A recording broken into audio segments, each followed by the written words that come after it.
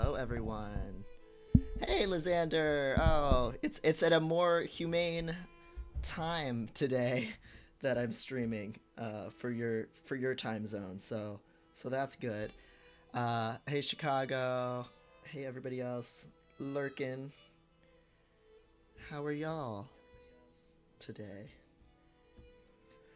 Slime Mage said had slightly too big a day today, so yay for quiet time and games. Yes. Oops, let me silence myself on this thing. Yeah, I think this should be just the right energy level for me too as well.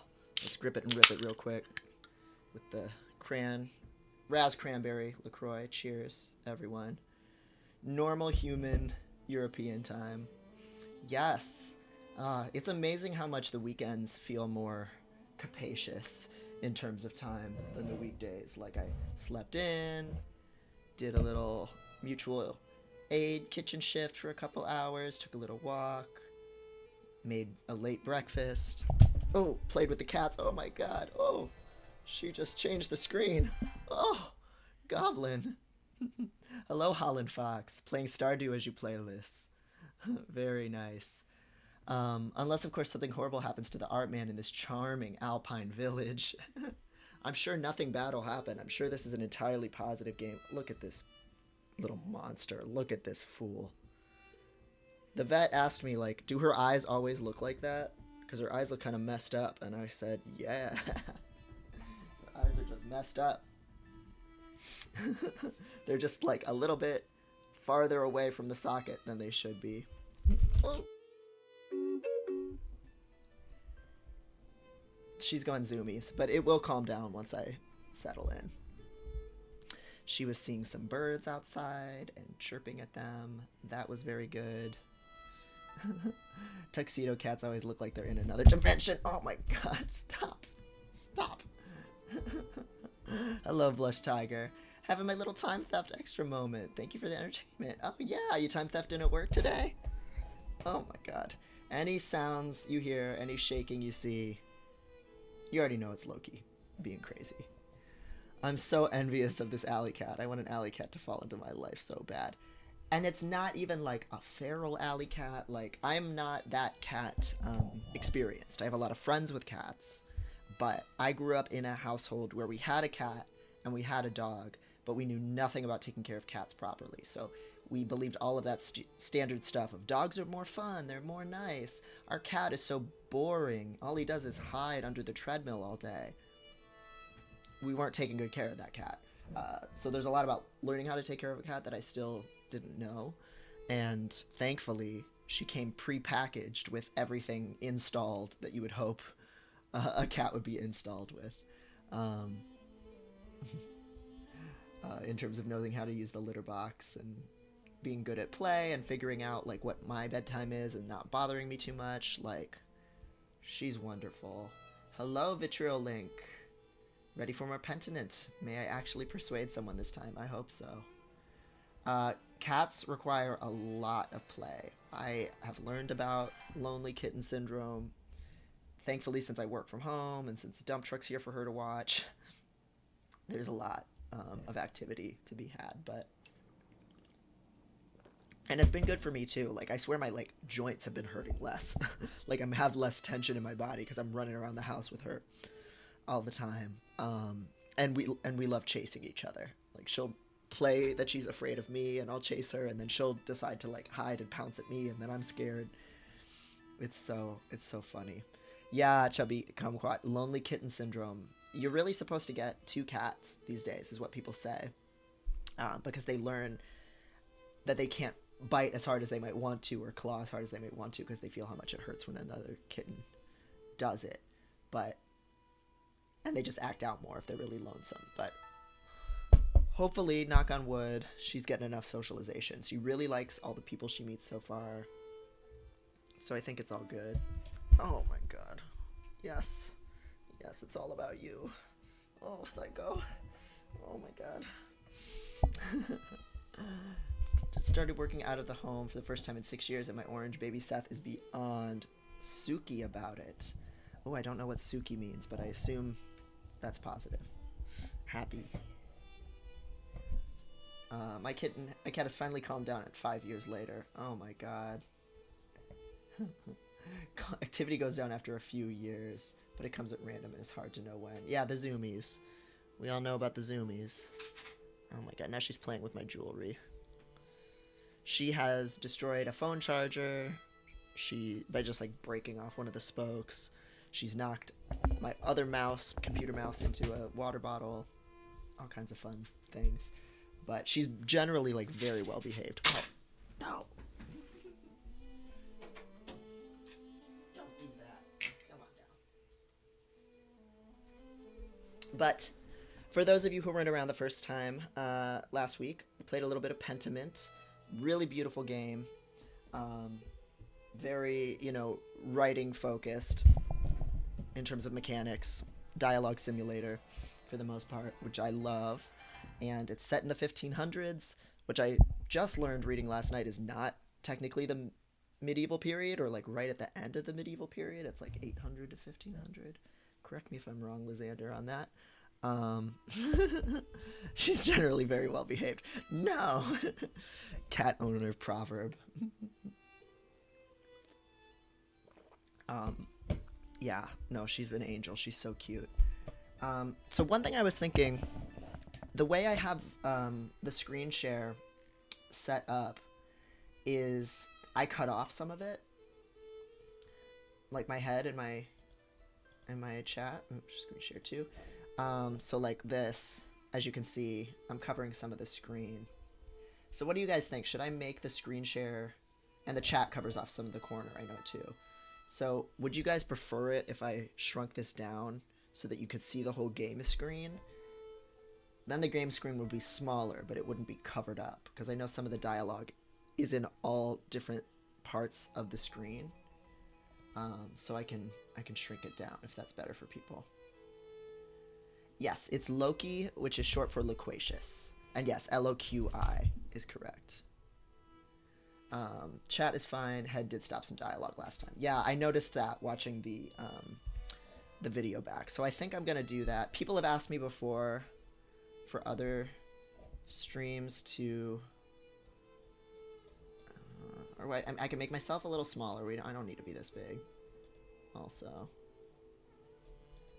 And, what is this that I'm moving? I don't even know what that is. So that would center everything, or I could make it a little bigger and move it over here.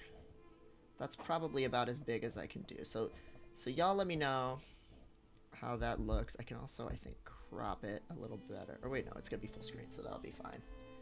Oh my god, she's messing with the ring light. Baby. Baby. Baby.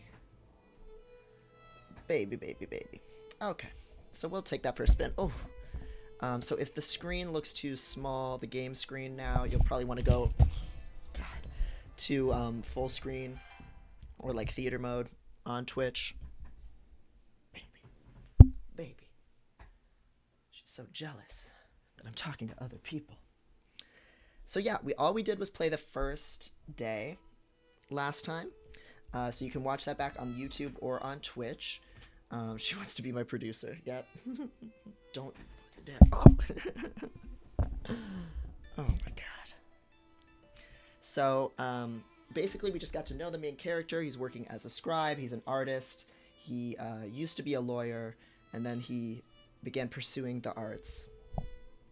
And he makes like the illustrations and embellishments on the sides of books that are being written down by these scribe monks. She's so chaotic. What does she have against games about artist men in the late medieval period? She's a fucking hater. Now she's like fighting her own feet and kicking her own feet on the floor, which is much better. So let's dive in. Hopefully the audio should be good. Let me know if anything looks wonky, sounds wonky. But now we are on my second day of life here as a artist working with the church in a little alpine town. She's doing an RP as the lady in the cell who yelled matins. Oh god, now I'm remembering the main source of pain for me in this game, which is not knowing how to pronounce a damn thing. But it's an exercise in humility, so here we go. Okay, so it looks like it's raining. This should all be the same. The Picatrix Key of Solomon. The Heptameron, Prior Ferenc keeps giving me all these books to read. Yep, I think we've looked at all this before, probably. I should clean this up.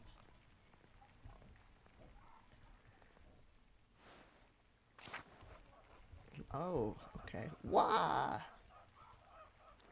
Shh, it's alright, Ursula. Good morning, what happened? A storm rolled in during the night. It hasn't let up all morning. Clara and I have been doing what we can in here to keep us all from washing away. Peter and Jorg are outside trying to deal with the flooding as best they can. That's good. That's a good Jorg. Oh yeah, we've talked to Jorg. I like him. He's a fun little thick boy. I certainly hope everything's alright at the Abbey. And I'm RPing this as a little bit of a fuckboy. I'm an ex-lawyer. I know a decent bit about Latin history and antiquities. And I have a high persuasion score because I was going to be a lawyer before I dropped out. And yeah, I'm trying to be a little bit of a piece of shit, but not a total piece of shit, I think. We'll see. I'm sure the Abbey is fine, especially with all the work Otto has been doing up there. Whatever happens, it will be as God wills it. We must have faith in Providence and endure what is to come. Oh, I have some food for you. I'm like grinning like, yes. Treats for me? Why does he look so smug? Here, sorry I couldn't prepare anything more. It's like an envelope full of cheese and nuts. Oh, let's see. Otto wanted to link with this girlie, so let's check in with ourselves. Didn't Otto ask me to say hello? He's probably courting her. Then be a good friend to him and just tell her. So what? They're not married, are they? Neither are you yet. Why not test the waters? God, he's such a little shit. I'm gonna do what Beatrice said, actually. Be a good friend to him and just tell her. They'd probably be happy together. Thank you. Otto wanted me to say hello, by the way. Oh, he did. Good. Thank you. Have a good day at the Abbey, Andreas. Try to stay dry. Thanks. You too. Good luck. So I swerved any responsibility for helping out with the farm. Because I'm still feeling, even though this is a poor suffering family and everything, they're also my landlords. So fuck them. Andreas. Oh, the wall broke. Again, play oblivious. Some storm, huh? Is it always like this? Every year, but the last few have been worse. This is the third time I've had to fix the wall this year. This is the way it always is. Rain falls on the Abbey and rolls downhill to us little people. Well, it's hard to blame the Abbey for that. That's just how rain works. I refuse to see symbolism here, as an artist. There's a reason we're down here and they're up there, Andreas. Anyway, I have to get back to this. See you later. Again, didn't offer help. Playing by that autistic rule of if you don't tell me something, I don't know it. Let's head to the town commons, where surely other people will want me to help them. Like the blacksmith. Hey, Andres. Hello, Andreas. Good morning, Andres. So, Otto and Eva, huh? Yes, what about them? Come now, tell me juicy details about what's going on between them. I'm not a gossip, Andreas. I do not ask this to pour water on the rumor mill, but for the concern I have for the happiness of my friends. Of course, Andreas. Fancy talk for being nosy. Well, if you ask me, I think Otto's being a bit too slow about it. Oh? He's old enough already not to be smitten like a boy. They both like each other. Seems to me if you found the right person, you should go for it. It's what I would do. Where is Mistress Schmidton, if I may ask? Oh, that's a private matter. You can trust me, Andreas. Aren't we friends? That's what the gossipers always say. But we are friends. I can't deny that. I do hope to find someone to have at my side as we build a family. God has not given me this blessing. Worry not, it could happen at any moment, Andreas. One hopes so. I must get back to work, Andreas. Enough talk. Until later. Oh, hello, Marquez. Hello, Artistic Bum. Hi, gay. Can't spit like a boy. You gotta swallow like a man. Yes. I thought that Andreas was gonna ask me for help. But apparently not. Let's see. I think there's parts of town we haven't looked at before. Maybe we'll be a little nosier today. Here's the bakery. Ulrich and I don't know if I know who that is. Let's talk to them. God be with you, Andreas. Seems like we have a good spring storm, though I hope it lets up soon. I'm gonna keep just being a bitch. Good morning. It's annoying. I have to walk all the way up to the Abbey in this. Complaining won't do you any good. Best to endure and have faith in God. Agnes. Ulrich, I paid for Gret's last week. I paid for Gret for last week's pumpernickel. Sorry to make you wait for it. It's no trouble at all. Please say hello to Lucky for me. Okay, Lucky.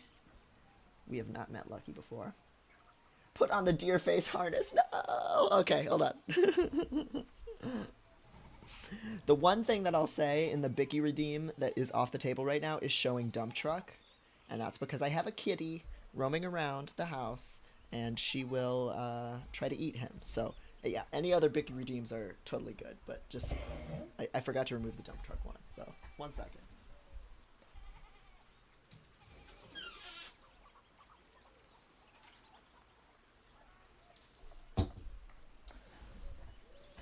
So naughty to add a debuff to this.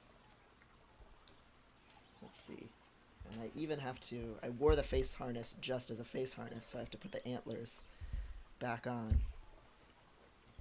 But that shouldn't be too tricky. She's gonna love my bag of leather. Lucky is the guy who was yelling at the Baron when he first arrived in town. Oh, okay, work. Thank you. Oh, now she's going in the closet. Okay, here's the face harness. Ta-da. Now she's climbing all up my closet shelves, the cat. I don't think you've been here for a stream, Marquez, since I got a kitty that I found in the alleyway. She's 5 months old. Her name is Loki, which is short for loquacious, not for Marvel properties. And, oh, here's my ears, too. Gotta put those on. And she's very sweet. She's also a gremlin, as all cats are wont to be. But I could not have asked for a sweeter starter cat. Miss Anonymous Bra. Hello. How's it going?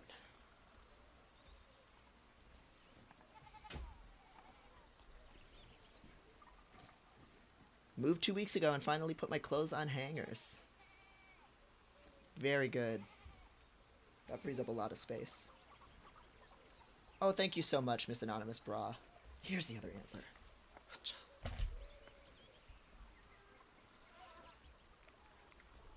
Oh, and that's the sound of the kitty. Yes, the leather. Isn't that interesting? Isn't that interesting?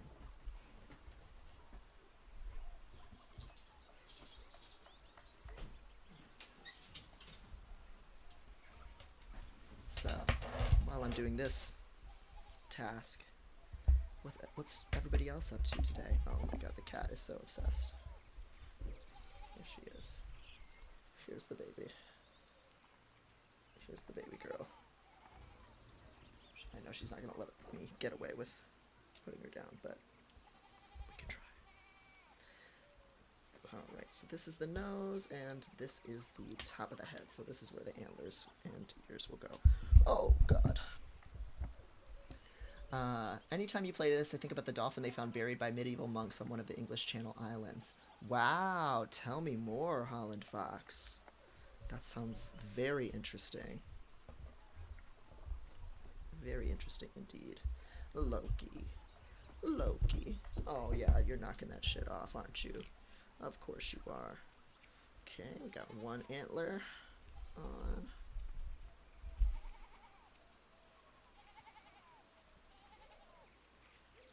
Talking about artisan work here. Lysander says, I realize I'm acting like a human info box in all your streams. Like, here's how you remember this person. You can use X to Y. No, listen. I think you can tell I need all the help I can get.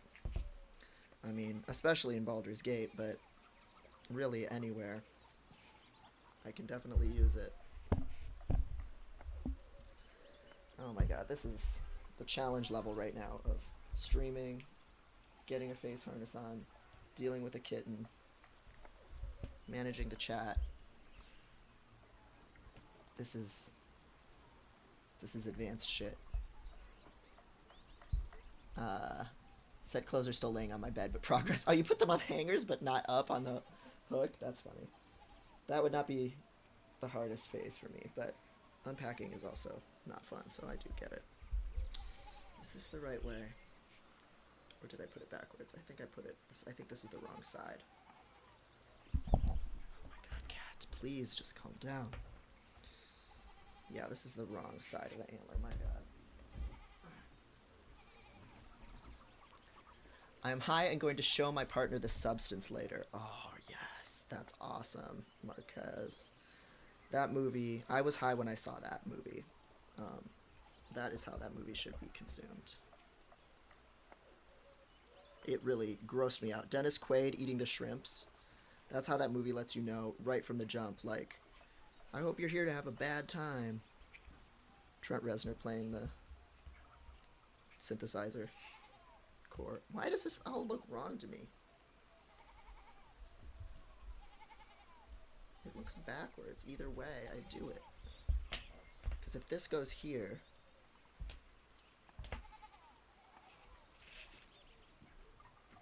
I can't figure this out. Hold on. Let me switch screens here.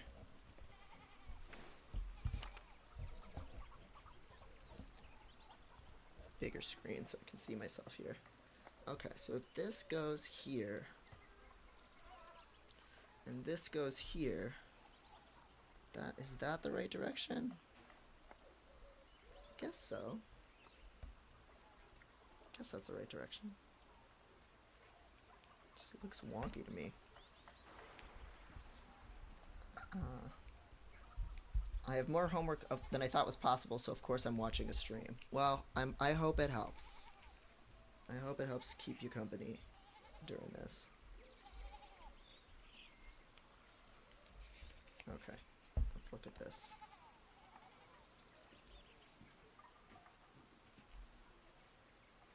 It looks weird to me. It just doesn't look right. Standing in solidarity with Jack Quaid and having shitty right-wing parents. I did also watch, after watching The Substance, I pirated the Reagan movie that Dennis Quaid was in. And tried to watch that, but again, I was zooted and I was overwhelmed from having watched The Substance. So I didn't make it far. Kitty, please, for the love of God. I understand it looks like I'm playing with a toy, but... I'm gonna be real with you, Marquez. I don't think this is gonna happen right now. I'm so struggling to get this oriented correctly, and there's so many things I'm having to keep track of at the same time that I'm not sure if I'm doing it right. And it's very hard to try putting this shit on while streaming. The goats in the background. I'm glad someone's enjoying it. Hello, Waluigi Bowser. Because I'm like, I don't know if this is good content right now, but Lord knows. This is what we're doing. Is this even the right... Now I'm so turned around. So this is the jaw, because this has the bit of the mouth.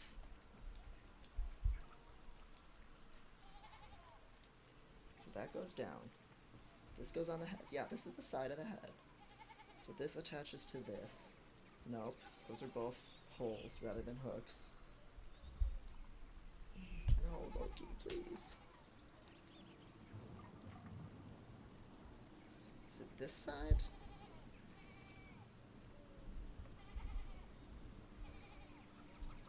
No, that's the neck. I can't figure this out. I've thought about, like, because she really loves, I have all this, like, old, like, jute rope for, like, shibari stuff that she loves playing with. That's, like, her favorite toy is the rope. Maybe I have this oriented completely wrong. Fuck. This is the jaw. I can't do this. I'm sorry, Marquez. I'm giving up. I'm not going to be able to figure this out. And it's going to take, like, so long to do it on stream, so...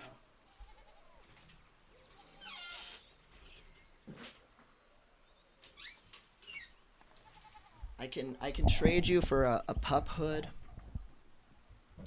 but I cannot figure out the face harness right now. It's so dimensional and there's a lot of stimulation happening.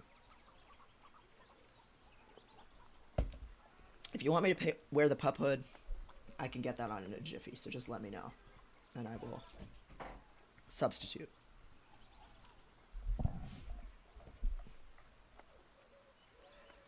I have secondhand anxiety just watching you try to do it while people are watching and Kitty is being Kitty. Yeah, oh my god, Jesus. And she had, like, just calmed down, too. As soon as I took out a bag of, like, new stimulating, smelly toys. Because leather smells, so. Yes, it's hard being a parent. Hello, Quarian. I'm glad it was entertaining, Vitriolink. I was feeling anxious. All right, let's get back into it. But let me know if you want me to put the pup hood on, because I can do that. Of course. Now I'm off to home and then to the Pfeiffers. Good morning, Agnes. What's going on at the Pfeiffers? This will be remembered. Helena has about a month to go before her child is due. Helena? Okay. I'm not sure if we've seen her before. This game is really good so far, Aquarian. It's really good writing, really interesting themes. Her last one was hard. He didn't make it, God rest his soul. I just want to give her the best chance she can have. It is in God's hands. Trust in Providence. Always, Ulrich, but I'll do what I can to help. Why make the Lord do all the work? I must be off now. Good day to you both. And Andreas, stay out of the rain. Tell Helena I will pray for her health. She will appreciate that, Andreas. Thank you. Until later. I'm learning, even though I have a persuasion build in this game, that you have to actually say nice things and make people like you for them to be persuaded by you. It's not a pure skill roll. So, I'm trying to play it that way. Until later, Agnes. Looks like I can go in the bakery, perchance. Helena, make sure whoever delivers your baby washes their hands first, please. I don't think they know about that stuff yet. God bless you, Andreas. Oh, look at this kid playing with dough. Oh my god. Being nice as a life hack works, actually. Yes, it does. Hi. Being like a master manipulator by just being nice to people and remembering things they tell you. And being like, I'm so INTJ. I say hello to people. Andreas, such a pleasure to see you. And looking so handsome as always. Back for more of my rye? Dear Gretch, you know I can't stay away from your rye. Can't stay away from your rye. Andreas, hee hee. I was passing by and thought I should say hello. Now I must say goodbye. Aren't you a good man? Well, you're always welcome here, Andreas. And always welcome to my rye. Be well. Until later, Gret.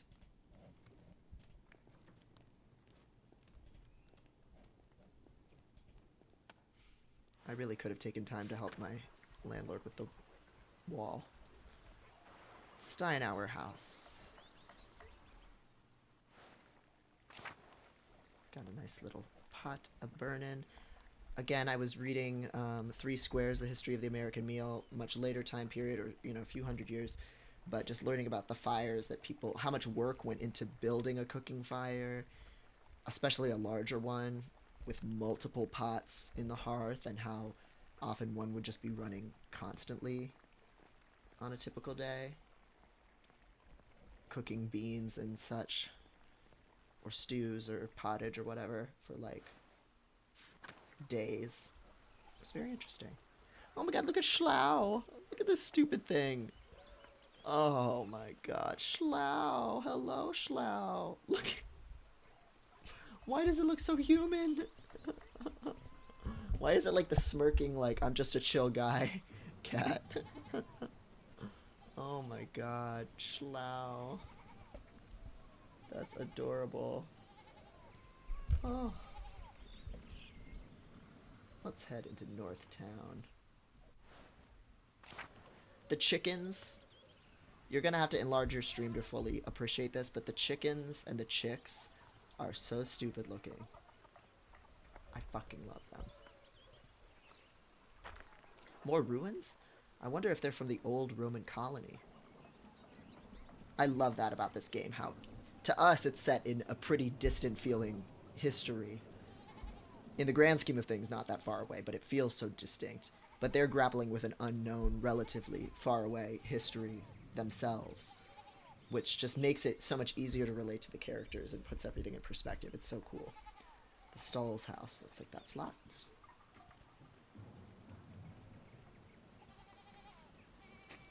Tassing is lucky to have so much woundwort naturally growing. I had to buy it back in Nuremberg. Oh, fucking god. She's gonna knock my laptop down.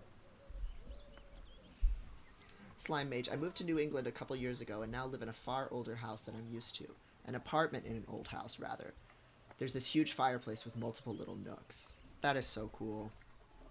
I lived for a while in Columbus in a Sears Roebuck catalog house, which this is old by, American standards, that you ordered the house out of a catalog in the early 20th century and built it to order. And I've lived in some older apartment buildings here. One fun novelty was when the bathrooms at one place I had a hole in the wall to put your loose razor blades in from when people were only using like single blade razors. And so there's just a compartment in the wall just full of fucking razors and string and whatever else someone put. In Assassin's Creed Origins, the Egyptians at the time still talk about the ancients. So cool. Yes, I mean, there were so many eras of Egyptian history. No! No! You do not get to mess with the options, baby! Get out of here. Get out of here. Whoa!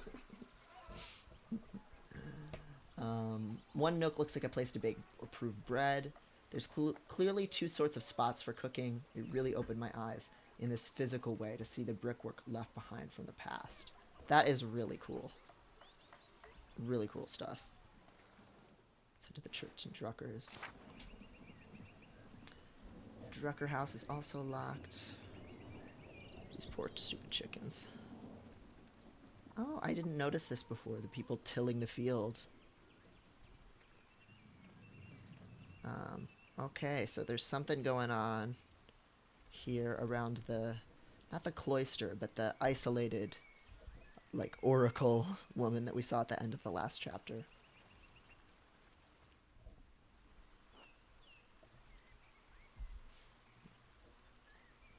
Yes, it is lucky. Father, I've said this before, but it isn't good that the water drains here so quickly. It's affecting the foundation. It needs to be looked at. I understand, but if you dig here, you may be disturbing the bodies decomposing in the yard. Of course, Father, but they're going to be dug back up again anyway. Yes, but why disturb them unnecessarily? It's your church, Father, but you can't put this off forever. The foundation is going to crack.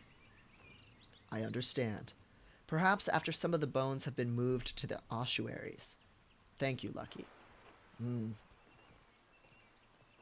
Ah, good day, Master Mailer. Good day, Father Thomas. Everything all right with the church?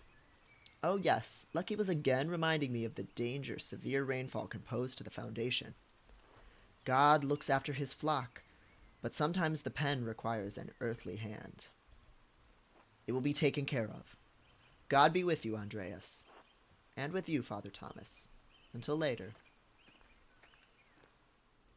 Something is going to go on with this woman in here. I just know it. Artistic bum. If you don't know the history, a doctor discovered and proved with evidence that when docs wash their hands before delivery, maternal death rates plummet. His peers brushed him off. Years later, another doctor found his work, and finally other doctors listened. People were getting deadly postnatal vaginal infections. Yes, I've heard that, and I've heard that there were a lot of, what are they called?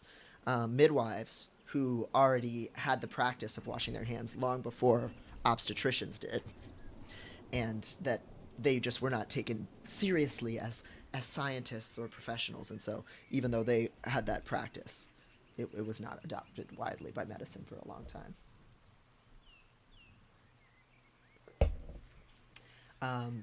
Safe blade disposal that yeeted the blades into the wall, never to be dealt with. That's exactly what I had in my old apartment. It was just in the cabinet behind the mirror, just a hole in the wall full of razors. So crazy. And I watched a video of someone who was rehabbing their house and opened up that panel, and it's just a loose hole in the wall and just razors floating around without any thought about the long-term way of dealing with it at all. Like, it's crazy.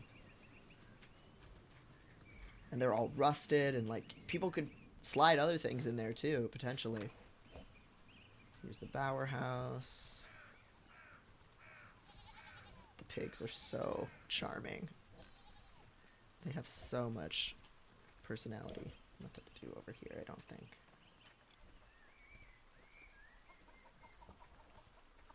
Oh, what are these little creatures? These wood carvings are quite curious. Oh, look at this. It's a whole little menagerie. Otilia's house. Oh, this is the woman who kind of maintains the old ways. I do want to talk to her.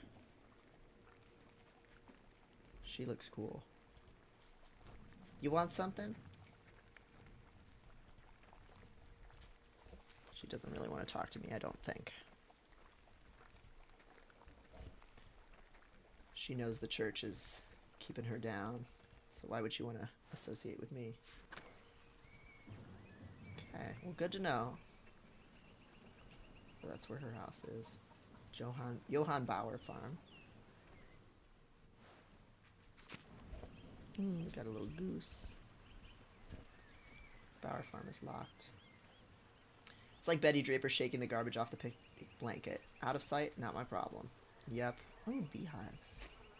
Johann's family keeps beehives for honey and wax. Little scarecrow. Alright, that's all we got over here for now.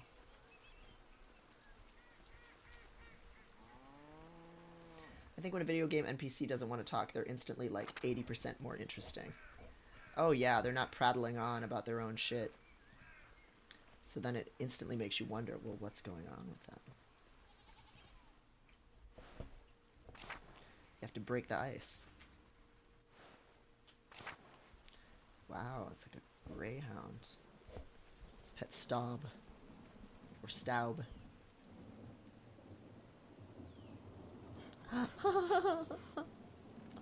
He's so noble.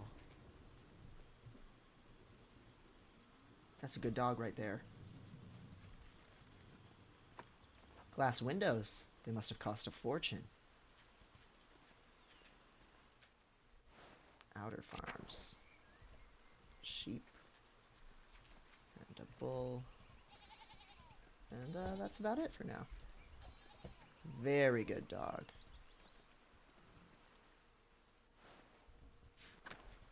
Very good dog right there. What a curious mill. The wind turns the sails, and that powers the grinding stone. Was that a new innovation at that time? Oh, the Roman ruins. We gotta go. Oh my god, these drawings. Okay, let's look at everything. Collapsed. This must have allowed access to the aqueduct. A child's drawings. I wonder who the artist is.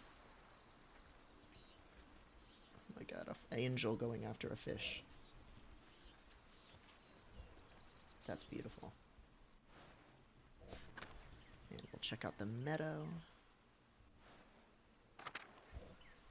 Okay, now we're on our way to the church. St. Moritz's statue, we've looked at that. Let's talk to Till. Hello there, Master Mailer. Hello, Till.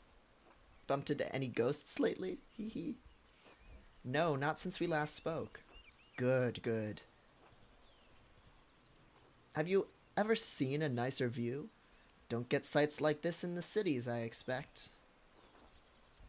I can't say that Nuremberg has many Roman ruins, no. Now I'm gonna use my little historian hat. It's hard to believe the Romans built a town all the way out here, and we just let these structures fall apart. Oh yes, the old Roman ruins. Tassing is full of them. Quite the marvels they are. I don't pay much mind to the writing on them, as I can't read Latin myself, but you might enjoy giving them a look. If you do, you'll have to tell me if they match the old legends I read about. I didn't know you could read. Only German, I'm afraid. I never had the skill to learn anything else. Still, Father Matthias was always kind enough to lend me a book now and then. I think I read through half of the abbey's library before Father Gournot became abbot. Oh, the font is changing. Now I'm seeing him as more of a learned man, perhaps. Father Gournot won't let you read books anymore? Oh no, it's not that he won't let me read books, just not any that he doesn't deem appropriate. He and Father Thomas are stricter than I'd like about the matter, but it can't be helped. Still, the accounts of the Romans in Tassing are my favorite. That old book talked about how the Roman knight Gaius Metellus defeated the, Ratii, I think it was? Heavy snowfall had him caught in this very valley. Barbarians on all sides. When, is it Mars, sent a wolf to the night. Yes, Mars, the Roman god of war and agriculture. Mars represented civilization and peace through military might. Instead of killing the beast, Gaius followed it to a magical spring with trees covered in all sorts of fruits. Mars provided the wolf and the spring, and Gaius Metellus founded Tassing after defeating the barbarians to honor Mars. That's where all this comes from. That sounds a lot like the story Brother Matthew told me about St. Moritz. I know we heard a couple different pronunciations for that. Without the Roman gods, of course. I hadn't thought of that. Both were snowed into this valley, weren't they? And saved near a spring. I wonder if it's the same story. Oh, I don't know about all that, Master Mailer. A lot of stories get mixed up over the years. It might be all fable, but I enjoy the story all the same. It's nice to feel you're connected to those who came before you, even if it's only by the land you live on. Very cool. Wise words. I feel the same. It's been good chatting with you, Master Mailer, but I'd better get back to work. You let me know if you find any particularly good books in that library, all right? I will. Until later, Till. You have to have a very high IQ to understand Roman ruins. Thankfully, I've watched a few videos on YouTube about Stoicism, so I can do that. I didn't know you could read. Slime Mage said, wait, that's a different pagan thing than the other pagan thing, though. Yes, I think there's, multiple traditions, maybe, or different periods in time. A lot of the conversations happening so far in this game have been about different symbols meaning different things at different points in time, and how there is no universal symbology across all art or across all cultures and historical periods. So I think we're going to continue to see those motifs, which is fun. And yes, several pagan things going on in Europe, different groups. But I assume the font change there was, oh, you can read. You're not exactly like me, like the big patron of the church, but you're a learned man. Shrine of Saint Satya.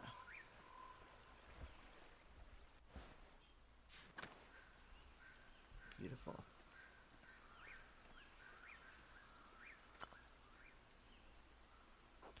A carving of Saint Satya. It looks quite old. Looks like Artemis, goddess of the hunt. To me, more than anything else. It's got a stag. She's holding some wheat. Maybe an Artemis Demeter type figure. Andreas is like, oh, you're a scholar, TM. Yes. Like, I thought you were just a humble sheep herd, but you read books. Ooh, this area is beautiful. Rotten and full of bugs. No wonder Otto hasn't split it up. Hello, old Otto. Good to see you, Andreas. The waterfall must flow down from the snowmelt in the mountains above the abbey. Old salt mine. Shilharsa, hello! A stream that matches perfectly with my moving my notes from a tiny notebook to a bigger one. Yes! We're in a scholarly little place here with a game about a scribe, so you've come to the right place. Tassing's old salt mine. How the town made money before the Imperial Road opened up. Wow. The Imperial Road meaning Roman Empire? Let's click on that. Imperial Road, also called the Via Imperii. The Imperial Road links Venice in the south with Stettin on the Baltic Sea in the north. It passes through Verona, Innsbruck, Nuremberg, and many other cities along the way. It also brings thousands of travelers to Tassing and Kiersau every year. Thousands to Tassing? Thousands? Homies on the TV. Hello, Maddie. Little homies you can hold in your hand. Or put on the TV. Good shit. You have not missed much other than Marquez redeeming Bickies to make me put on the deer harness and the cat fucking with it and making it impossible. Martin? Hey, Martin. Get a friendly greeting from Martin. Is that a challenge I'm facing? Oh, Megan, hello. You're both here. Hello. Yay. This, if you haven't played this game, Megan, I think you'd really like it. It's dope. We're only on day 2, so you'll get a taste that isn't too much of a spoiler or anything. But this seems like very much your kind of thing. 100. So far we've called Martin an idiot, but we did apologize. We scolded him for not helping his family, and he's mad at me. So my Martin meter is very low. Hello, Allie. Welcome. Gang's all here. This game is like such cozy little afternoon November vibes so far. Eat shit, Andreas. Failure.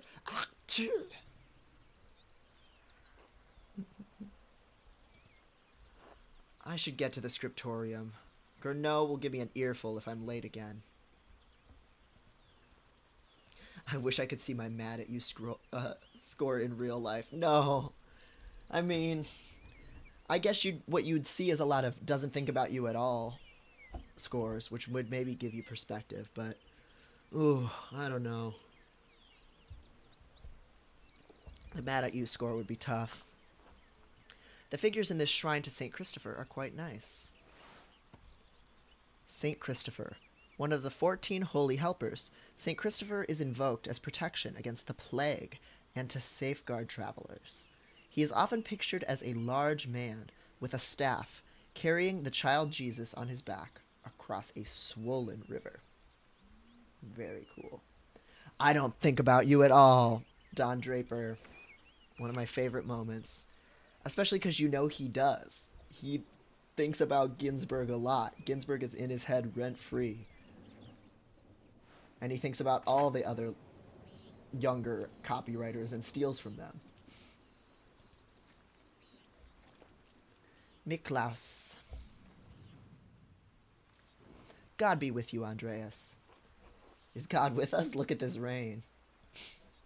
The weather is unfortunate, but the Baron's wife, Lady Salomia, will be arriving today. Ooh, okay, she's fierce. I hate that my boyfriend has a wife, but we can work around that. My lord intends to depart as soon as she arrives. How long have they been married? 7 years now. She's a fine woman, a true lady. Niklaus is handsome as hell for no reason. Yeah, they gave him a nice little beard. I mean, he's a noble, so I guess he's probably or not a noble, but he works for a noble, so he gets probably better drip, better nutrition. Sometimes it's hotter he's married, you're right. I was hoping to bid farewell to the Baron before he leaves. I'm sure he would appreciate that. He spoke highly of you before he went to bed. Oh, yeah. That means he was jerking off, thinking about our conversations about going to university. Hey, Ali, yes. And as the historian of the group, it'll be good for you to have access to the chat. I know this isn't your, like, favorite special interest time period, but we've got Lysander, who's a historian in the chat, and, yeah, a few other history nerds, too, so fun times. Baron was like, this guy fucks with Luther. Heart eyes. Yes. And we ruined dinner about it. He was glad you were willing to debate him at supper, even though he's sure the abbot will hold it against you. Yes. Well, I don't care about them. I just love arguing, honestly. Well, Luther's work is worth debating, regardless of what the abbot thinks. My lord certainly agrees, but he hasn't found many people who share that opinion in Tyrol or Bavaria. Tyrol, a county of the Archduchy of Austria in the Holy Roman Empire. It sits south of Bavaria, east of the Swiss Confederacy, and north of the Republic of Venice. Art history minor, yay! Oh, artistic bum, hence the name. Wonderful. So, yeah, any facts you have to drop on us about art history, and especially the late medieval period, which I have now learned to call it, very welcome.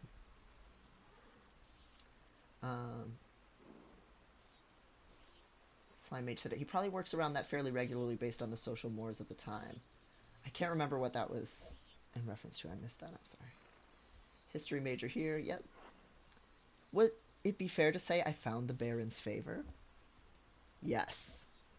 Rothvogel wants to smash. Acted honored at Lawrence's invitation to walk with him. Expressed fascination at Luther's ideas. Engaged in debate. Wow, I got a lot of little love points for that. Addressed the Baron respectfully. Yes. He loves me. It would. My lord bade me give you a token of his friendship in his absence. Well, yes, I've been licking the boot because he was just so charmed to be talking to me, and he wanted to talk about ideas and literature and art and not be at the club. So we hit it off. He says it's a small thing compared to future commissions, but he hopes that you will wear it with pride. Oh, I got a little pin. What an extraordinary pin. Please thank the Baron for me. In fact, I'll wear it right now. Many thanks. Ooh, what's smarter, to hide it or to wear it? I'm gonna wear it because it's my boyfriend. Hope he commissions you for something juicy. Yes. Oh, Maddie, every animal in this game looks so fucked up. The chickens and chicks are so stupid. It's so good. The cats look like the I'm just a chill guy meme. It's so fucking good. As you wish, of course. Where's your master gone, then? He went for a walk early in the morning. He didn't say when he'd be back. I hope he returns soon. The rain is turning everything to mud. My lord might surprise you, Andreas. He never minds getting mud on his boots. Of course, I'm the one who has to clean them. The Baron seems to be quite an unusual man in many ways. Ah, it may be so. I only know him as my lord for these last 7 years. That reminds me, did you see a short, surly-looking young man in a hat on your way up this morning?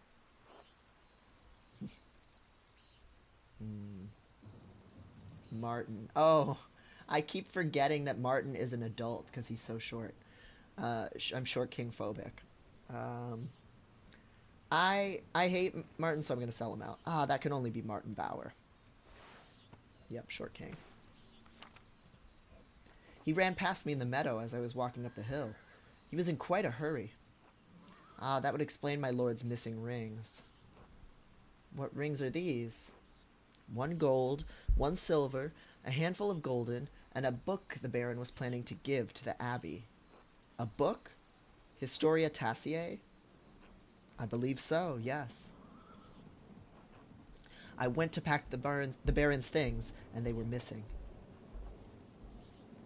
Why do you think Martin stole the rings? Yesterday I caught the boy with the hat, Martin, I suppose, peering in through the windows.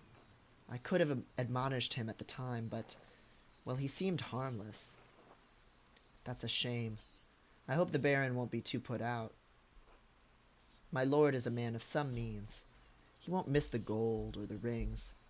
I do think he will be upset about the book. He was quite excited for the abbot to see it. In any case, I must finish preparing the horses. It was good talking to you, Andreas. Of course, I hope this rain lets up for you soon. God willing. Until next time. Until then. Yes, the lightning looks really good. He doesn't mind getting mud on his boots. He's gone cruising. I definitely thought of that as, oh, he doesn't mind getting dirty. He doesn't mind a little bit of mud. Noted. The abbot house is locked. But the guest house, where my boo thing is staying, is unlocked. But I can't go upstairs. Nothing to do here. Alright.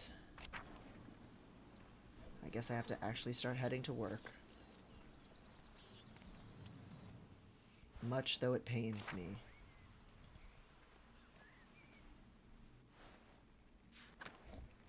Nothing new going on in the upper abbey or in the shrine.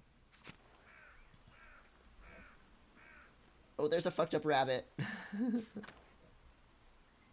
This is all pretty much locked up. The ladies are probably inside today. Let's go in the aquarium. Loki is finally sleeping. Speaking of the aquarium. Wow, you can notice the silence in here in comparison to the outside. That's lovely. The sound design is really nice in this game. Here's Cecilia. God bless you, Andreas. God bless you, Mother Cecilia. Is there something I can help you with? No, my apologies. Until later. Not a whole lot to do.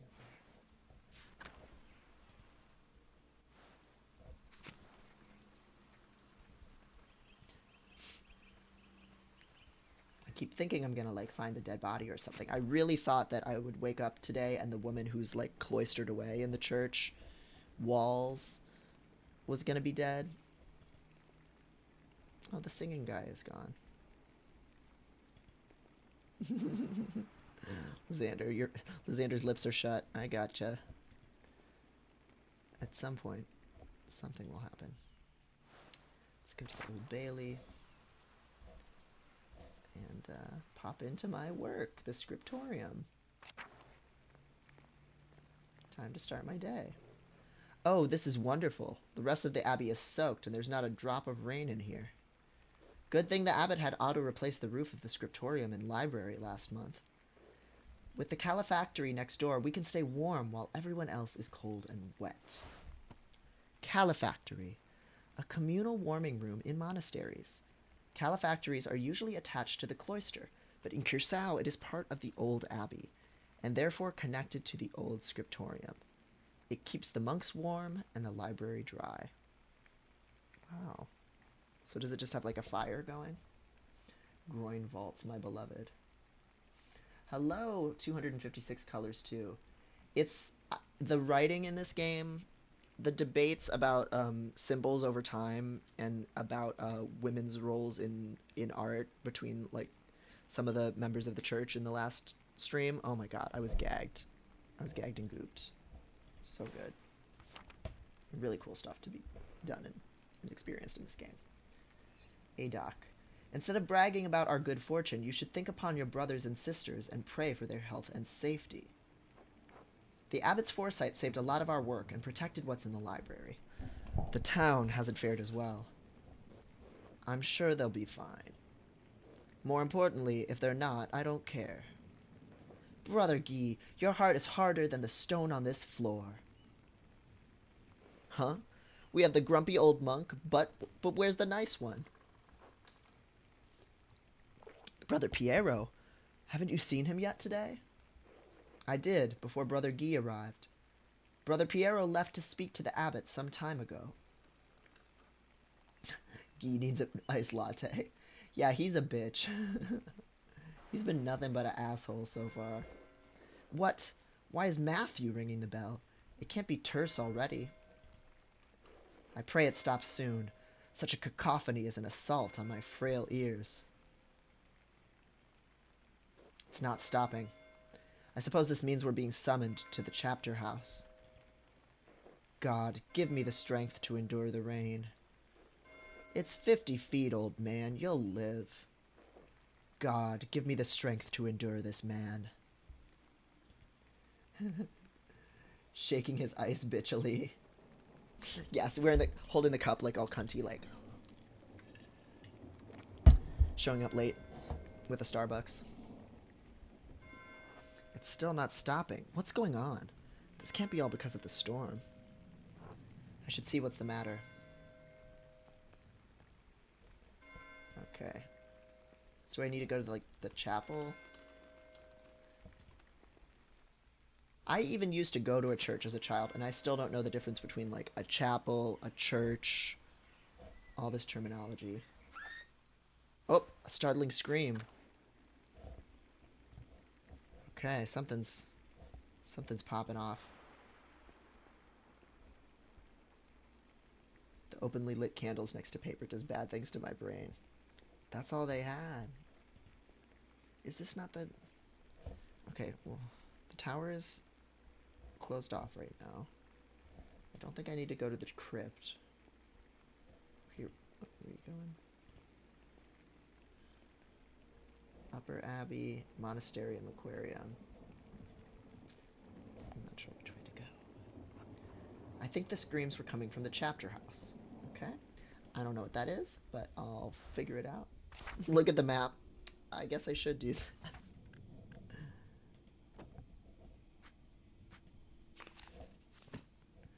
that. Okay. So it's just across the cloister. You're always having to help me do the most basic shit, Lysander. Thank you. Okay, so into the cloister. I think something terrible has happened, Master Andreas. Chapter house. Here we go. Uh-oh. Oh, there's blood on the wall. What the fuck? Is that the Baron? What's happened? I think it's the Baron. He's been hurt. Oh. The heretic has been killed. Please, Father, where is Brother Florian? Have him come quickly. Be silent, brother. Brother Florian, if you please. My commissions. His hands are so small. I'm sorry, Father. There's nothing to be done. He's dead. Ah. Sister Marguerite, calm yourself. Sister Gertrude, please take Sister Marguerite back to the garden. Yes, Mother Cecilia. Oh my god, I love this fucking guy with the glasses. Matthew. God protect us. The Baron was a friend of the Prince Bishop of Freising. Why is he so worried about the Prince Bishop? This abbey is odd in more than one way. Its existence offends some in the church. We are far enough from Rome and Mainz. Mainz with a Z. We are far enough from Rome and Mainz that everyone forgets about us, but this could bring unwanted attention. Florian, how easily do you think you could dispose of this body? Father Abbot, what are you saying?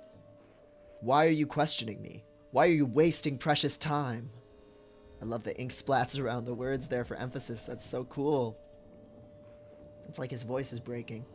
Do you want to see the soldiers of the Prince Bishop march on our steps and fling your brothers and sisters out of our home? God protect us. No, no, Ave Maria. Silence, quiet. Calm yourselves, all of you. Father Abbot, Baron Rothvogel's manservant, is already preparing to leave. The Baron's wife should be here in a matter of hours. This is not the time for rash decisions. Yes, you're right. Forgive me. But then, what will we do? We must send the Baron's man to the court of the Prince Bishop in Freising at once. Mother Cecilia, the Baron said the Prince Bishop's archdeacon was in Innsbruck for the imperial diet. Even better, swift action will silence any whispers of impropriety on our part. Given the Baron's stature, the archdeacon will undoubtedly come to investigate immediately. We must cooperate with him fully and pray for a speedy resolution. Yes, good. Thank you, Mother Cecilia. Brother Waslav, please detain Brother Piero in the cellar until the Prince Bishop's man arrives. Oh no, not my homie Piero. What? Brother Piero, why? Oh. Yeah, I love Piero. I have to use my rhetoric skills for him. Father Gournot, I implore you to reconsider. He was caught in flagrante delicto, covered in blood with a knife in his hand. In flagrante delicto, in blazing offense, indicating an individual has been caught in the act of committing a crime. Father, do you really believe that Brother Piero is capable of such a foul deed? Yes, capable enough when motivated by anger. I had no anger against the Baron, Father Abbot. I simply came across him like this. No anger? Not even for insulting your work and forcing us to give it to Andreas? This is not a subject for debate. When the Prince Bishop's man arrives, we must not be empty-handed. Even if Piero wanted to kill the Baron, he's not physically capable of the act. He wasn't angry. Anyone who was in the scriptorium knows that. Even Guy knows that. Be quiet. This is not your affair. Forgive me, Father Gournot. I just don't think that Brother Piero could have done this. Your position has been noted. My decision stands. Brother Waslav will detain Brother Piero in the cellar until I say otherwise. Brother Florian, please escort Andreas out of the abbey. Andreas, do not show your face here again until tomorrow. Do you understand me? This is ridiculous, but yes.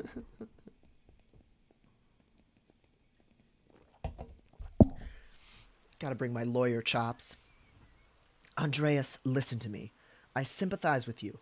I don't think Piero did this either, but this isn't the time to push the abbot. I'm sure the other brothers and sisters believe Piero is innocent as well, but the abbot is worried about the Prince Bishop's attention. I have to do something. I can't let Piero die for something he didn't do. I appreciate your passion, but if you pursue this indelicately, you could make matters worse. Take a few hours to calm your nerves and your mind. You need to think clearly. Go to the Druckers, eat a good meal, and come back at nonce. The monastic hour corresponding to 3 p.m., one of the little hours of prayer. We won't have much time, but tap on my window with a small stone and I will let you in. Let me in for what? To examine the body. Okay, Florian. That's solid of you. Sext. Time to eat and sext. I love that different people have different scripts. Yes, and it's marking a couple of different things. Like the townspeople or the like lower class quote unquote people have more like rough script. People in the church, especially the higher ups, have this really imposing, really formal script, like Cecilia and Gurnot, that kind of makes them this impenetrable cathedral fortress in their words. And then some people, the fonts change as your impression of them changes, either getting like more similar to yours or like getting more fancy if you realize they're more learned than you thought they were. All kinds of cool shit. I just love it. I'm just loving it. I should follow Florian's advice and go to the Druckers. Hopefully it will clear my head. It's really cool. And for accessibility, you can switch to fonts that are more readable than the ones that I have, but I went all out. Duck. Damn, I should have checked that room. I wish I had checked that room before the body was found. I don't know if I could have found it or if it just wasn't there. And now I'm wearing this pin that broadcasts me obviously being affiliated with the Baron. But that doesn't seem that bad for me right now, actually. Very pretty illustration of a duck, yes.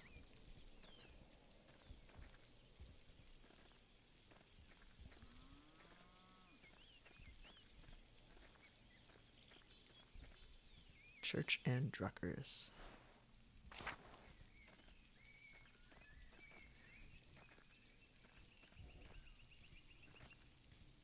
Am I not able to go anywhere else right now? Doesn't look like it. Klaus. Good day, Andreas. Back from the Abbey already? It's only noon. Andreas, are you all right? I'm fine. Don't worry about it. I don't believe you. Come inside. Sit down. If it's not an imposition, I'd appreciate a moment to rest. Not an imposition at all. My friends are always welcome in my home. I don't think I've seen this font so far. Like, it has these little crosses dotting the I's and has the periods and little holes in the text. Wonder what that means. Not all right. Just saw my boyfriend got killed. Besides, I could use your opinion on something.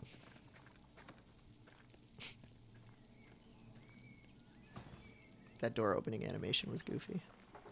Marie. Good day, Andreas. Should I fix you a plate? If it's not too much trouble, I'd appreciate it. It would be my pleasure. This rain has got everyone's spirits down. Hopefully a good meal can cheer you up. Hello, Berthold. Oh my god, so cute. Hello, Bertolt. How are you? Sleepy. Come back to my workshop. I'm going to do a new run of Till Eulenspiegel. There was a printing a few years ago in Strasbourg, but it was awful. Almost bereft of illustrations. Till Eulenspiegel, the titular character of a popular 15th century book.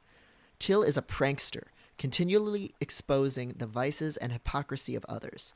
He is also quite skilled at tricking people into smelling, touching, or eating his excrement. What the fuck?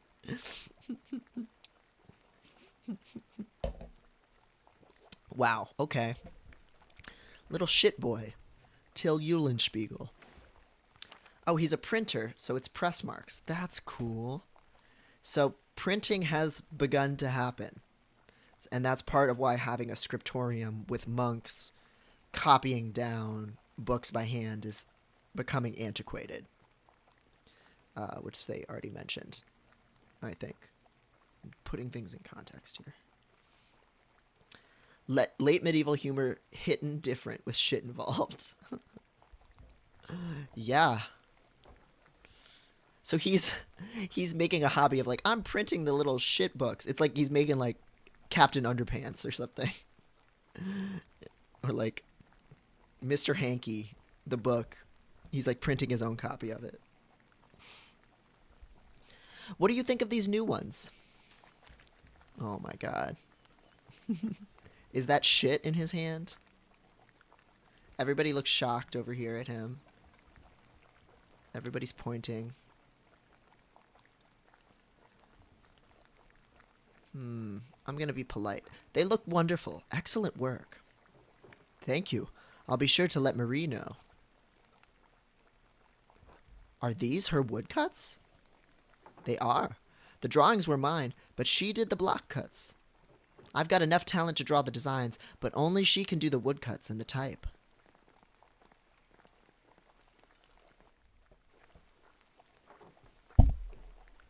Bless us, O Lord, and these, your gifts, which we are about to receive from your bounty.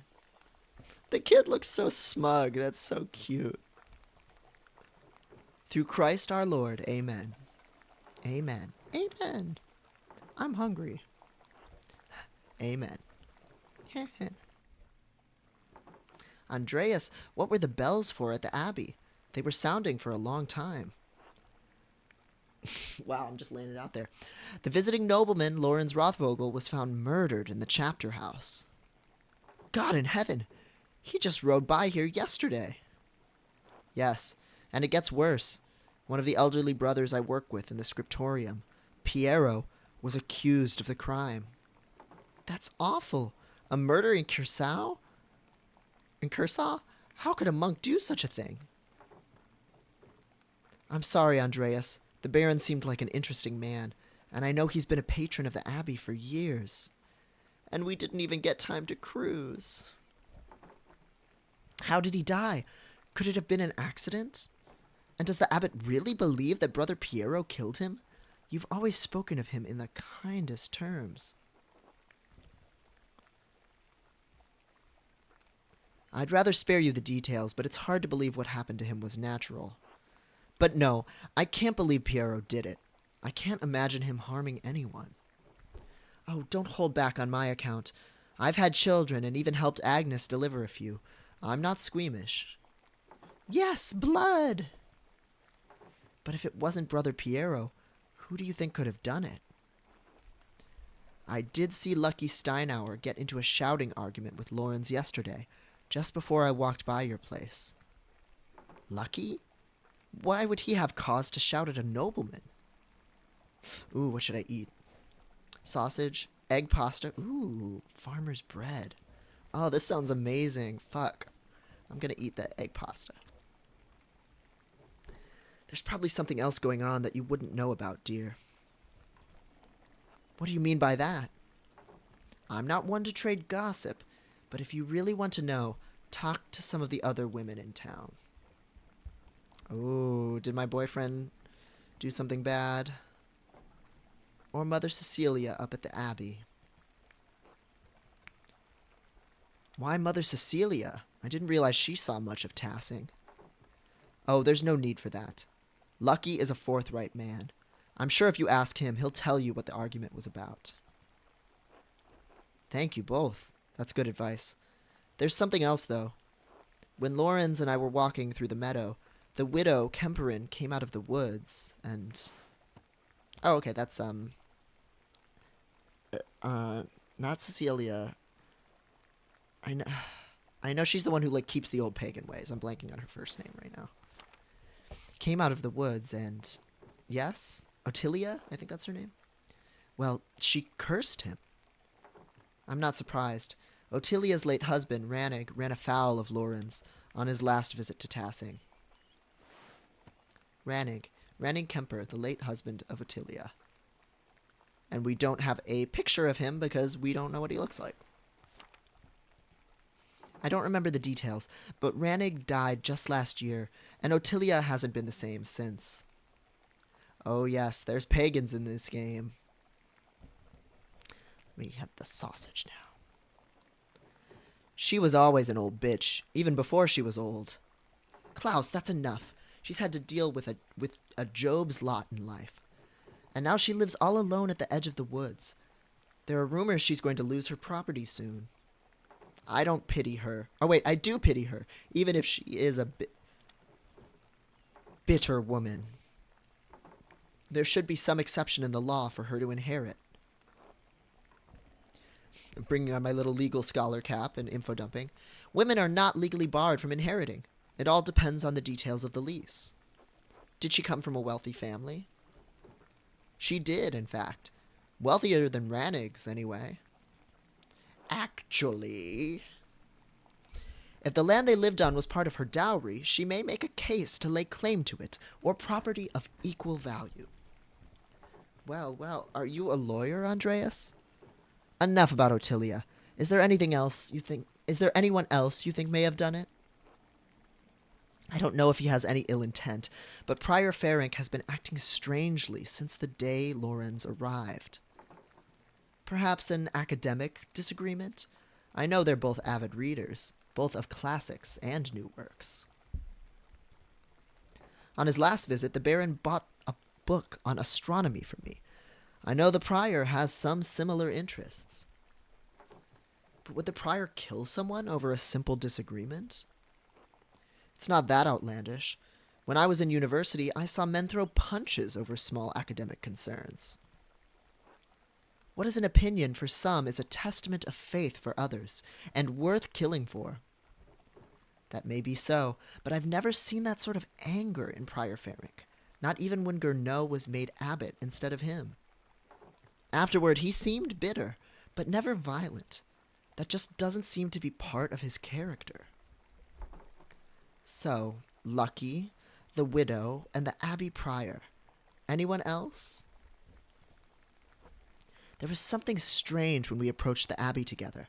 Mother Cecilia was outside with some of the sisters. Mother Cecilia scowled and took the nuns inside without saying a word. It sounds like they have a history, at least. Lysander, why don't we throw punches over academic opinions anymore? I know. I love all those stories. There isn't much of a fisticuffs history and psychology because it's too recent of a science, but I love all the stories about physicists and mathematicians beating each other up, killing themselves over some proof they can't solve, having like the craziest beef. It's so good. The Pork Tree. Hi, Devin. I had no idea you streamed on Twitch until I joined Martin Bleen's stream and saw that you commented earlier. This is wild and awesome to me. Hello, welcome, The Pork Tree. Yes, I do a little bit of gaming streaming, but mostly me and Maddie, testdevice _ in the chat. We do a regular, semi-regular, less regular now, show called Time Theft Today, usually on Friday afternoons, American East and Central Coast time, where we talk about internet culture, lots of trans stuff and discourse. We sometimes read scientific journal articles and talk about them. Sometimes we play things, sometimes we watch things, all kinds of stuff. Yeah, there's Maddie in the chat. So yeah, give her a follow as well, because she also streams a lot of cool shit. But Maddie does all the production side stuff, and we both chat and do all kinds of different stuff. So it's not just gamering around here. Is it usually on Maddie's stream that the show happens? Time Theft Today is usually on here, on this channel, but you can catch various different streams on Maddie's as well. Farmer's Bread. I do not know Mother Cecilia personally, but I have never heard anyone speak badly of her.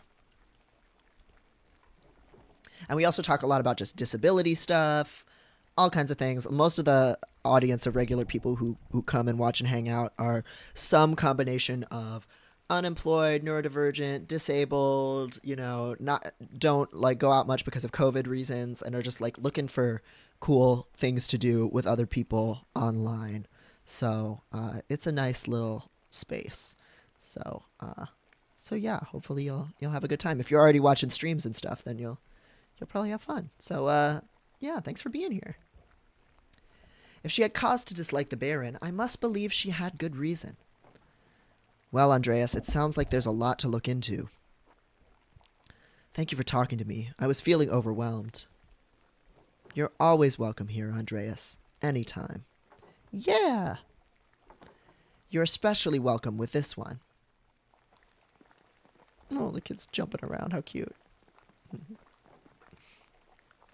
God be with you, Andreas. Thank you. God be with you. Oh, thank you. Be good until I come back, Bertolt. I'll try. Now it's nuns. So I'm back to the church I'm gonna go. I have several leads to follow, but where should I start? I could talk to Lucky Steinauer. He's probably working in front of his house. The widow Kemperin lives south of here, near Franz Bauer.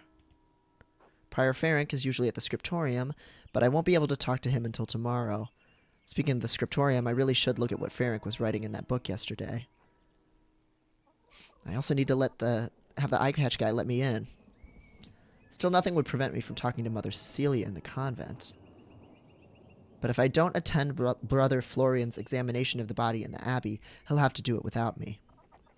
Examining the body is clearly the most timely concern. Miklas departs. Speak with Lucky. Oh yeah, I've unlocked all these missions now.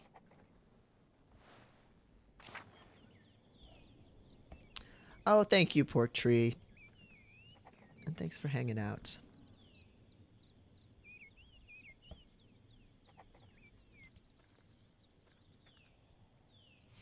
I don't really end up doing the most these days because of masks, or I guess the lack of them. And my therapist recommended a screener for autism recently, and I scored very high. So that's been new and cool. I always love to hear when therapists are not just chill about it, but actually giving people that they're working with the tools to actually think about themselves as neurodivergent. The times are changing a little bit, which is great. Okay, is this my list of tasks to do? Oh.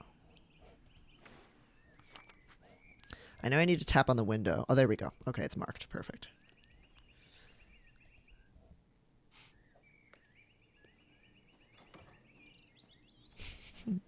Florian is so interesting looking. Like, he looks how I feel with, like, how hunched up I keep my shoulders all the time and my little phalanges. Andreas, this way. There you are. I'm glad the storm didn't delay you. Now, even though I gave instructions that I was not to be disturbed, we must work quickly. Seeing a corpse up close can be unsettling for some. I hope you're up to it. It's all right. I've thrown up enough to not mind it so much. That's my, like, carousing party boy stat right there. Well, that's one way to deal with it, I suppose. Just try not to splash me or the body in the process. Now then, you should probably take notes as we go. They might be useful later. Ah, of course.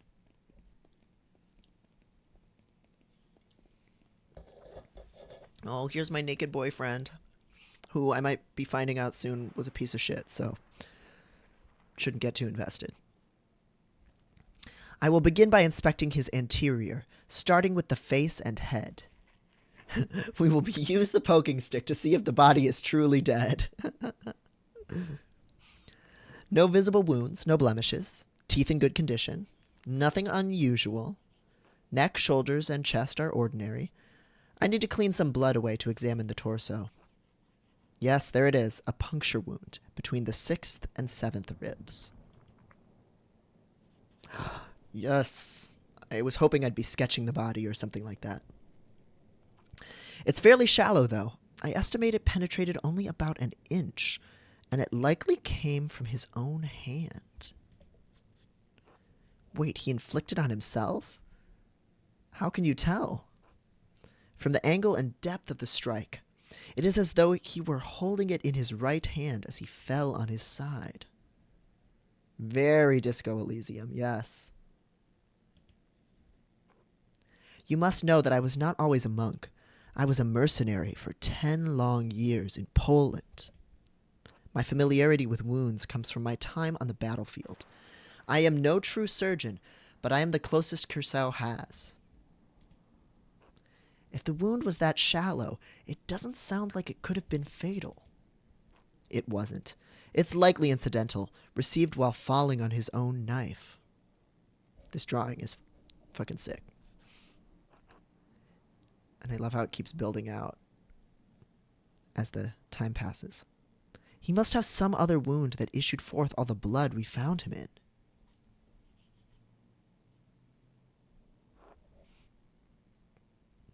Who do you think killed him? I don't know. I can't even speculate. All I can do is examine this body and hope that you can figure out the rest. Simply pointing out the implausibility of Brother Piero striking the fatal blow may not be enough to convince the Archdeacon. Brother Piero never should have picked up that knife. I'm sure the appearance of guilt never even crossed his mind. Now then, let's move on.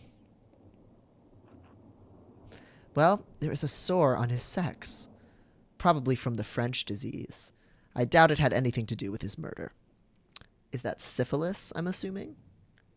Or no, did they call it bad blood back then even? I guess we'll find out. Florian is so badass. Yeah, I was in wars for 10 years and then I decided to chill. My source? I stabbed a bitch or two. Was it not his blood? That's a good question. I'm not familiar with it. No, I know about French disease. The disease French soldiers received in the brothels of Naples? Yes. How do you know of it? I might have a sore on my sex, too. Oh, I see. Have you taken mercury for it? I haven't suffered from it, thankfully. One must be somewhat cautious. No, I'm going to roleplay as I've had syphilis. Shit happens. A little. I'm fine now. Ah, good. Had syphilis, did mercury about it. Very good. Very good brain. Anyway, it seems the Baron was not the most faithful husband. Not uncommon among the nobility. I would expect a monk to be more shocked by this. I spent many years as a mercenary. Sex and death are common companions in that world. Besides, sex isn't all that rare, even in an abbey. Between... yes, I'm going to go with the gay question. Between the brothers? It's not relevant to our examination, Andreas. Let's continue. He looks even more like Asterion now. Other than a few blisters on his feet from what I assume are new shoes, there's nothing wrong with his legs. Andreas, can you help me turn him over? Grunt an affirmation stoically. I'm not gay or anything. Now are we going to get a drawing of his ass? Oh my god. There's a slight irregularity in his spine, possibly from an old injury. I don't think it has anything to do with how he died, though. I've spent enough time with nobles to guess that he probably fell off his horse while hunting. Actually, I'll ask. How could that have happened? I have no idea. Whatever the reason, it didn't contribute to his death. Here it is, a rather dramatic head wound. Oh, his beautiful curls. The dark hair and the blood make it difficult to see, but it's quite bad. In my experience, I've never seen someone walk away from a head wound of this severity. How many head wounds have you seen? Too many and not enough. As grim as it sounds, there is always more to learn. Italian doctors try to examine as many corpses as they can to fully understand the mysteries of the body. The battlefields of Poland and Lithuania aren't as ideal a learning environment as the University of Bologna, but they did provide an education of sorts. Pardon the ambulance sounds in the background if you can hear it. Bologna or Bologna? I think it's Bologna. One of the largest cities in Italy, Bologna has been a center of the arts for centuries. It houses a well-known university, which was home to both Dante and Petrarch. I'd rather be treated by someone with experience than a novice with a university education. Why didn't you study medicine in a university? My family was too poor to even consider it. Mercenary work was my way off the farm.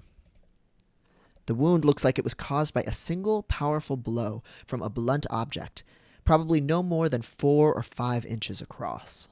I bet it's the hand. That's my call. It's the statue of the hand of St. Moritz. That's my guess. Because that's the only object that size I can think of that's had a spotlight shown on it so far. How can you tell? The skull is cracked in a single spot, and there's a clear impression in the skin around it. It would take extraordinary precision to hit the same spot twice, unless the Baron were already dead. It's likely he didn't die immediately. How long could he have survived for? I've seen similar injuries in battle. The victims don't last more than a few minutes, but it's an agonizing death. Even so, he couldn't have wandered far from where the blow was first struck. So he may not have been attacked in the chapter house? He was either attacked in the chapter house or someplace in the immediate area. Could he have been attacked outside of the abbey? No, I don't think so. With a wound like that, he would have collapsed before he got inside. And certainly someone would have seen him. Anyway, whatever killed the Baron was a blunt instrument of considerable heft. The part that impacted him was likely a little smaller than a fist. Could it have actually been a fist? No. I don't think the strongest soldier could do this with a punch, unless the Baron's head were pressed to the ground. Even then, we would also see damage to his nose or forehead. Could a woman or an elderly person have done it? Anyone could have, given the right weapon and sufficient height. Whoever did this must have caught the Baron unaware. Save the small knife wound, he has no other injuries. I suppose that he was struck, drew his knife to defend himself, and fell on it before Brother Piero discovered him. So I believe we've discovered 2 important things. Piero didn't stab the Baron, and even if he had, that isn't what killed him. That's adding a little bit too much of my own take on it. The Baron was killed by a blow to the head from a heavy, blunt object. Yes, exactly. If you can find what caused the blow, it may lead you to the killer. We also know that Piero didn't stab the Baron. We know that, and I suspect even the abbot knows that, but you may need more evidence to convince the archdeacon. Oh, there's another item of interest. I found it in the Baron's jacket, but didn't want to open it without you.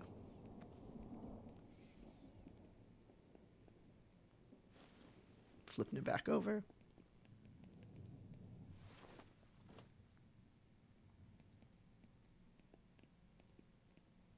A note of some kind. I trust you to open it more carefully than I would. With your delicate artist's hands. Das Mädchen, das starb und die Unschuldige mit ihr. Maturin, Capital House. What does it say? The girl who died and the innocent with her. Matins, chapter. The girl? What girl? And what innocent? One of the nuns? Someone from the village? Someone from the village? That could be anyone. And I'm not as familiar with the families as you are. Can you tell who wrote it? It's definitely someone with a great deal of experience as a scribe, but it can't be Adoc or Guy. They're not in Italian, I can tell you that. Italian scribes use humanist script. This is a highly refined Gothic hand. As good as Adoc and Guy are, I don't think they could replicate this. What? Really? If not them, who? I intend to find out. I wish you good luck finding the answer. Now, I'm sorry to rush you, but I must ask you to leave. Every minute you stay here is additional Uh-oh. Were you expecting someone? Brother Florian, could you open up? It's Werner Stoltz, the physician from Tassing. Yes, I'm in the middle of something. Could you return after supper? I'm afraid it can't wait. Father Gurnot asked me to examine the Baron's body. All right, just give me a moment. Andreas, I need you to hide yourself.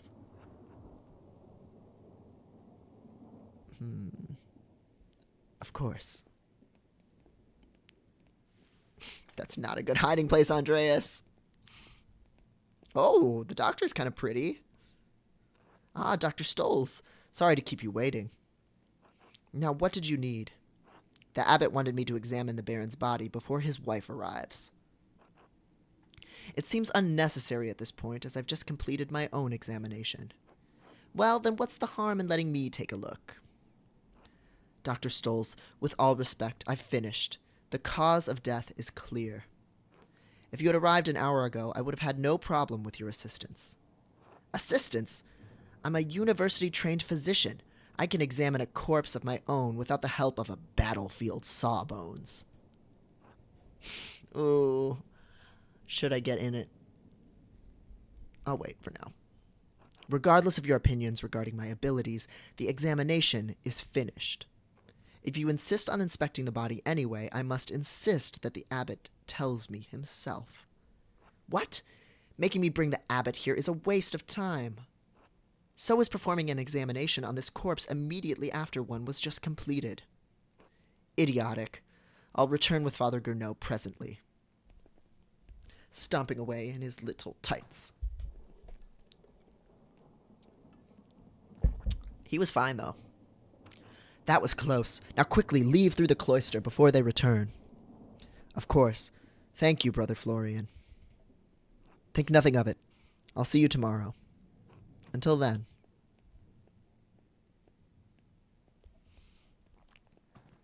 Lysander, every time people talk about vampire-safe graves with bars around the grave to safeguard it, I'm always like, no, people snatched bodies to examine and study from. It wasn't vampires. Oh, thanks for being here, everybody. I hope you all enjoyed watching. Have a good rest of your evening. Megan, Allie, and Maddie. Bye. Okay, now I must go to the cloister. Or to talk to Cecilia. I can't get that note out of my head. The girl who died and the innocent with her. What could it mean? And who wrote it? Yeah, while we're over here, we'll try to talk to Cecilia about motive. What the Baron has been up to. Okay, Cecilia's not here. She must be with the other ladies.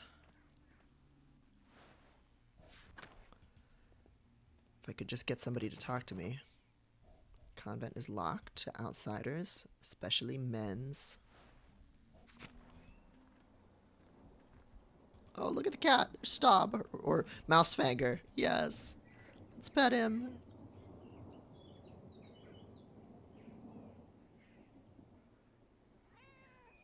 Oh my god, so cute. Now that my cat isn't bothering me, I miss her. Even though she's right here.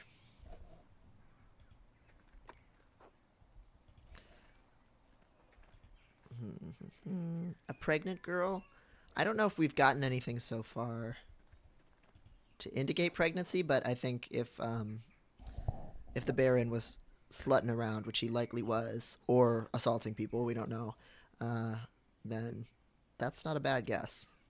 The door must lead to the rest of the convent, not for me. Okay. I'm gonna examine the hand in the shrine. Oh, yes. Everybody's praying, but Cecilia is not here. The Hand of St. Moritz. I swear that's the murder weapon. I bet anything. I'm gonna talk to Gertrude because she's a real one. God bless you, Master Mailer. God bless you, Master Mailer. Marguerite, she's the weak link. Master Mailer? Yes, it's me, sister. Do you think Brother Piero really murdered the Baron? No, of course not. Oh, then why did Father Abbot have him put in the cellar? Father Abbot is afraid of what will happen if we can't figure out who the killer really is. Do you think the devil could appear here in Curacao? No, I think people see the devil where they want to see him. I didn't see the devil, but I think I smelled his odor. Last night I woke before matins, and I smelled something in our dormitory. It was strange. Moss and sulfur mixed with frankincense and roses. Was somebody making a poison? Or a little sleepy time medicine? It moved through the room. I wanted to scream, but I was too frightened, and then it was gone. I'm ashamed that I didn't cry out, but I didn't know what to do. Did any of the other sisters smell it? I don't know, but I think they were all asleep. Thank you, Sister Marguerite. God bless you, Master Mailer. God bless you. God bless you, Master Mailer. Yeah, nobody else is going to talk.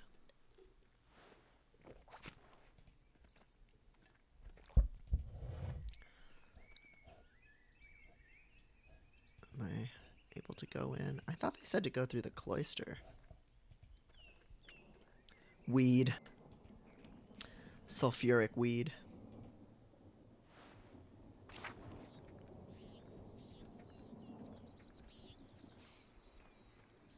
It's time to find somewhere to eat, it said. Oh, thank you.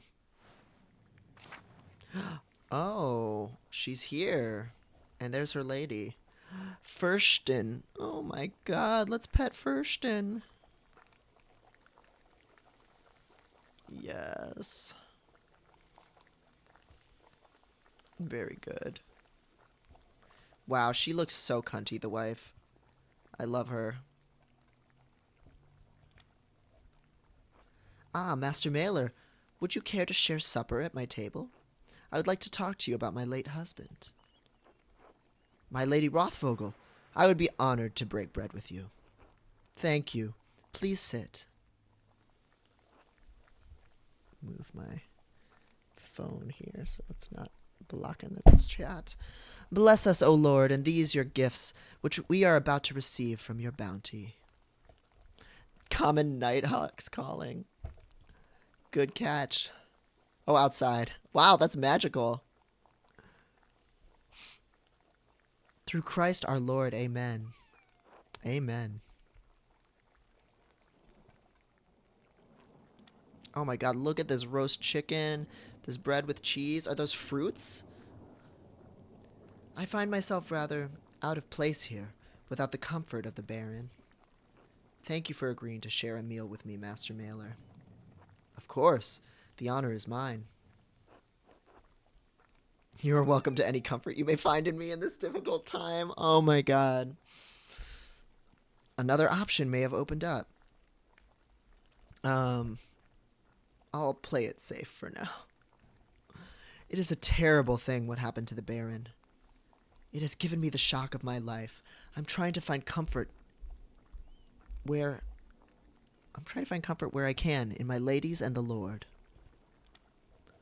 Quail, cheese, and wheat bread. Oh my god, I'm gonna eat the quail first. Oh my god, that sounds so fucking good.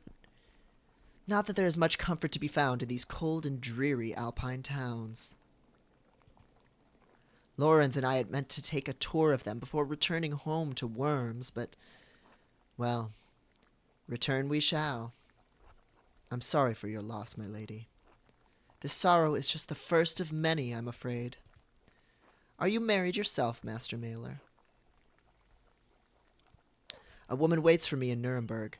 When I finish my work here, we will be wed. Do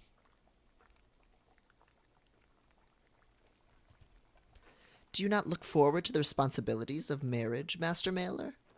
Perhaps it's no surprise you and Lorenz became fast friends.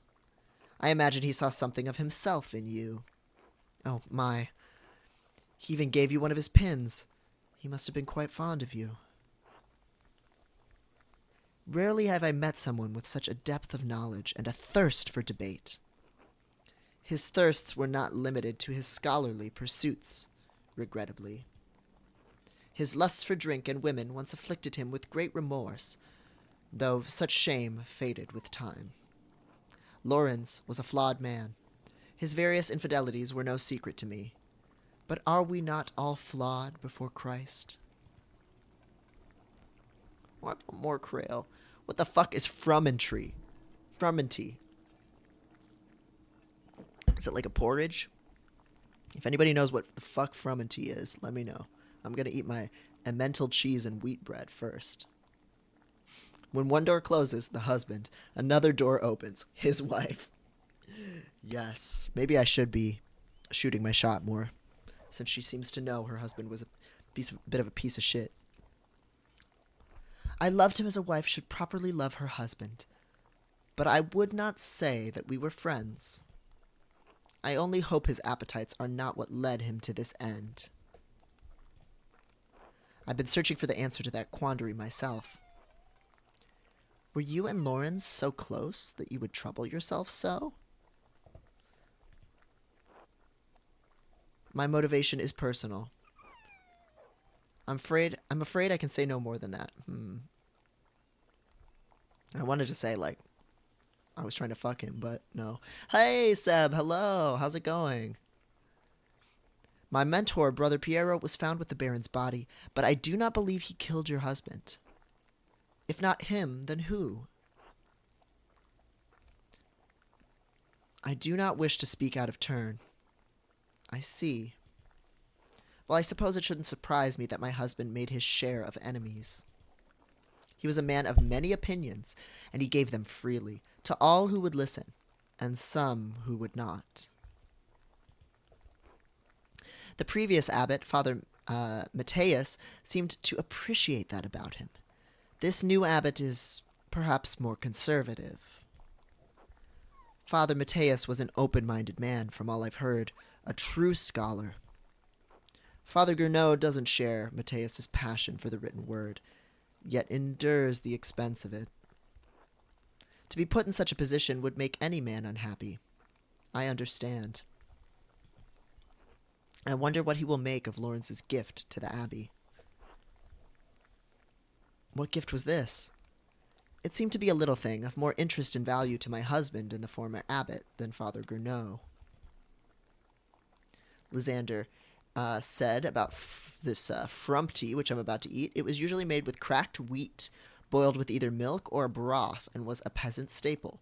More luxurious recipes include eggs, almonds, currants, sugar, saffron, and orange flower water. Ugh, well, it looks like we might have some oranges and currants right here already. Damn. And Seb, I'm doing all right. We had our first snow here this week, actually.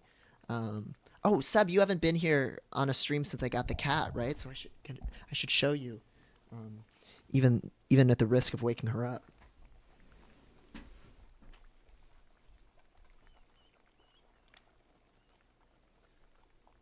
Oh, look at the sleepy baby. She's asleep right now. She's being very nice. She was hopping all over the desk before and messing with me, but now she just lays. And this is when I trim her toenails, too, is when she's passed out like this. So, oh my god, she's so long.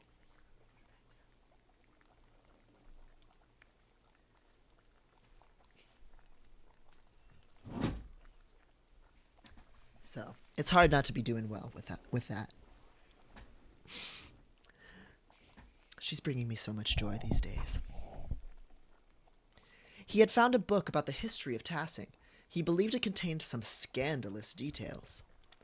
He said it corroborated fears Father Matthias had expressed, but he didn't share the particulars with me.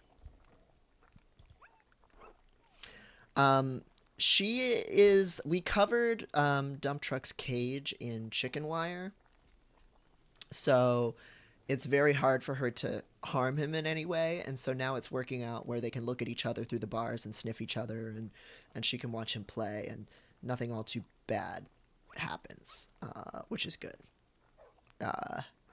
But yeah, Dump Truck is very much not afraid of her, and she's like in love with him. So it's working out.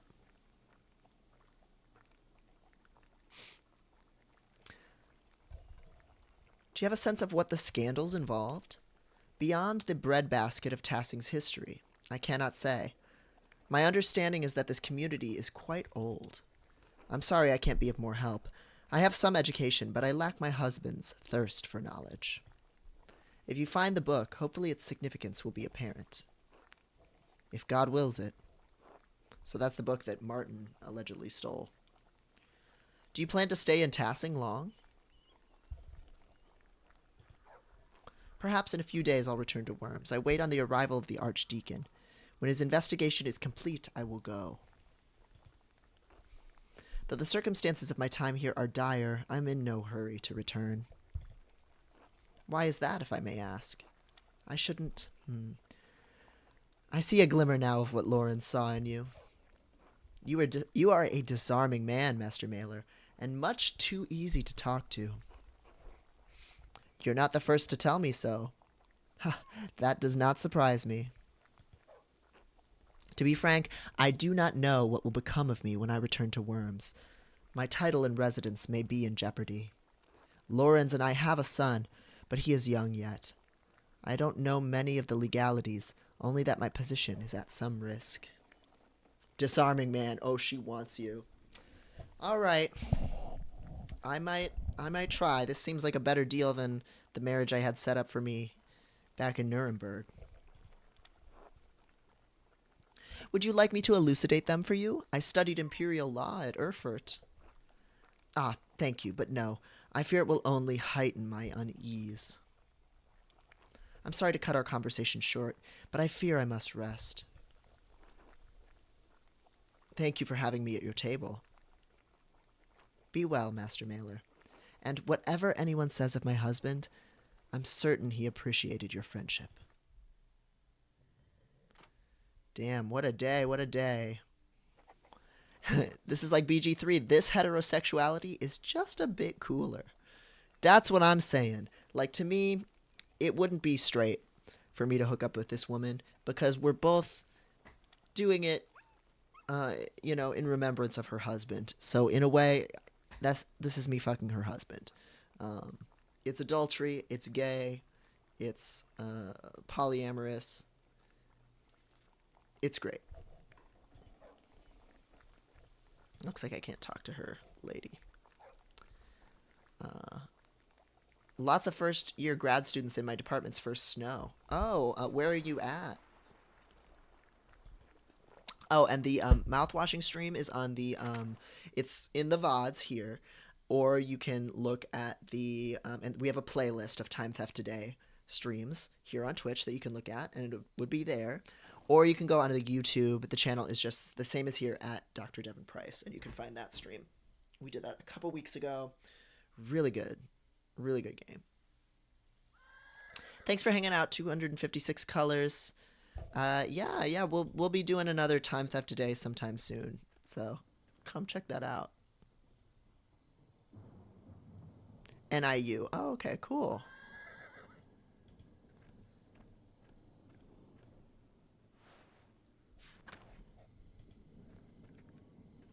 You'll be the Eddie Fisher to her Elizabeth Taylor. Yes. Wow. You would think, like, I love a lot of old Hollywood, but I don't know the full Elizabeth Taylor lore. I had a mutual on Tumblr for a long time, Roxy, and her handle back then was Elizabeth Taylor, and Elizabeth Taylor was her blorbo in chief.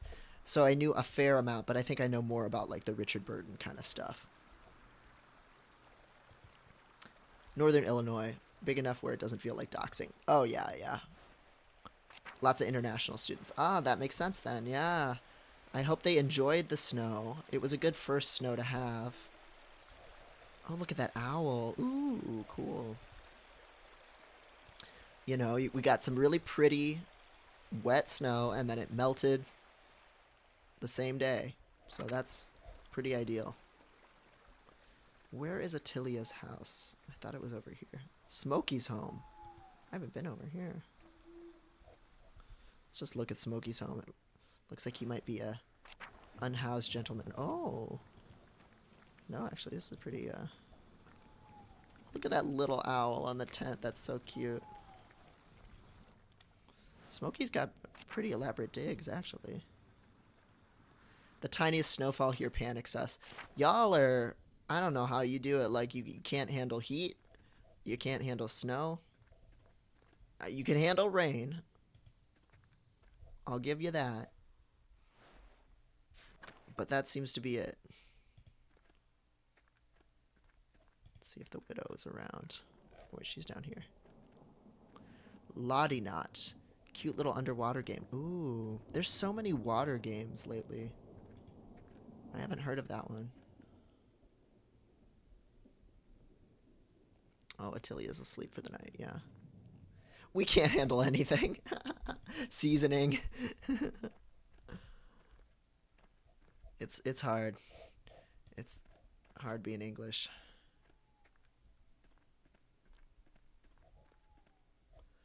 All right. I think everybody's going to be in bed for the night, so I might as well just head home.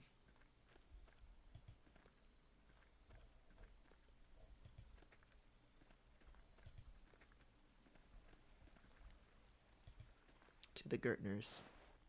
I cling to my quarter Scottishness. Yes. That gives you some validity. At least. Everybody's sleeping.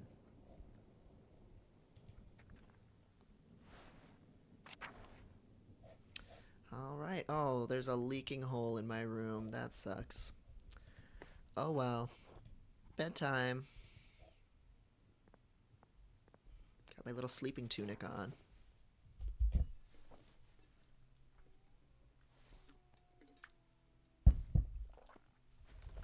Had a guy at uni that would talk about his quarter Scottishness with such sincerity. Well, I'm glad that that is something that can exist on both sides of the pond. Because we're, you know, anybody who's like a little bit Irish, a little bit Scottish, any white person in this country who can like zest it up a little bit, you know, we don't shut up about it. So it's heartening to hear that's part of a, you know, English tradition. Andrew. Stare at this child. It's the middle of the night, Ursula. What are you doing up here? Stop. I see.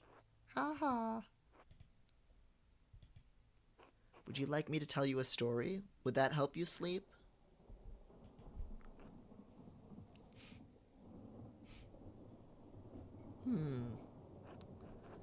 There was once a little girl about your age who was sold a basket of oranges. A man had to pay rent to the king every year. The cost was 4 baskets of oranges. This was in Italy, of course. You don't even know what an orange is, 'cause you're broke. Anyway, the man's young daughter had hair the same color as yours, same as an orange. And the man didn't have enough oranges to pay the rent, so he put his daughter in the 4th basket. He covered her with oranges and sent the baskets to the king. When the king's servants found the little girl, the king told them to raise her as a servant. They called her Arancetta, like a little orange. You don't know Italian, so that doesn't mean anything to you, but it's very cute. Anyway, as the girl grew older, the king's son, the prince, fell in love with her.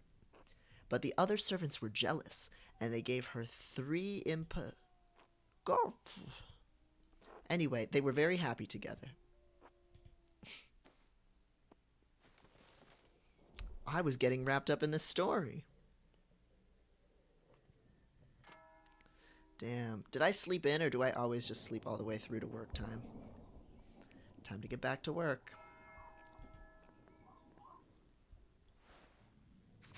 Arctic Eggs is a fun little slightly maddening game. I haven't heard of that one either. Oh yeah, we go crazy for being like I'm 1/23rd Irish. Yeah, it's we have no history here. We have no culture. Like it's and having no culture is a culture, but it's we're existing in the vacuum of colonialism and white supremacy on just like an even heightened level compared to other places. So we do the most dumb shit. Are you against diagnosing public figures with autism? I think maybe you were here and you asked that last time. I think sometimes we find resonance with certain things, and that can be helpful for us, but I don't think it's helpful for another person to tell them how to identify. And if anything, it usually makes them feel defensive. It usually comes across to them that we know them better than they know themselves, and it doesn't help somebody come to know themselves better. So I think before you go around saying who has what neurodivergence or not, you kind of have to ask yourself why you are doing that. Is it for you or is it for them? It's just a popular activity for a sense of connection. Oh yeah, and I love talking about like Grimes' autistic ass, and even trans people. We sometimes talk about people that we think are trans. I think also it depends on the venue.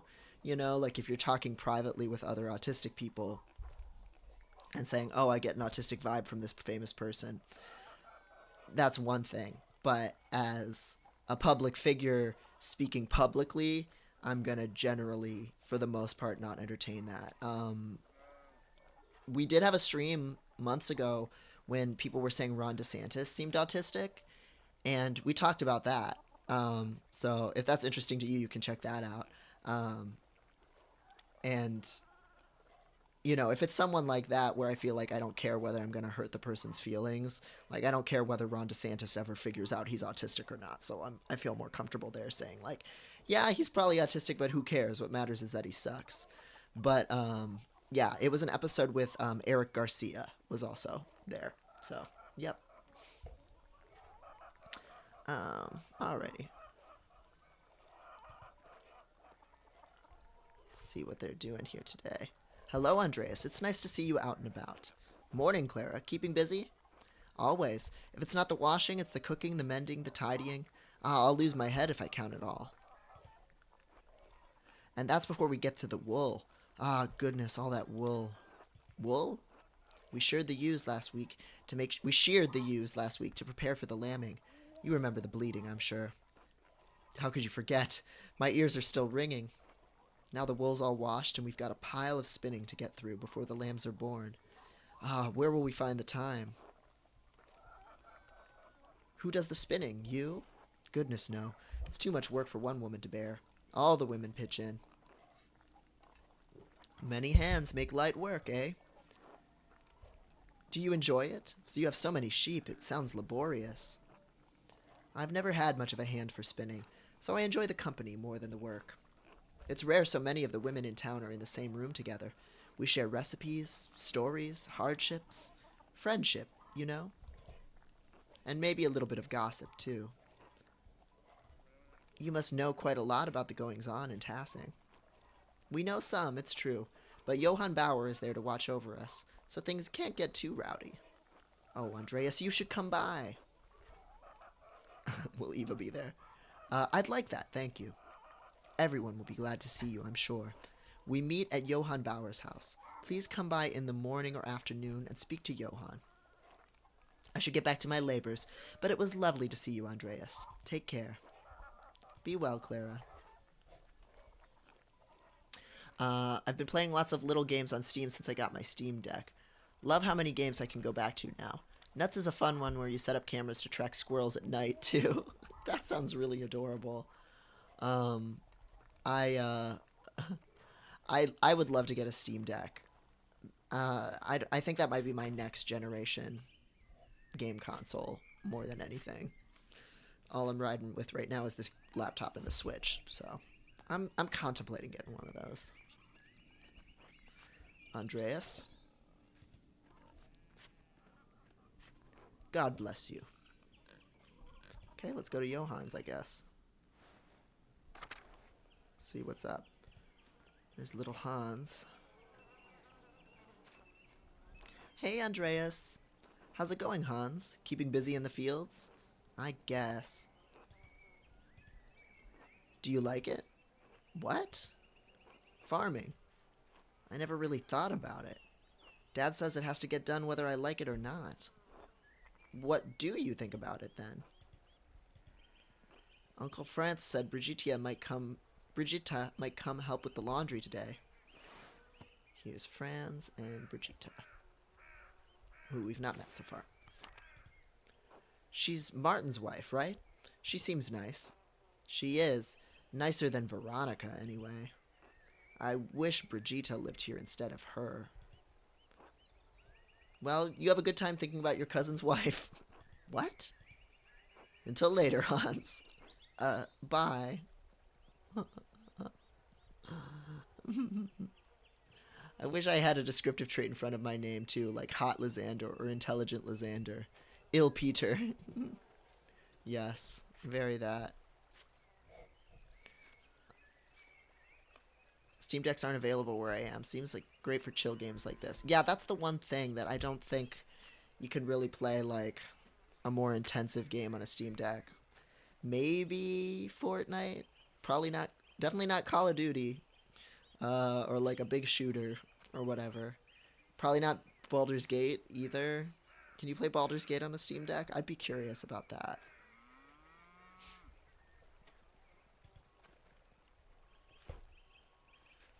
Andreas was just wondering when you'd turn up. The gaggle said you'd come to watch them spin.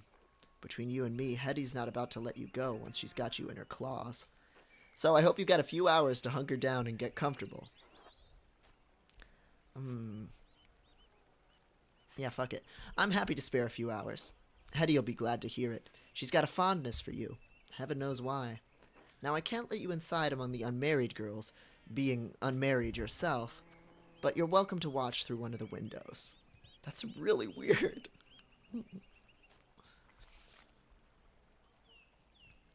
You don't need to worry about me. Good. Nothing matters more for a young woman than her reputation, and Eva and Veronica won't be getting a poor one on my watch. Yes, we already know Eva.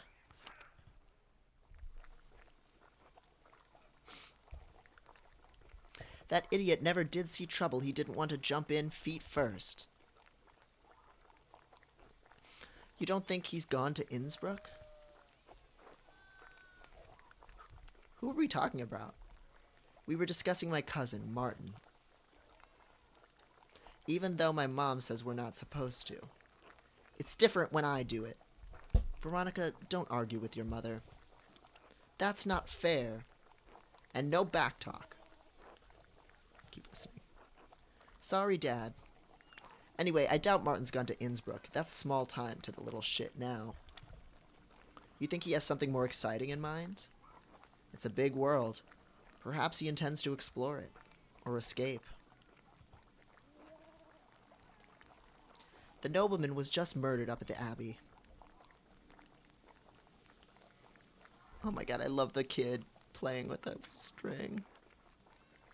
Martin picked up an awfully convenient time to run off. Oh, Lord. Andreas was friends with the nobleman. Do you think Martin could have, you know... I'm not ruling anyone out just yet. It just doesn't seem like Martin. Martin might be a thief, but I don't think he's a murderer. He's a coward at heart. You think it takes a brave man to commit a murder? Not a brave man, but a bold one. And Martin is not that. He's your problem, Cat. What do you think? Could he have killed that man? Mom. This is a matter best left to the proper authorities, not a spinning bee. Imagine being tried by a gaggle of peasant women. That's unkind, Johann. It's the truth, isn't it? Doesn't matter if it hurts your feelings. She's right, Johann. You're being unfair. Remind me, Andreas, whose home are we in? Oh, lay off him, Johann. Jesus. Andreas, if you're just going to stand around, how about I put you to work? If you're going to gossip with the girls, you might as well spin with them, too.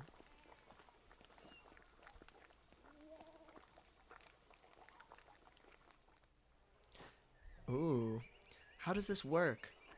Draft wool from the distaff and twist it tight.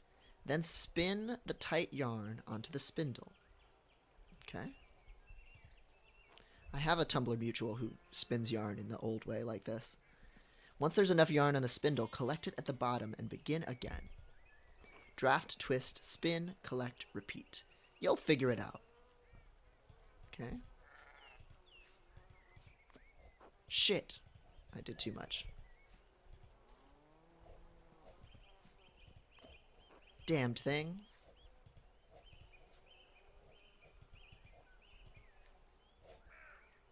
Okay. Now we're running it tight. Okay, we're getting somewhere. Now I slump it down. I've got it. Yes, yeah, I know somebody who uses a drop spindle. Oh my gosh, what was their Tumblr handle? They make a lot of cool stuff. Oh, there's a kitten in here. Oh my god, she's playing with the yarn just like my kitten. Oh my god. How wonderful. Do you know, I took Ursula to play with Gret's daughter the other day, and there was a strange man in the bakery. Was he polite to you? I can't believe Ulrich would stand for anything less. He was very reserved, dark skin, quite tall, and wearing a tunic. He liked the rye bread, I remember. Who is this man? Why am I just now hearing about this? I believe he's staying at the Abbey. That must be Brother Sebhat. Brigitta and I saw him walking up there after visiting the shops. He seemed lost. Where is he from? Does he speak German? Christ, I hate being the last to know. Oh, hell. There we go. Pull it in. Damned thing. And then slump it down. This is so fun. I DIY'd my own drop spindle from a nail, jam lid, and knitting needle once. Worked surprisingly well. Simple tool.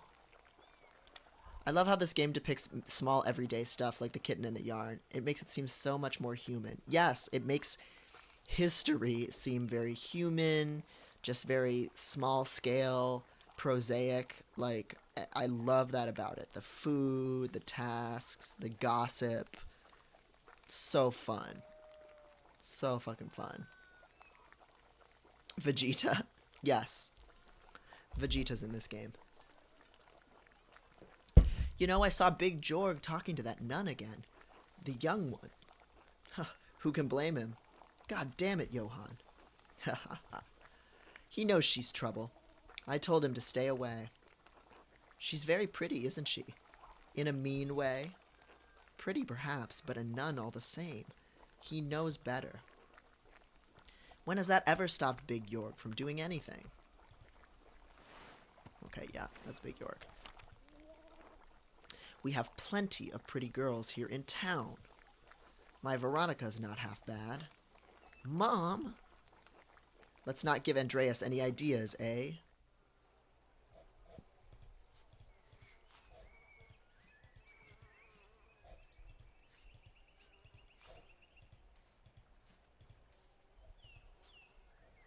Very satisfying.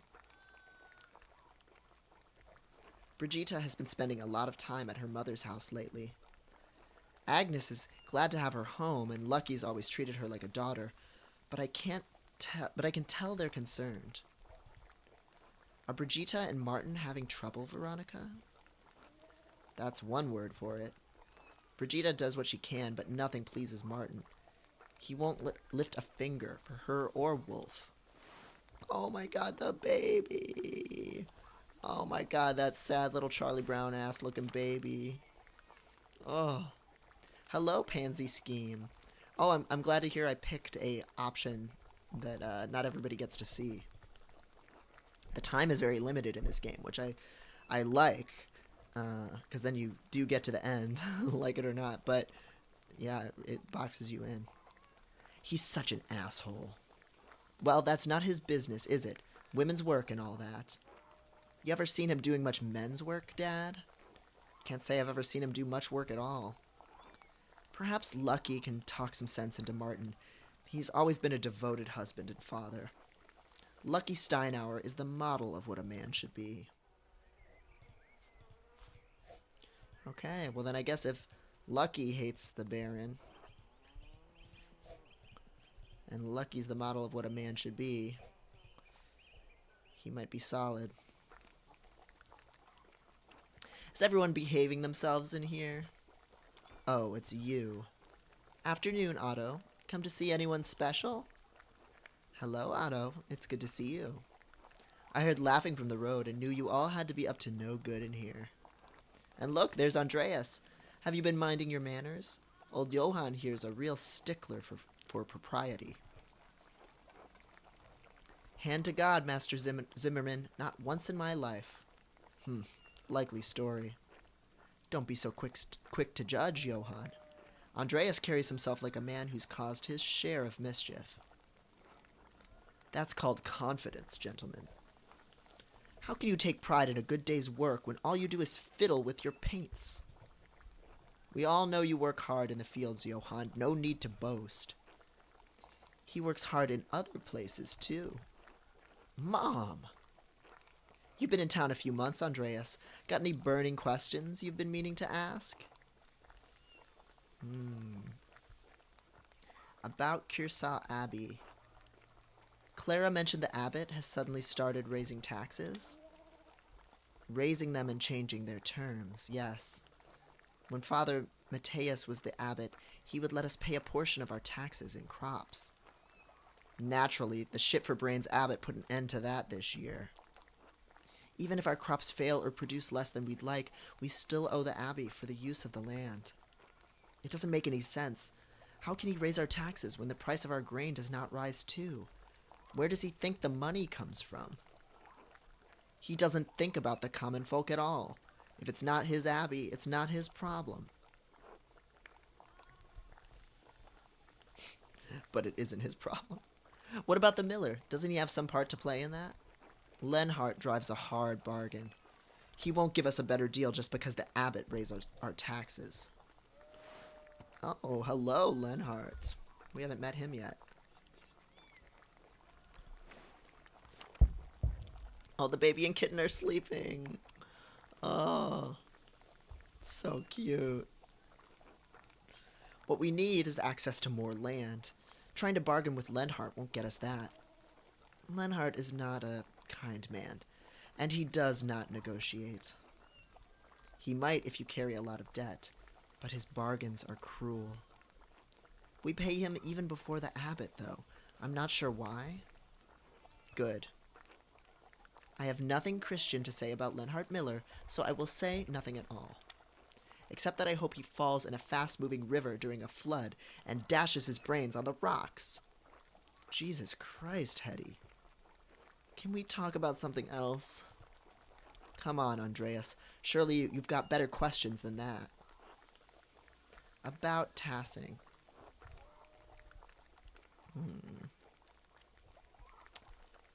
The anchoress in the church. Do you know much about her? Oh, Sister Amelie. Yes, this is the girl who's kept sequestered and has visions. You know her, Veronica? We're not dear friends or anything, but sometimes she has these fits, you know?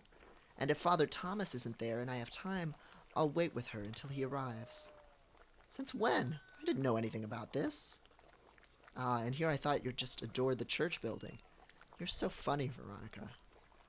Don't make it sound weird. She's nice, and someone should be there when she's in pain. That's all. Father Thomas told me she receives visions from God. She has been blessed by the Lord. I prefer my blessings to come in the form of golden. She's been in Tassing for near on a decade, hasn't she? Since I was a girl, certainly. We've grown up with her, in a way. The woman in the maze. It's like something from a tale of knights and monsters. She's trapped in a box. I don't think there's anything romantic about that. Aren't you a little know-it-all? I didn't realize you were an expert. I don't know about you girls, but I'm sick of this wool. I'm sure we've all got other chores to get to. I'm glad to have that over with. Now I don't have to think about wool for a whole year. Oh, I was having such a nice time. I certainly learned a lot. Care for an escort home, Eva? I'd like that, yes. I expect everyone will be on their best behavior going home. They always are. Johann, please. Andreas, will I see you home for supper? I have something to take care of before, but I'll try to make it. This was very illuminating. Thank you all for letting me join you. Thanks for coming by, Andreas. Come back anytime. Unless you come on Abbey business. Don't threaten him with a good time, Johann. Alright, now I need to eat a meal. I should find someone to eat with. I do want to talk to the old woman. See if she's around. Not that she would want to eat with me.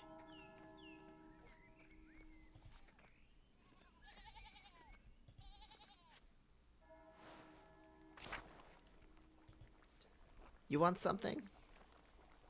No. No dialogue unlocked with her yet. I want to ask her about the Baron.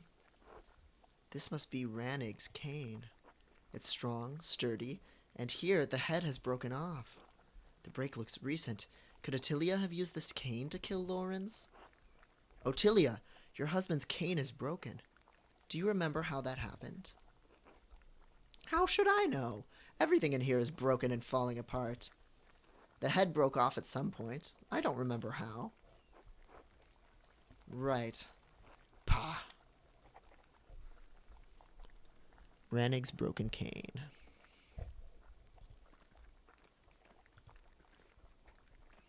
So Lucky is another person we need to talk to.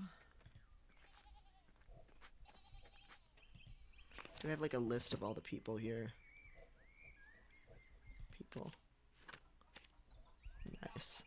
Lucky Steinauer. Okay, so Steinauer. Look at the map. Where's the Steinauer's house?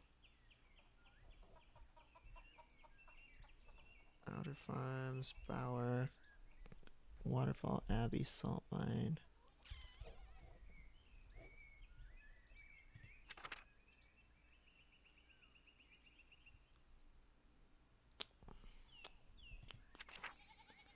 Bakery, Farms, Zimmerman. Does Steinauer not have a house?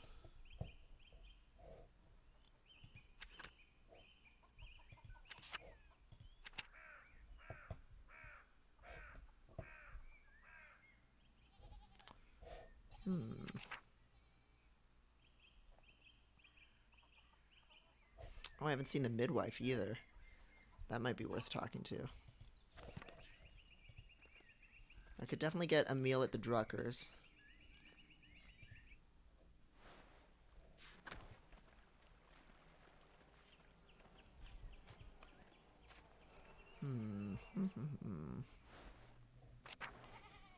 Sepp.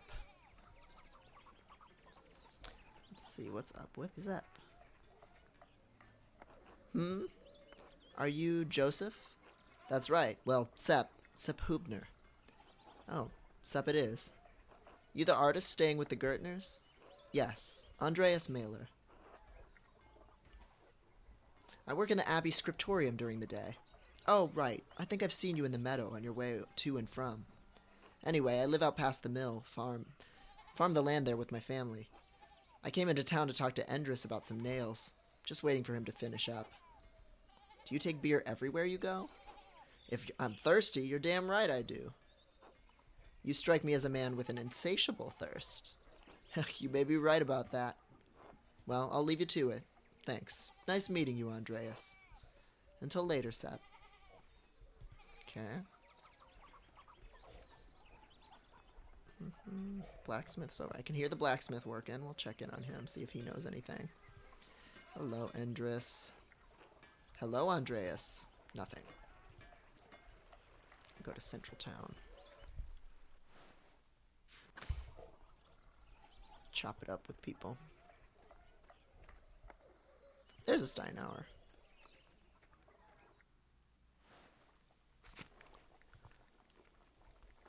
Andreas. Good day, Lucky. Do you have a moment to talk? Make it quick. I was wondering if I might break bread with you and Agnes. We've never shared a meal. I don't see why not. Agnes would be glad to have you. Is now good? That would be great. Let's not keep her waiting, then.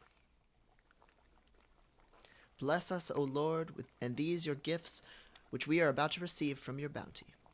And we pray you keep safe the souls of the two innocents who rest at your side. They are dearly missed. Through Christ our Lord, amen. Amen. Amen. Let's see what we got here. We got some fish.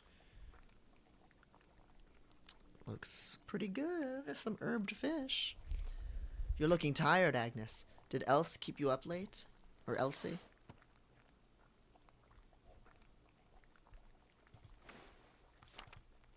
I don't mind it. She needs the support, and I'm happy to give it.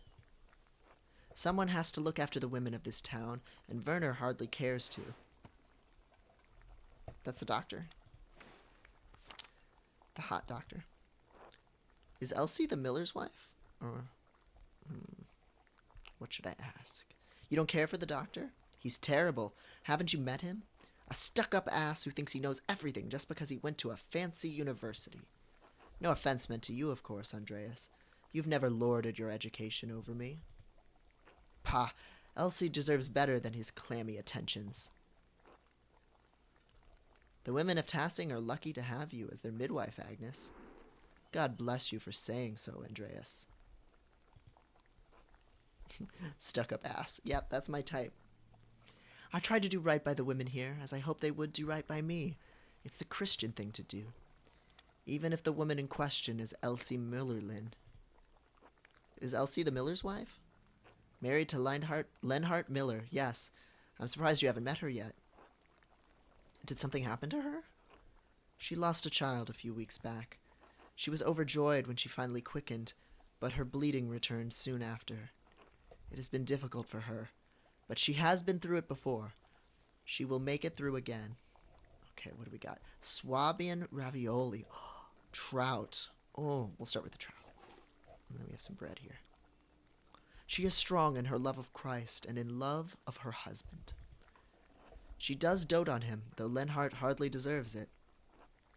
I've heard he's a cruel man who drives a hard bargain with the peasants. I did not take you for a gossip, Andreas.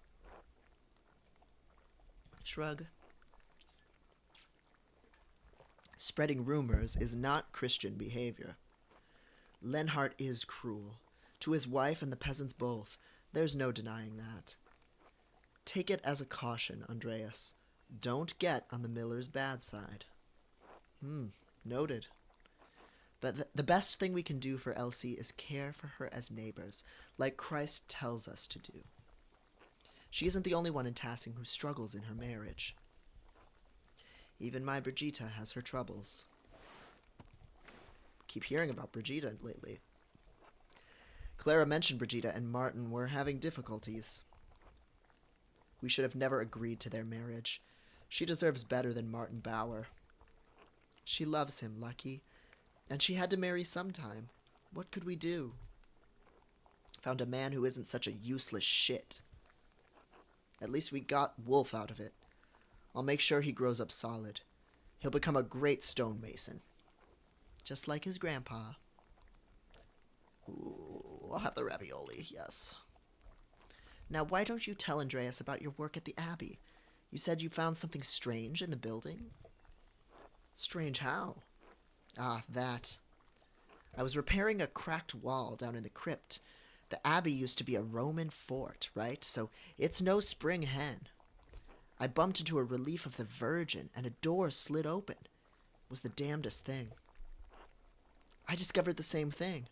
A fascinating architectural detail, to be sure. That old Abbey's full of secrets. Make no mistake. Anyway, stuck my head up through the trap door, and one of the nuns screamed. You didn't tell me that part. I felt bad for scaring them. Let's eat some bread.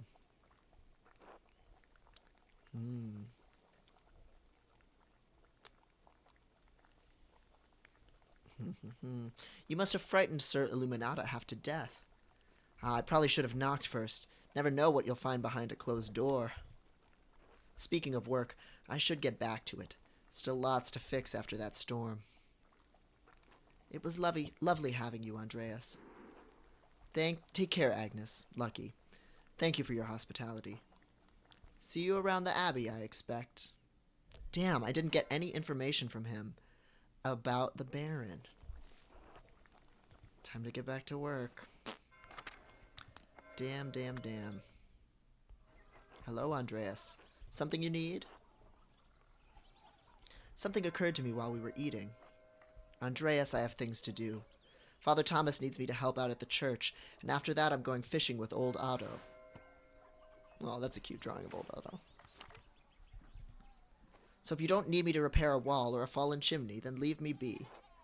I can see you're busy, so I'll keep it brief. I'd hoped to ask you a few questions about Baron Rothvogel.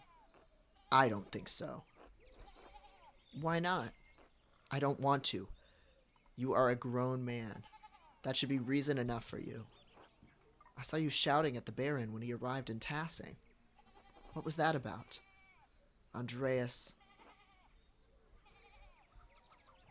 A man is dead, Lucky, and another's life hangs in the balance. Christ compels us to speak honestly, neighbor to neighbor. God damn it, Andreas, I told you to leave me be. Christ has nothing to do with it.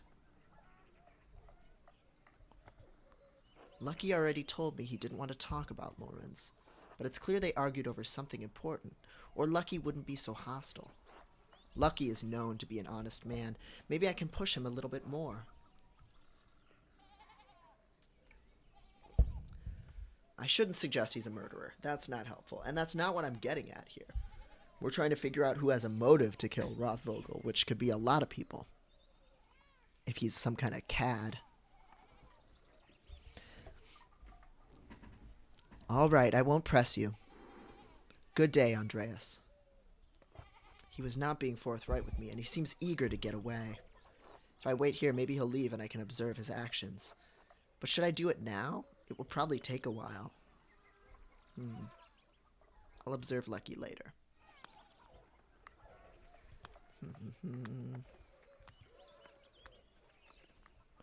So I can't talk to Lucky, and I can't talk to the widow right now about all this, so I guess we can try and talk to Cecilia. Though a lot of things are pointing me to the mill all of a sudden.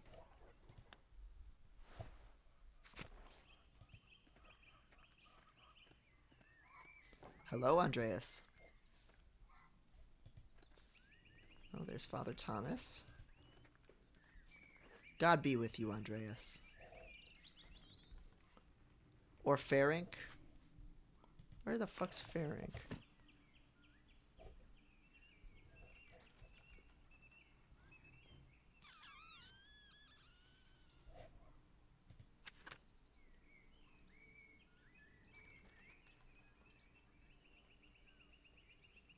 I don't remember where he hangs out.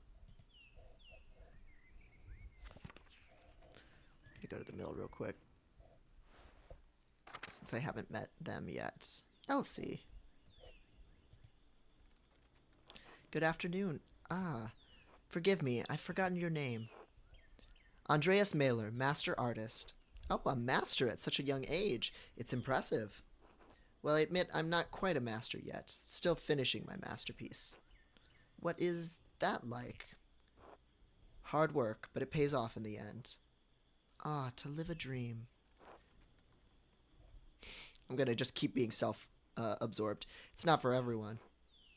As I've understood many times. Oh, I apologize. We didn't even get properly introduced.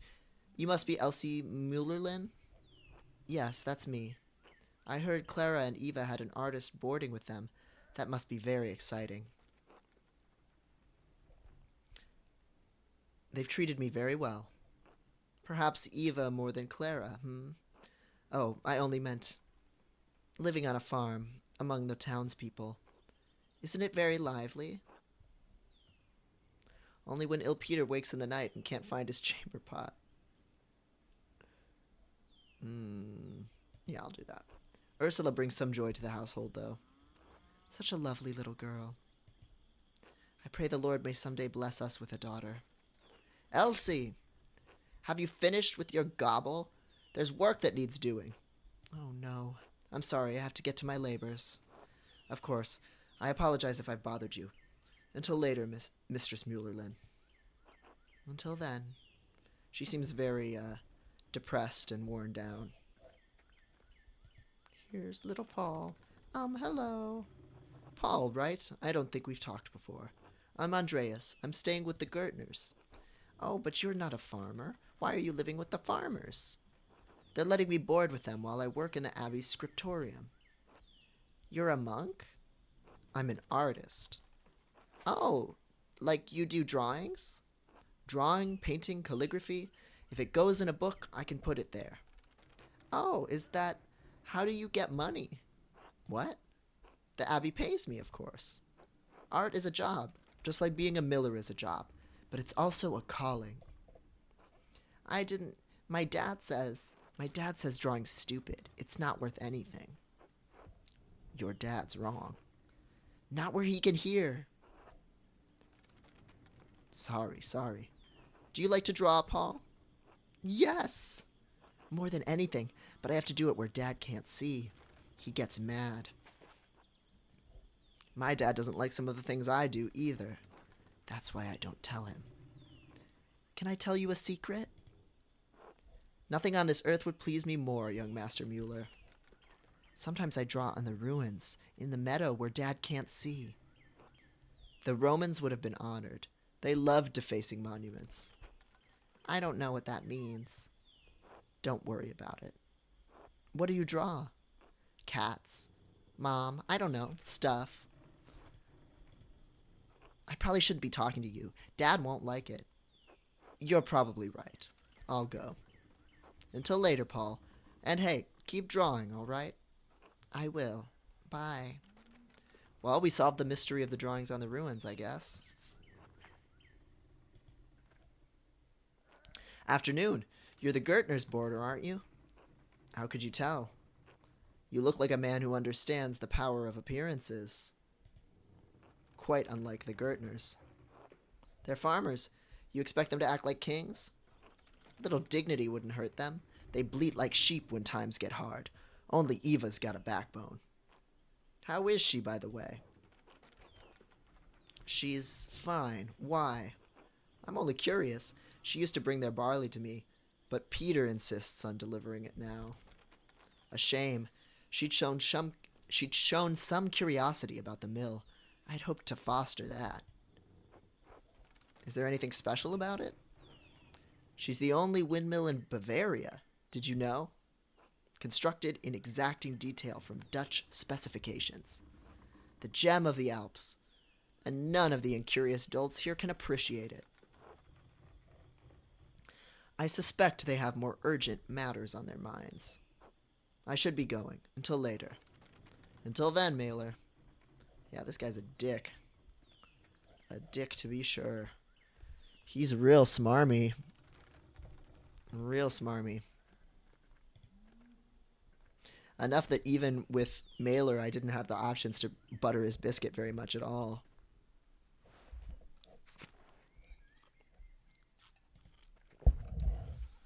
Andreas Mailer, what brings you all the way out here? Just thought I'd drop by.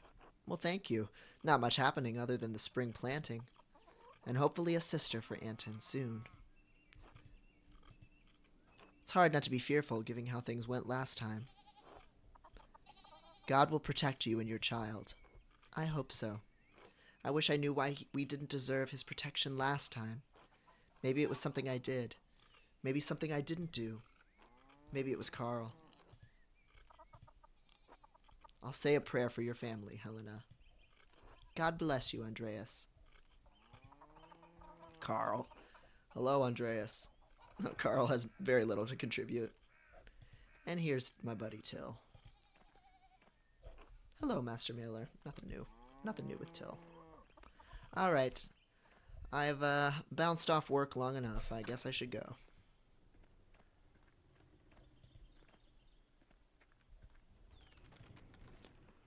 Little spoon in his hat. Yeah, Carl was not bringing a lot to the table, was he? Was there someone I wanted to talk to in the forest?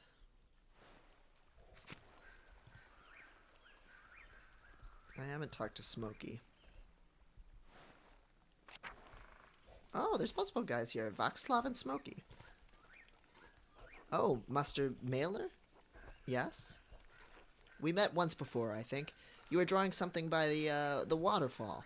I'm Smokey. Well, Adam, but people call me Smokey. You're the charcoal burner. Yes, I have to stay out here in the forest near the kiln. Is there anything I can do for you? No, just being friendly. Oh, of course. Good to see you. Until next time, Master Mailer. Until then. Václav. Hello? Hello, you're not a local, are you? No, I'm staying in Tassing only briefly. Why stay out here in the forest? People don't much like Romani. Most folk despise anything that's different. I like staying on the edge of town. I'm gonna be pretentious as fuck here. I search to find whatever is different. It's the differences in an artist's style that makes their work unique. No, I'm gonna be less douchey. Different is merely different, not better or worse. Not to most folk. I haven't seen you too often. Do you live here? Andreas, I don't see color. Well, it was even grosser than that. It was like, the other one was like, oh, I love you, exotic, different things. Like, that's where that was gonna go. It would be weird. Different isn't better or worse. He could have said something worse with how much of a douchebag he is. I'm only visiting Tassing as well. My name is Andreas Mailer. Oh, you're the artist staying up at the Abbey. It's nice to meet you. Most folk in Tassing don't come down here to talk. Right, I'm Václav, a traveling tinker. I travel from place to place, sharpen knives, mend small things that need mending, that sort of thing. What brought you to Tassing, Václav? Well, I actually came to visit Kursau's library. I had hoped for one of the monks to read them to me, but the abbot wouldn't let me in. Father Gurneau is a grumpy old man. I think he has half a mind to throw me out of the scriptorium most days. He does seem like an angry man. He threatened to expel me from Tassing entirely. What were you looking for? Well, I explained I was looking for a text about the elements. If they're primordial, as Aristotle says, then God didn't create them. They exist with him, since the dawn of time. That's a fascinating idea. Yeah, it's kind of fetishist, for sure, exactly. Not only that, but it explains the presence of the angels and demons before the creation of the world. Of the 5 elements, angels are fire and air, and demons water and earth. And the world was ether before the Lord formed it. That's why Satan appeared as a snake to Eve. Snakes can only dwell in deep caves and pools. This is a thought cabinet ass conversation here. I'd never considered it that way before. You might be onto something. I did not expect such an open dialogue with you, Master Mailer. Few men with your stature would entertain such ideas with someone like me. Anyway, I should get back to work. Until later, Václav. Václav's a real one. He's on something. On to something.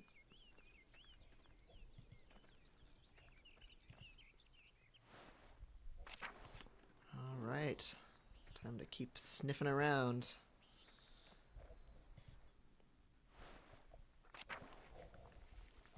Probably nothing right now we can do. Oh. What's this? What's this? A letter to the Baron from Prior Ferenc?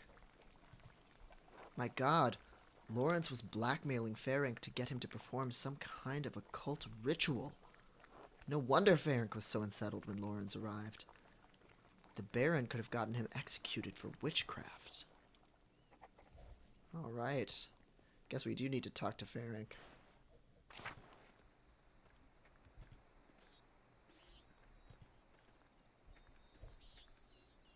Still can't go in the Abbot house.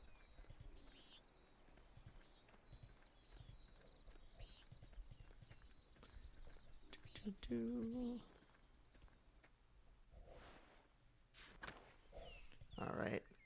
Please, Cecilia, talk to me. Acknowledge me. I need to know. God bless you, Master Mailer. God bless you, Master Mailer. God bless you. God bless you. Oh, here we have a shovel with what seems to be a blood stain on it. The shovel has blood on the blade, not normal. I think Sister Matilda uses it in the garden. I should ask her about it.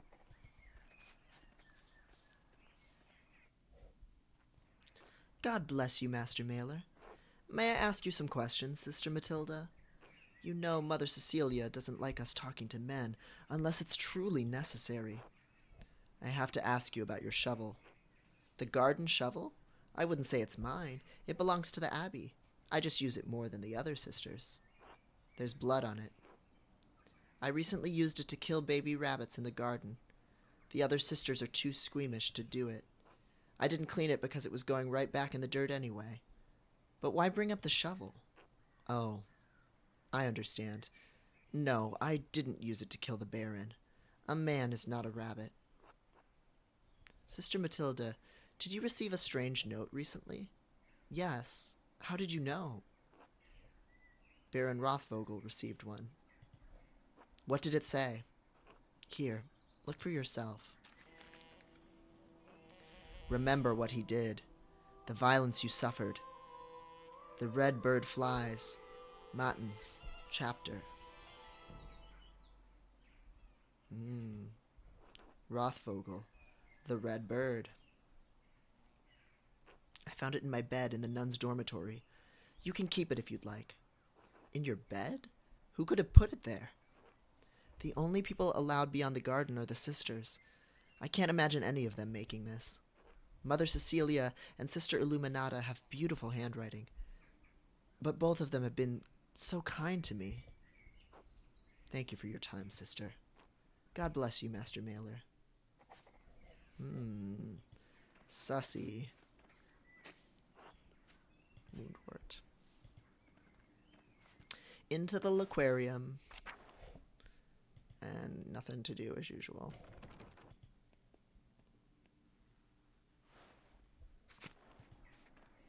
I doubt Cecilia's going to tell me anything. If anything, she might be covering it up for somebody. God bless you, Andreas. God bless you, Mother Cecilia. Is there something I can help you with? I need to talk to you again about the Baron, how you walked away with the sisters when he arrived. Given that the Baron was just murdered, it seems worth inquiring about the cause. Why? Do you not trust the abbot's judgment? It's not the abbot's judgment that matters, but the archdeacon's. All too true, but you must proceed carefully in your inquiries. The abbot does not want anything to interfere with the archdeacon's investigation. That includes you. Then help me. Help you what? Blame someone else for the murder? Help me find justice. What does justice look like, Andreas?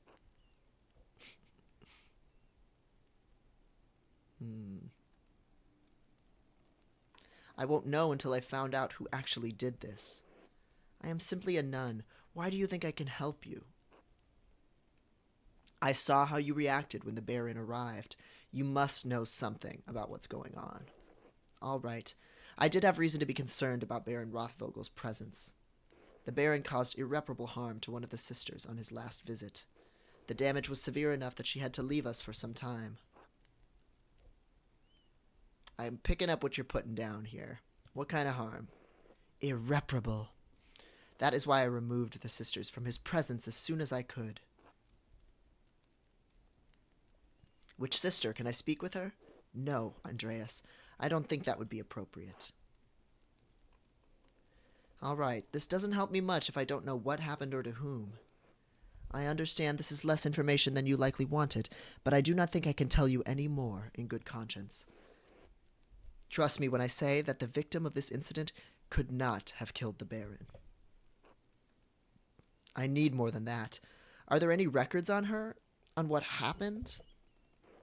Yes, we keep records on all of the sisters in the library. Not that it does you any good. You're not allowed. Could I ask Sister Illuminata to see them? She won't give them to you. Our records aren't available for outsiders to look through. Shit, I feel like I shouldn't be self-snitching all the time like this. Oh, I'm glad that you got your note taken done, Silharsa. Sister Illuminata told me there's a secret entrance into the library. Oh? And do you know where it is? Yes. I found it while exploring the crypt.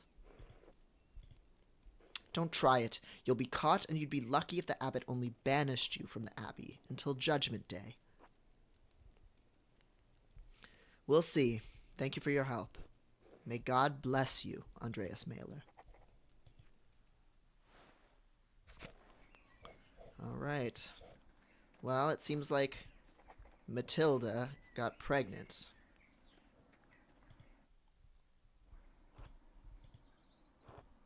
Let's see if there's any new dialogue unlocked. Nope, nothing new. Alrighty. Time to poke around a little more.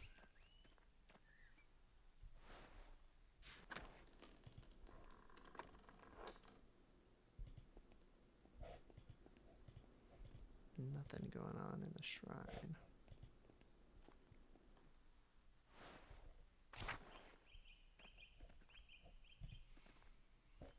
Go in the cloister.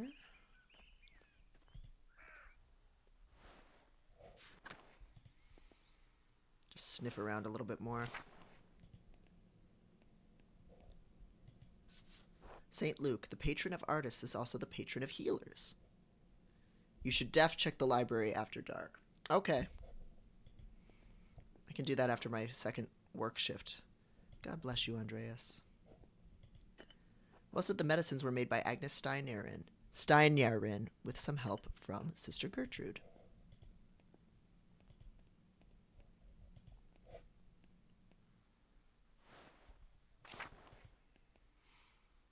Into the chapter house, the scene of the crime. This bloodstain is awful. It must have been left by the Baron before he died, but how? Oh my god, is this a dance macabre? Ooh, I love it. A Dance of Death mural. Father Matthias had it painted a few years before his death. It's beautiful. Dance of Death, an artistic allegory on the constancy of death. Illustrations often feature people from every station of society to communicate that death inevitably claims everyone, from the peasant to the emperor. And we've already talked about Father Matthias, who's a rutabaga or something. Yes. Medieval YOLO. I love Dance Macabre shit. I love how they're all in various different stages of decay. Like you have this nun who's pale and sick, this lord, or I don't know, not a peasant, a naked king, a bishop, some kind of warrior, almost fully decayed corpse in a box, maiden, a child, a jester. Really fucking cool.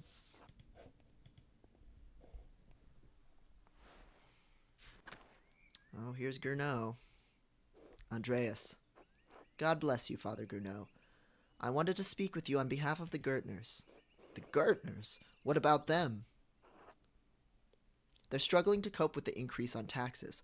I'd like to negotiate a better rate on their behalf. You are an artist, Andreas, not a banker. The financial agreements between the Abbey and the Gertners are none of your business. They are, now that they've asked me for my rent early in order to pay the Abbey. Indeed, a shame that they're bringing you into their own troubles. I cannot change the tax owed, Andreas. The Abbey relies on such income to sustain itself. I'm sorry, but the Gertners will have to find their own way to pay what they owe. God bless you. Fuck that, man. Okay, there's another entrance to the Abbot house here. Mirabilis. That's a beautiful dog.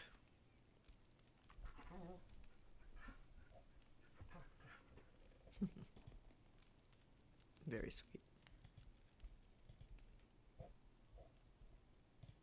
Okay, that's locked. That's fine. Very nice home. I didn't even know they really made homes like this at this point in history. That fireplace and everything. You can pet the dog in this game. They don't fuck around. Cucumbers. Peas. There's the animal pens. Kitchen and cellar. Refectory. I don't think I've been in the kitchen. Let's check that out. Oh, this is a new... Waslav. I don't think we've talked to him before.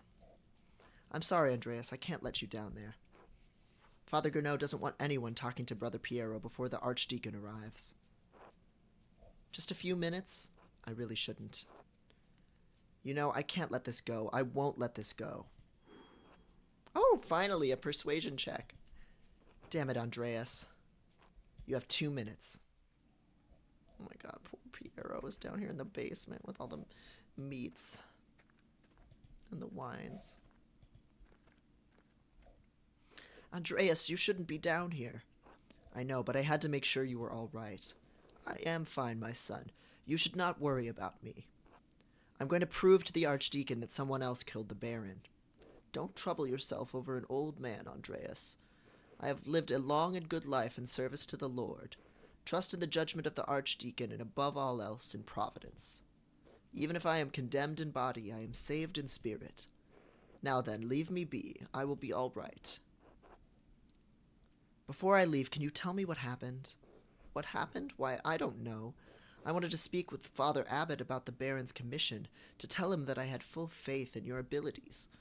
I went through the chapter house instead of exiting directly to the garden, so I could avoid some of the rain.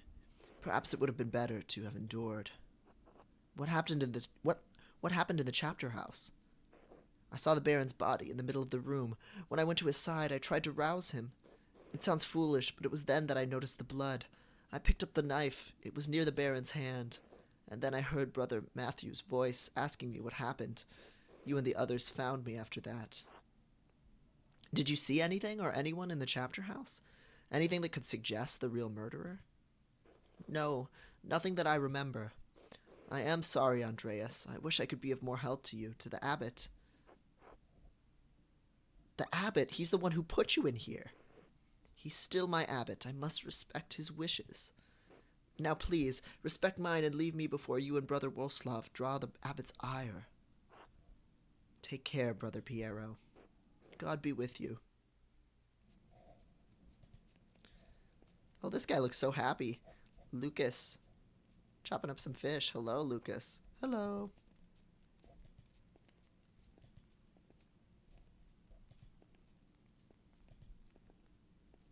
Lovely. There's the cloister, and there's a refectory.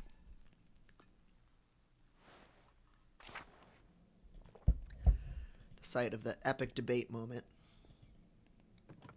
When the brothers eat their meals, this is where the lector reads to them. Yes, we've seen this. Out into the large garden.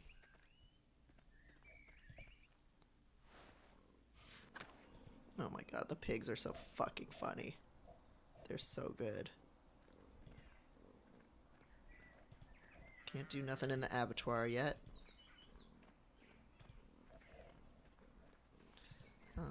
Nothing new.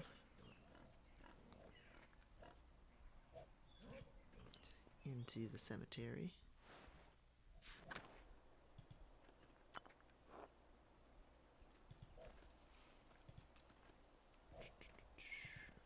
Wait, have I looked at this gravestone here? Oh. Brother Gerhard has been dead quite some time. Why is his grave disturbed? Do I still have that shovel? No. Just a clue. That's what that little hand symbol seems to be, little clues. The fact they had someone reading to them while they ate is kind of like me watching YouTube essays while eating now, to be honest. Yes. Yeah, it's charming. I think a lot about how back then, like, if you wanted to hear music, you had to play it yourself or get someone in your, get your family together and play things or sing. Just the amount of effort that went into copying down a book, a single book being reproduced for one copy, taking a year or more. Just everything. And most people couldn't read. Like, every source of information was so precious. The apple trees have only started to bloom. It will be months before they bear fruit. I was talking to someone about this the other day. I think I was talking to Maddie about this and, like, how The Hunchback of Notre Dame is a novel about how the novel destroyed the edifice, the structure, as the main form of information transmission and indoctrination. That before people could read, the church was this physical, imposing structure with all of these statues and symbols that were used for, Christian storytelling, for propaganda purposes, basically. And that was the way that you communicated the imposingness of your church and its beliefs, was through the structure. But then once more people could read, and then once the novel or the written word was mass produced and printed, that was a much more efficient way to transmit information. And so the novel kills the edifice. I mean, I learned that from a Lindsay Ellis video about The Hunchback of Notre Dame, but it's just always really stayed with me because I didn't really ever think about how knowledge and ideas were shaped before literacy and before the printing press. I remember reading somewhere recently that an economic crisis could be seen sometime in the medieval ages because people complained about not being able to afford an in-house bard. So that was like a financial indicator. That's funny. I still don't know the significance of the Volvel. It must be used to decipher something, but what? Took it, though. Oh, no, I didn't. I just looked at it. Okay. Looks like we got another note. There are deep indentations in this parchment. Whoever wrote on the page above it must have been angry. I wonder if I could make a charcoal rubbing of this page and reveal the contents of the writing. Ooh, fun! Yay! See, this is the kind of shit you gotta be an artist to know how to do. Because back then, people were not doing scrapings of fucking tombstones and shit in elementary school. Anybody else do that? Where they like took you to a graveyard and they had you do little charcoal scrapings over it. Aha, clear as an alpine day. It's a letter to the Baron from Prior Ferenc. Ah, this must be where Ferenc wrote the letter I found in the guest house. Lawrence was blackmailing Ferenc. It's the same text. Okay, well that checks out then. Oh wait, I should check the fire.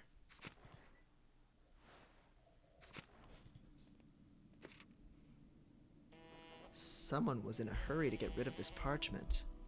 Smells recent. Probably wasn't burned more than a day ago. Graveyard survey and AP environmental science. That's cool. I love old graveyards. Of course, old by American standards is like 100 years. Some like early colonial at best if you're on the East Coast. Good day, Andreas. Why aren't you working, Guy? What are you doing, man?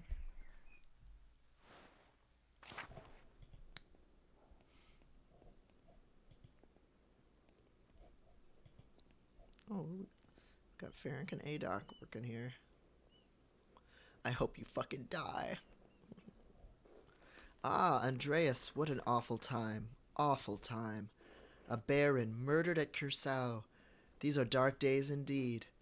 Brother Piero, I admit I would have never thought him the type. What could have possessed him? You can't believe Brother Piero would kill the baron. It's not in his nature. Envy and pride inspire men to madness, Andreas. Even old men. But you have come to me for a reason. Do you need something? I came across an interesting letter from you, addressed to the late Baron Rothvogel. What? Where did you get that? You shouldn't leave this type of thing lying around. An unscrupulous person might use it for devious ends. Because this does not look good. It's not as it looks. He meant to coerce me into performing a ritual to help him with a condition.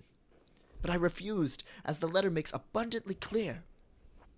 The Baron's threat remained, and you know how fickle inquisitors can be about what books people choose to read. It is only a scholarly interest. I am the prior of the Curacao Scriptorium, one of the few of its kind left in Christendom. Modest though the abbey may be, our library contains works on subjects rarely found beyond its walls, certainly not all in the same place. For men of certain academic interests, it is perhaps the only place we may meet and discuss them. Yet he threatened to expose you to church inquisitors. The Baron's interest was more than academic. When he wished to make it practical, I refused. There is nothing more to it. I see. Now, is that all? I have duties I really should attend to. I have a few more questions, if you don't mind. Be quick about it. I found a strange note in your fireplace. It was written in an unusually fine hand. I found others around Tassing with the same hand that seemed to have appeared out of nowhere. What were you doing in my home? I called out your name and thought I heard a scream inside. That's too fake. Just having a look around, seeing the sights. That is my private space. You can't just wander around like it's the public square. What if someone had been attempting to gruesomely murder you? There's a killer on the loose, Prior Ferenc. You impossible. Ugh. Any person of manners knows better than to go snooping through others' things. I have nothing to hide. Then why burn the note? What was left was difficult to read, but I could make out the red bird, matins. It was a strange little thing I found on my desk after waking up for matins. It meant nothing to me, so I put it in the fire. It wasn't there when you went to sleep? Not that I noticed. But again, Andreas, it was small. I could have easily overlooked it. Surely it's just a loose scrap. But the hand was handsome, you're correct. Unlike anything penned by the brothers in the scriptorium, to be certain. How unsettling. Do you remember what the note said? No, only that I found the contents nonsensical and disturbing. The remaining legible part read, "The red bird." You don't know what that could be. A scrap from some bestiary? I couldn't say. My eyes watch the heavens, not the trees. Although, we do not see many red birds at this altitude. The common robin, perhaps, or a swallow? But that doesn't matter. I'm telling you, it was nonsense. One more thing. Who has access to your home? Everyone at this abbey. But what does it matter to you? It was just a scrap of paper. I'm not sure yet. I just have a strange feeling about it. Perhaps you should pray the Lord settles your spirit so I might have some quiet. But don't you find the coincidence strange? No. We operate a scriptorium, Master Mailer, and house perhaps the largest library in Bavaria. We are awash in parchment scraps. They multiply like silverfish between the pages of our books. Are you satisfied now? I suppose that will have to do. Thank you. Excellent. Are we done here? I will leave you in peace. Be well, Prior Ferenc. At this altitude is so interesting. Be well, Master Mailer. I mean, I suppose that was relevant for the preservation of books, maybe, right? On the time scale we're talking about. God bless you, Andreas. Another clue? I wonder what Prior Ferenc was doing with this book. From the Library of the University of Five Churches. The Hungarians call it PEX. That's where Ferenc is from. Doctor of Theology, George of Gran. Did Ferenc steal this? Ooh. What do I do here? I can't read this. Doesn't seem like there's anything I can click on in it. Oh. A text on astronomy, it looks like. I'm not familiar with it. Bastard script. Burgundian? Flemish? Not from here and not recently. Oh, yeah. It's got marks made on it. That's definitely Ferenc's handwriting between the lines and in the margins.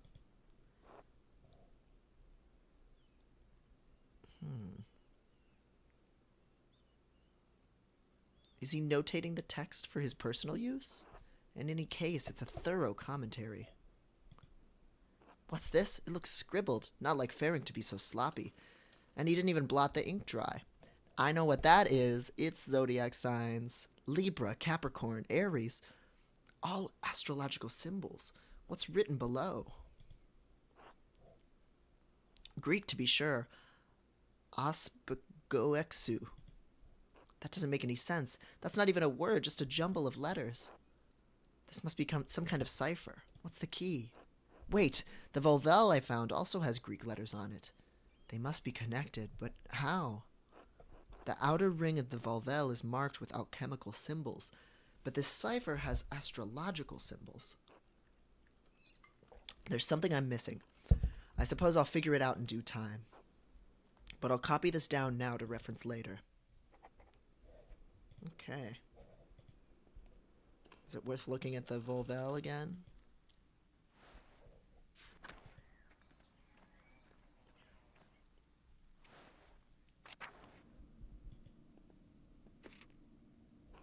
I still don't know how to connect the elemental symbols on the Volvel with the astrological symbols on the cipher. Well, zodiac symbols have elements.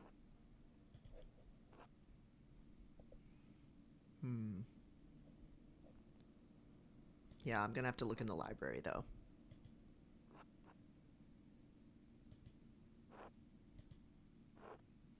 Okay, so I have to either get into the library or get some help from Werner. Or Stolt. Is that the same person? Okay, well, I thought that showing up to the scriptorium would have advanced time for me, but it did not. So we have a little more time to kill, I guess. I know, I didn't know this game was a murder mystery until I read the description on Steam. Man, you have to sleep with these homies. This many people all in one room. You know it smelled crazy in there. Oh my god, Matthew. Is he sitting or is he just really small? Brother Matthew, I've spoken with the abbot about the Gertner's taxes. Oh? Father Gounod said you could pay me early. Did he? The abbot hasn't said anything to me about it. The Baron's murder is likely occupying more of his attention. There's no need to be so macabre. Apologies. Come with me. Here you are. I shall note this with Father Gounod and Prior Ferenc. Thank you, Brother Matthew. God bless you, Andreas. All right, now that I've got my payment, I can give Clara the rent early. I'll give it to her directly to make sure she receives it. All right.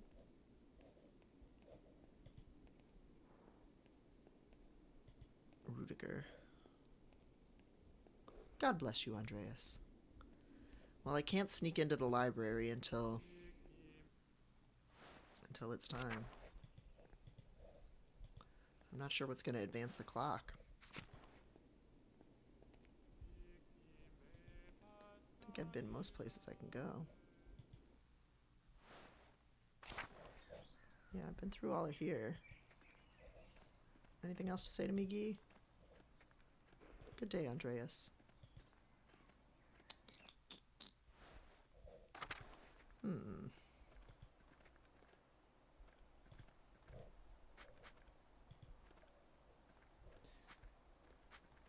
Yeah, let's see what else I have on my list of things to do here. Is this not it?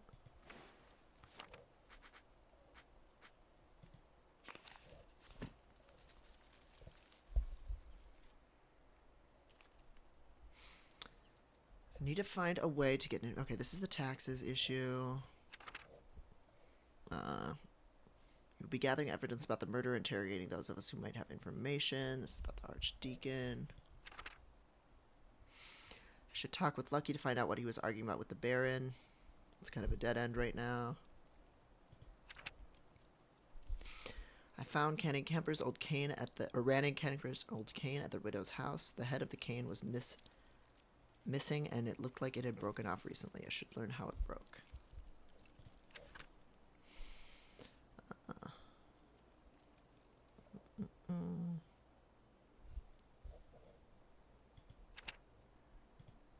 Is this my list of to-do? Or is this just about me? Yeah, this is just about me. So we need to find out more from the library about Prior Ferenc. After talking with Mother Cecilia, it seems unlikely that she would have killed the Baron. Even so, she may be protecting someone else. She said that the Baron hurt one of the sisters years ago. There may be records on her in the library. Sister Matilda claimed that her shovel has blood on it because she used it to kill rabbits. Lawrence invited me to eat at the abbot's table, blah, blah. That story's over. R.I.P.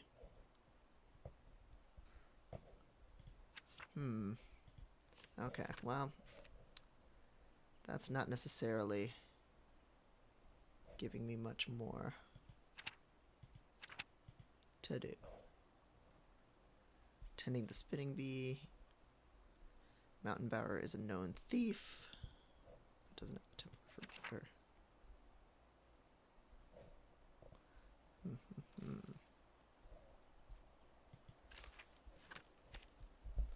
All right.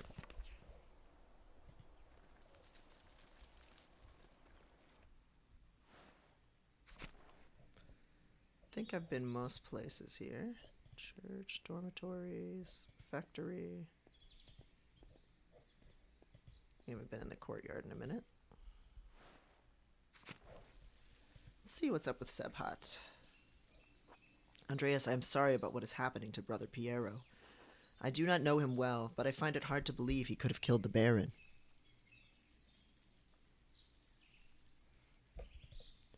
He didn't. I'm going to figure out who did.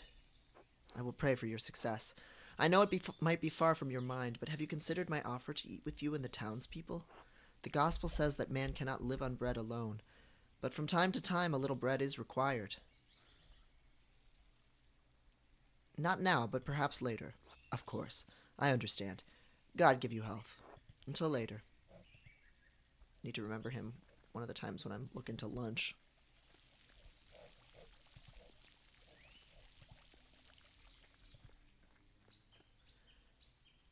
That scene is so good I recommend doing it later. Okay. It doesn't look like it'll be happening today, regardless, but I'll have to remember to do that. Good day, Andreas. Been in the large garden. I don't know if I've been in the monastery and the aquarium in a bit.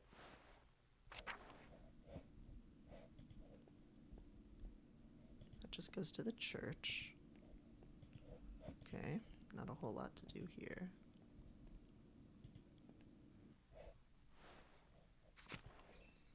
And I was already in the infirmary.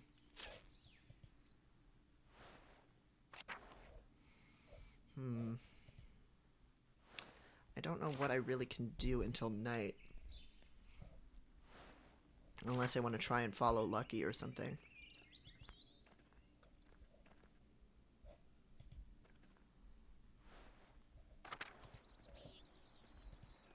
think I've expended most of my options here in the Abbey in terms of dialogue trees and things.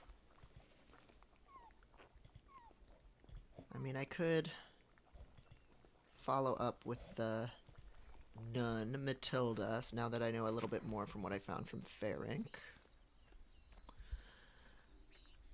Putting my Disco Elysium brain on, how you really just ping-pong back and forth from conversation to conversation with people in that game. You get a little fact from one person, unlocks a new dialogue tree, on and on. So that's a possibility here. God bless you, Master Mailer. May I ask you some questions, Sister Matilda? Oh, I have nothing new here. Drat. Alright. Well, whatever's going to advance the clock is not here.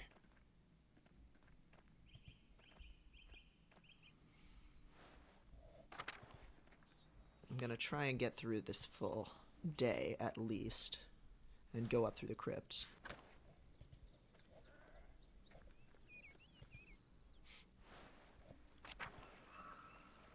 But when in doubt, look everywhere, talk to everyone.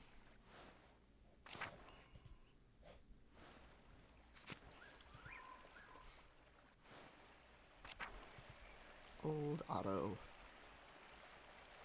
Good to see you, Andreas. He's just keeping to himself.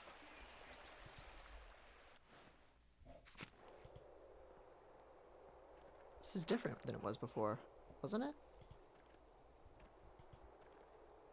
I guess it was already dismantled. I don't remember that, though.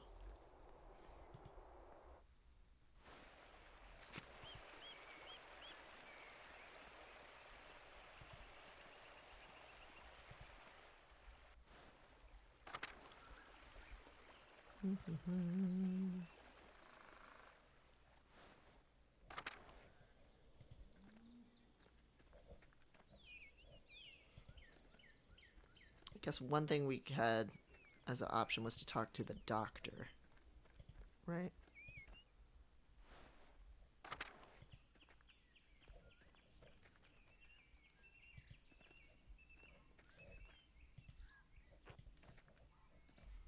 Look on the map.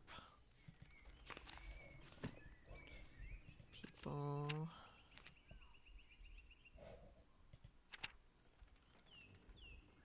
Werner Stoltz. I think that's who I was potentially needing to talk to. Stoltz. Oh, okay. So he's up in the back. All right.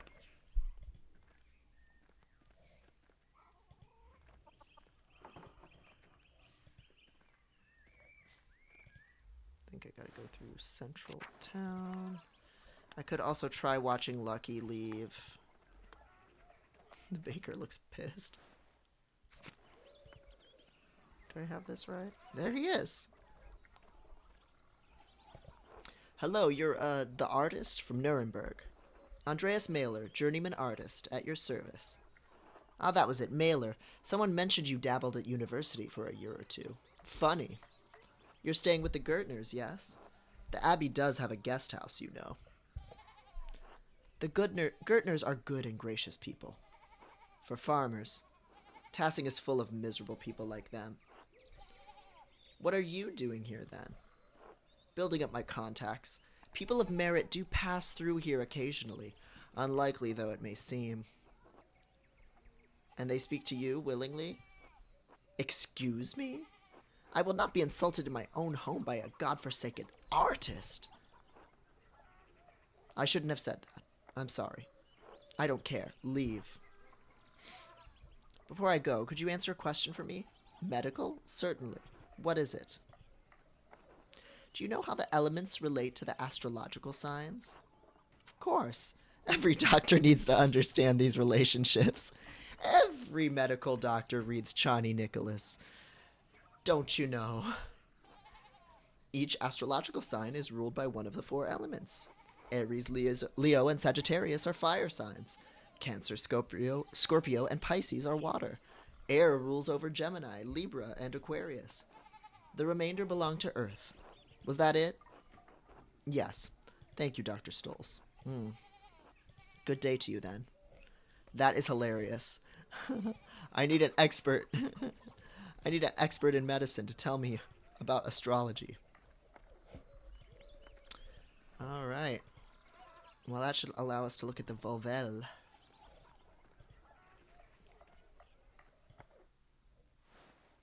He would hate astrology if he were alive today. Well, he's a fool, clearly, so we know what's really important here.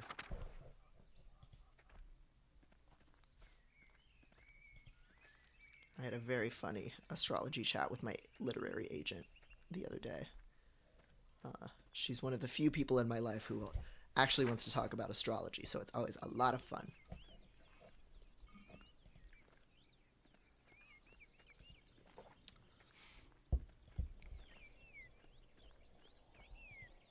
I do have a couple friends who'll play with me in that space, but a lot of people are just, on principle, just aghast at it. Yeah, the chicks are so fucking cute and stupid looking in this game. I just love it.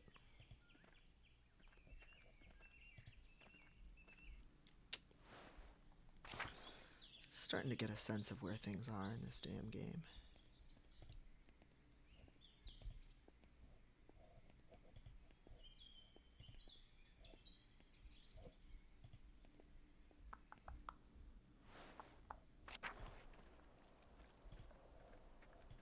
Up to the Old Bailey. And into the Prior's house, which is still unlocked. Even after all my violations of it. Now that I know the connection between the astrological symbols in the cipher and the elemental symbols on the Volvel, Ferenc's note should be easy to decipher. Oh shit. I'm gonna have to actually do this? Okay. Alright. So that is an air sign, and it looks like a W. I don't know exactly what to do with that. Oh wait, okay, so air. So is that you? Is that this? Or is that a different sign?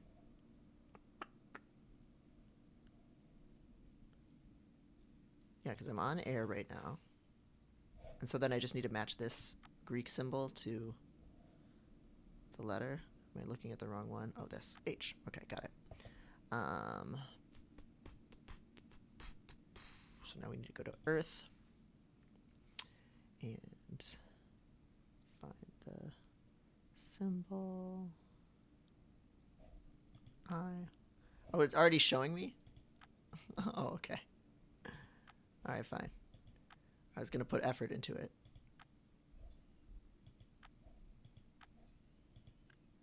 That can't be right. Oh, that's because I... How do I delete? Can I delete some? I see. It's because I didn't rotate it. Alright. Aries, so we'll go to fire. So that'll be G. And then water.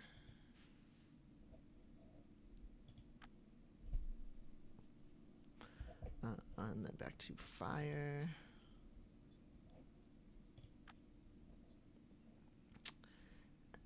Air. Higher. Wait, hiker? I don't know what this is. I hope I'm doing this right.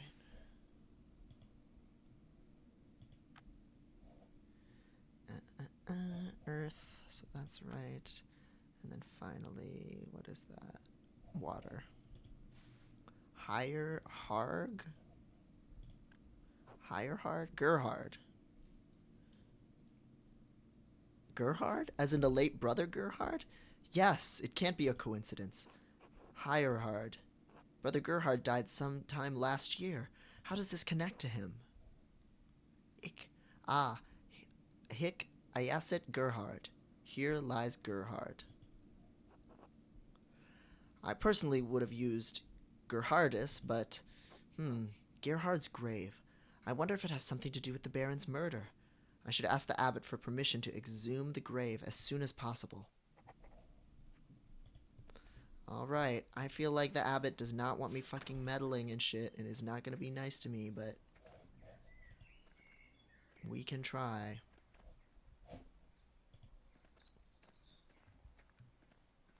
Hi, Gerhard. Is it down this way? Oops. No, that's the animal pens. Or maybe it's to the side. Yes, here we go.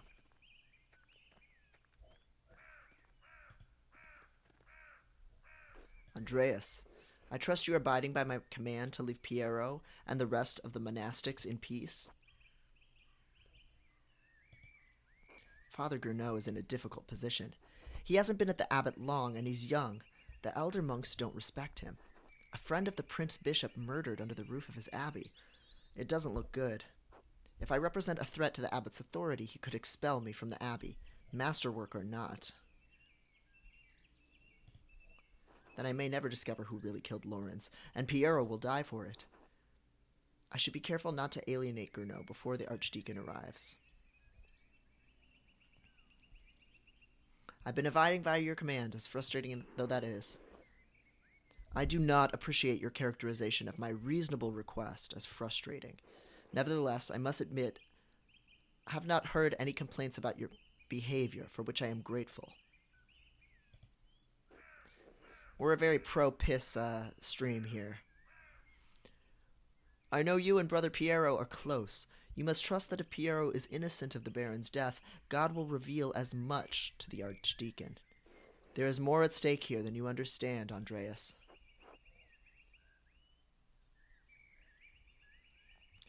What is at stake here exactly? The Abbey cannot legally be held at fault for Baron Rothvogel's death. It doesn't matter if the Abbey is at fault. A nobleman died on its premises. There are few extant double monasteries with working scriptoriums any longer. They're costly to operate, and the church does not approve of them.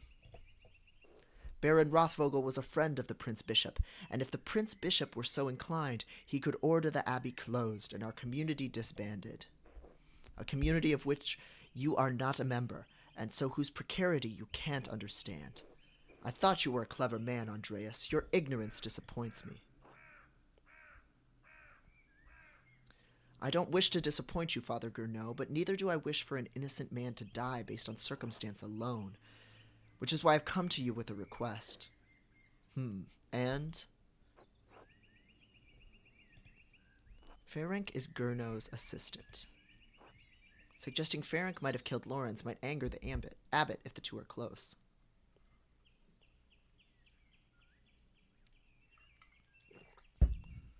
The brothers chose Gurnot over Ferenc because they didn't find Ferenc trustworthy. Gurnot might not either. I could keep Ferenc's name out of it entirely, but then my reasoning would sound rather vague. I have reason to believe Prior Ferenc has hidden something in Brother Gerhard's grave, and I'd like to dig it up. What does that have to do with the death of Baron Rothvogel? I suspect the weapon used to murder the Baron may be buried there. Baron Rothvogel was stabbed. We know the murder weapon used to kill him. Brother Piero was found holding it.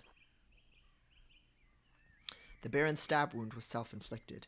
He was killed by a blow to the head. How do you know this? I recall telling you to stay off the Abbey grounds after the body was discovered. Florian let me watch his investigation of Lorenz's wounds, against the abbot's wishes.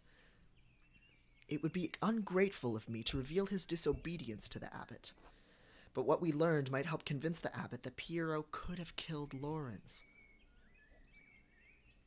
It's evident to anyone who gives Baron Rothvogel's body more than a cursory examination. Are you suggesting I didn't give the murder of Baron Rothvogel my due attention?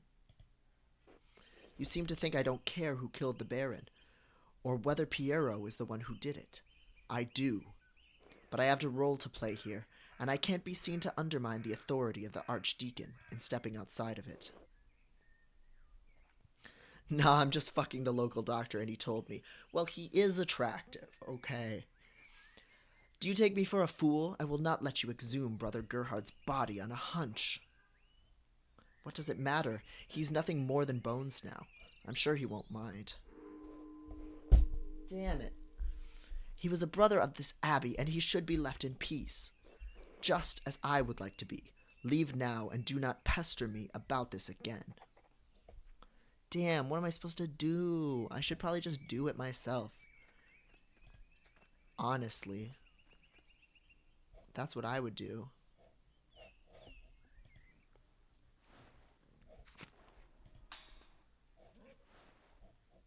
I shouldn't have asked permission in the first fucking place. You can find someone to help you? Well, Matilda's got a shovel. I need to dig up this grave if I want to know what he was up to. Oh. Okay, let's look here. Otto or Volkbert? I feel like I know Otto a lot better. I feel like Otto is who I should ask. Okay, damn, this is a long day.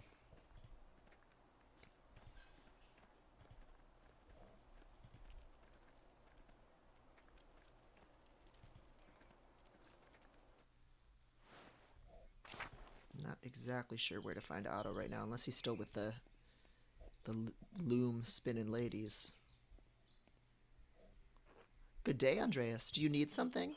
Father Abbot said I should help you if you needed it, so here I am.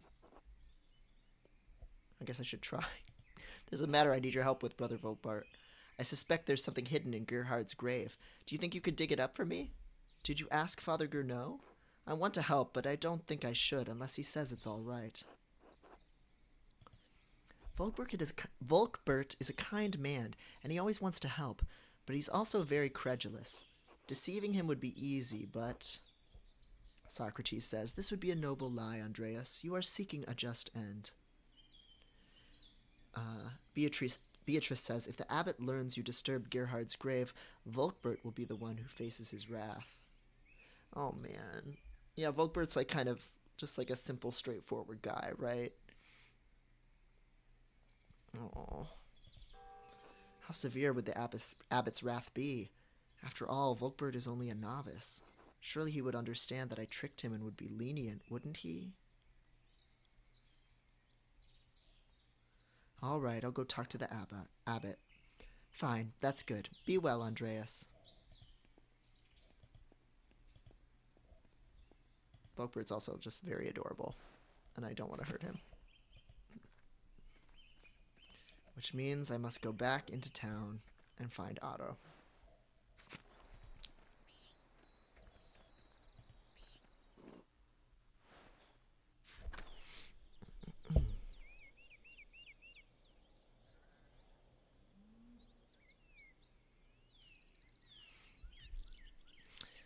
Off we go.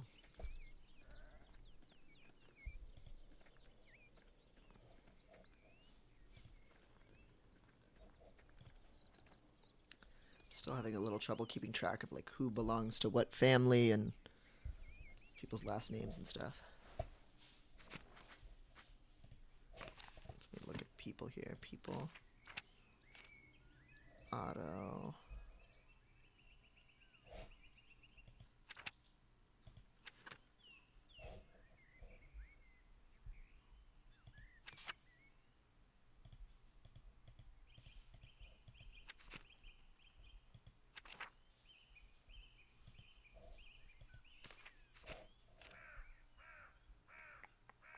Here we go. Otto.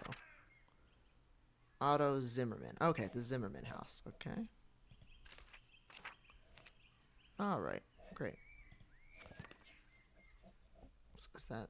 That's a forest. Bower. Mill. Okay, so more into central town. It's the Drucker house.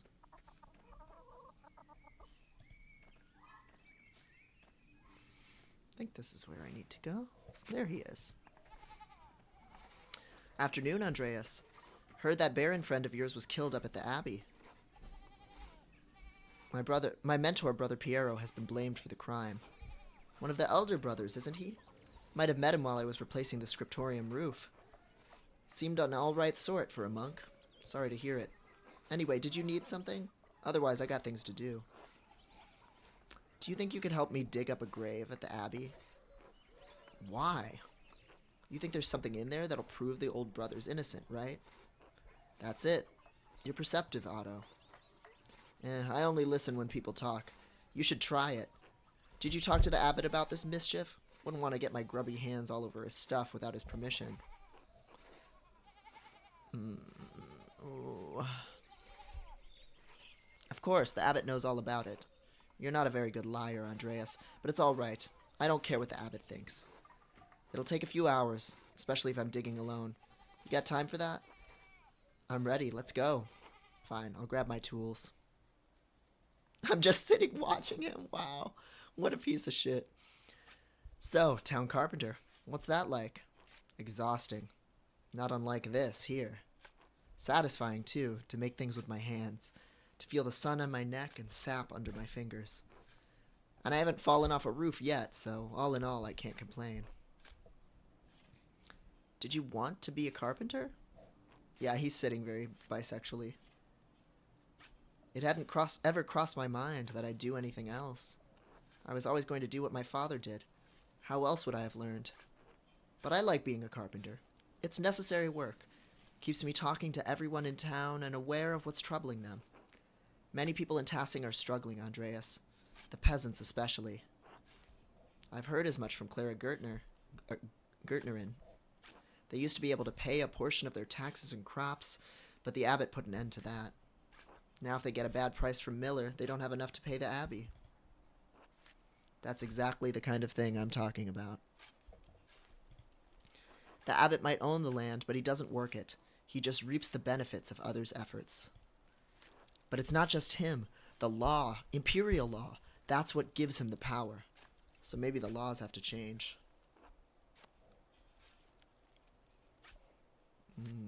Someone should do something about that. Who, though? Not city tradesmen like you. Too much work. Wouldn't want to get your hands dirty. Anyway, I should get back to digging.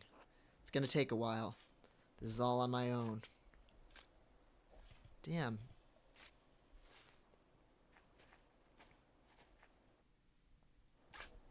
He's still digging. Got a ways to go yet. Why don't you take a look around? He got sick of me sitting there, staring at him. Father Matthias is here. With a wooden headstone, too. Things must be worse for the abbey than I thought. Shouldn't abbots be buried with more marble?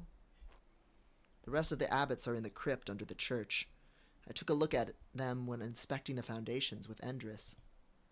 Curacau's built on top of an old Roman fort, not cheap to maintain by any means.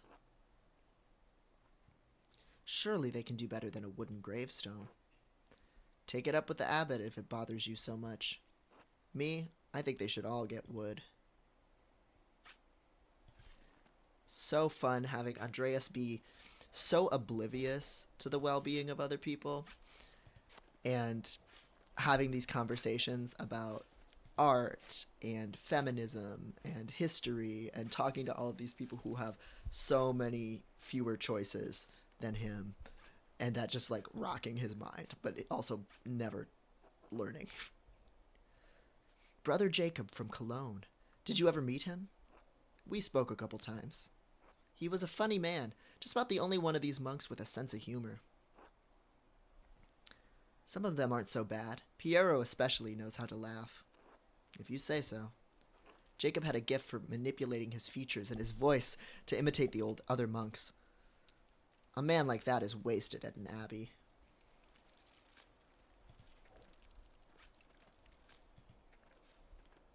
Or maybe I can talk about this one with him.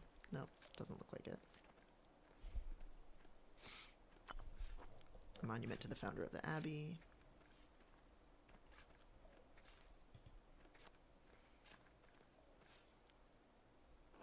Sister Maria, the librarian. Probably before your time. I was a boy when she passed. My father spoke well of her, though. Said she reminded him of his own grandmother. A sweet woman who loved the Lord. I expect the abbot will have her dug up soon. Ah, for the crypt? A ghoulish tradition, I've always thought. What's dead should remain buried. But then, they don't have much space here, and many of the monks aren't long for death themselves, so... Uh-oh. No! We're gonna have to kill the short king. Short, angry monk coming this way. Ah, hell. Matthew's not going to like this. I could hide, but then I'd be putting Otto in a tough spot. He's not going to be happy with me if he has to deal with Matthew on his own. But this could be the clue that unlocks the truth about who killed Lawrence. What's a little trouble if it saves an innocent man's life? Ah, hell, we're destined for an earful.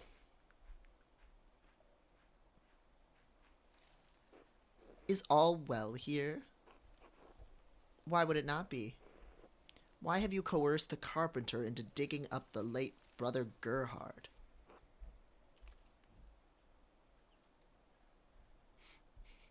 I didn't coerce anyone. The abbots approved this. It's fine.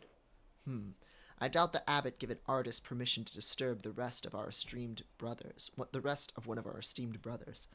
You are not even a member of this community, merely an interloper. I made such a convincing case, the abbot couldn't help but humor me. Have you been coerced into this, Master Zimmerman? You really think this twiggy-armed painter is able to make me do something I don't want to do? This is very irregular, but so long as the abbot's approved, it's not my place to gainsay him. Clean up when you're done, please. Nailed it. So I've successfully lied to him twice today. Both about the early payment and this. Is that going to cause problems for you? Proving Piero's innocence is what matters. I'm not worried about anything else. You got convictions after all. Huh. Well, the sun won't wait, so I better get back to digging.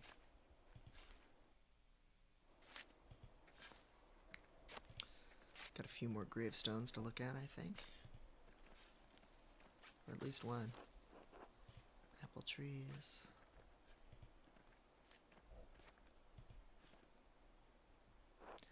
Mother Brunhilde. Abbotissa? I doubt anyone's in that one. Given the age, I'd guess she'd long been moved to the abbey crypt by now.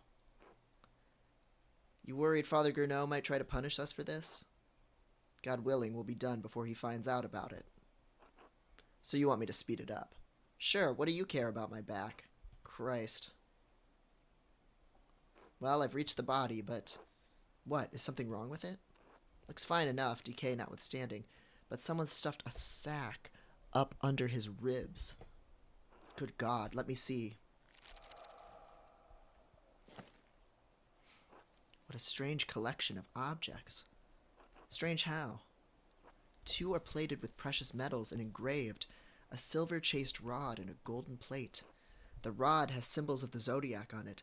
The plate has some script I don't recognize. And a knife. Seems ordinary enough, but get together with the other two, buried here. Why would someone bury them here together? Because they're forbidden. Wait, there's blood on some of the symbols in this rod. Dried to be certain, but not that old. Ferenc tried cleaning this, but wasn't able to remove all the blood. Could this be what was used to kill Lawrence? Who buried this here anyway? I can't say, but it may be connected to the Baron's murder. What? None of this makes any sense. What's going on here, Andreas? That's what I need to figure out, Otto. Thank you for your help. Alright, here we go. Oh no, it's a mealtime again. Shit. Okay. I should find someone to eat with. I kind of want this to be a quick one. So I'm not going to do Sebhat's. You're close to Sebhat now? Okay. I mean, will it be a long one, though? God bless you, Andreas. Do you have time to eat with me and some of the townspeople? Of course. I'll talk to Gret and see who she wants to come along. Let's meet at the shrine to St. Moritz. I'll see you there. Until then. Oh, okay. Good, it's going straight through. Oh my, Andreas. Yes?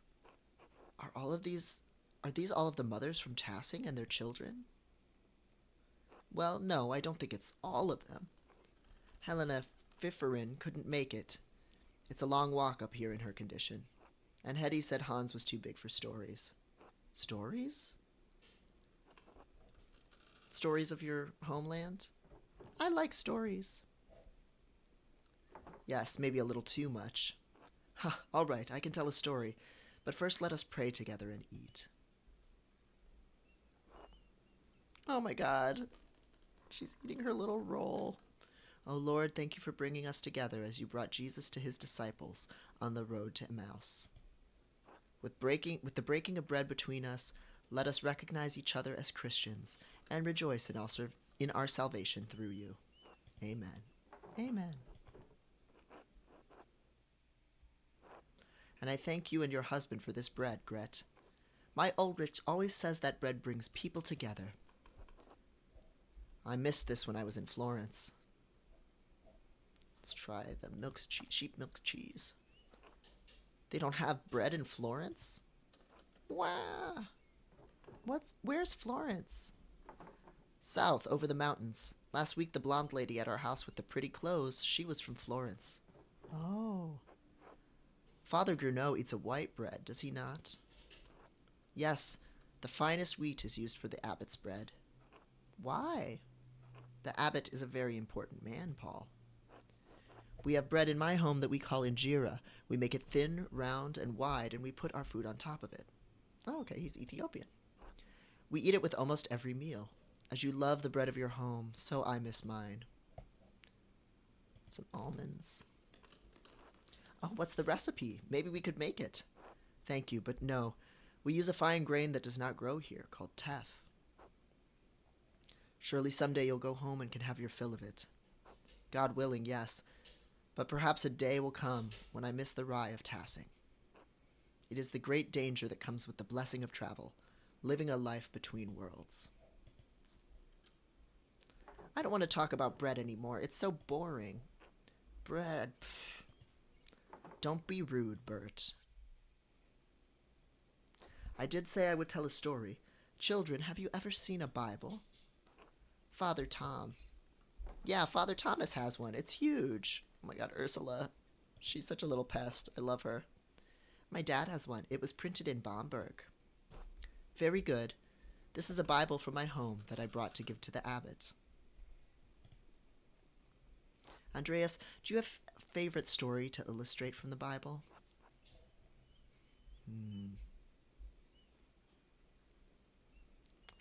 Ooh, I'm going to say Jacob wrestling with the angel.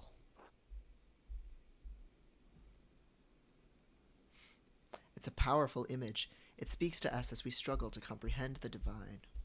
Our struggles are not as spectacular as Jacob's, but just as difficult and may leave us transformed as he was. Now, children, do you know the story of Jesus feeding the multitudes? Fish and loaves. My mom and dad make loaves. Oh, this is beautiful. This is from our Bible, how we tell the story of how Jesus fed thousands from only a few fish and a few loaves of bread.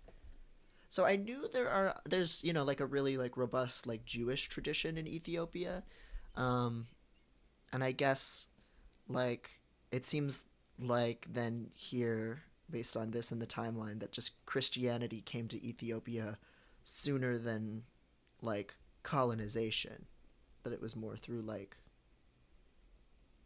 well, I guess just not through the waves of colonization that I know more about from like more recent European history. So that's interesting, but not something I know anything about. Why is everyone brown?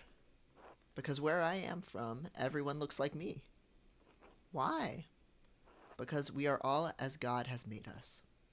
I know Tassing seems big to you, but the world is so much bigger than we can imagine. There are many people of many different colors all over the world. There are places where no one looks like you or me. Really? It's true. In Venice, I saw people come from across the Mediterranean Sea. Not just like Brother Sapat, but people of different places and cultures, even farther away. Persians, Moors, Ottomans, each with their own way of speaking and dressing, their own customs. Brother Sebhat, did you know the Baron who was murdered? Bert. It came up when I was visiting the Druckers. I needed someone to talk to. And we were happy to have you. We can't shield them from the world forever, Andreas.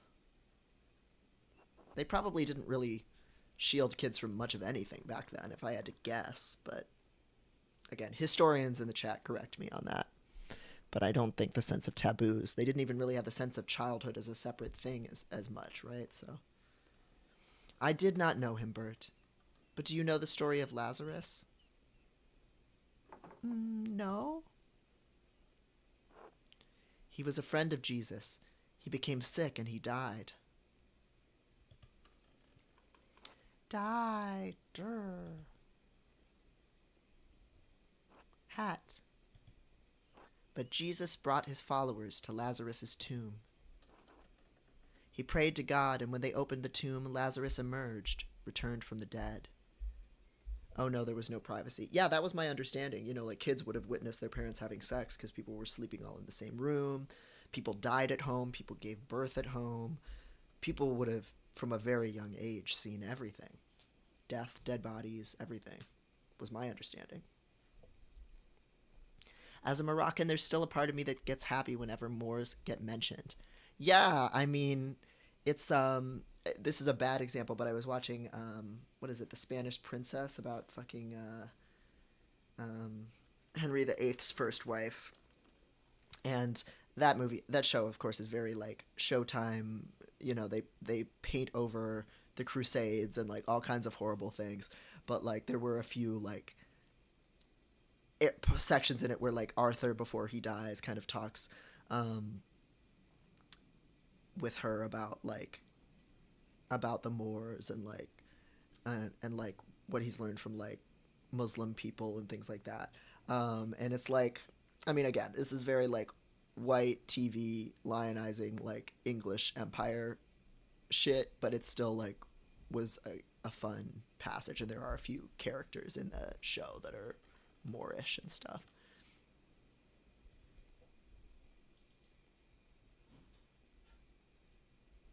He prayed to God, and when they opened the tomb, Lazarus emerged, returned from the dead. Jesus can bring people back from the dead? He can, Bert. One day Jesus will bring us all back from the dead. Everyone who has ever lived and died will come together and be resurrected on Judgment Day. Oh my god, she's gonna take my hat. Aww. That's so cute. Say nothing. The kids are so cute. Even the Romans? Yes, the Romans too.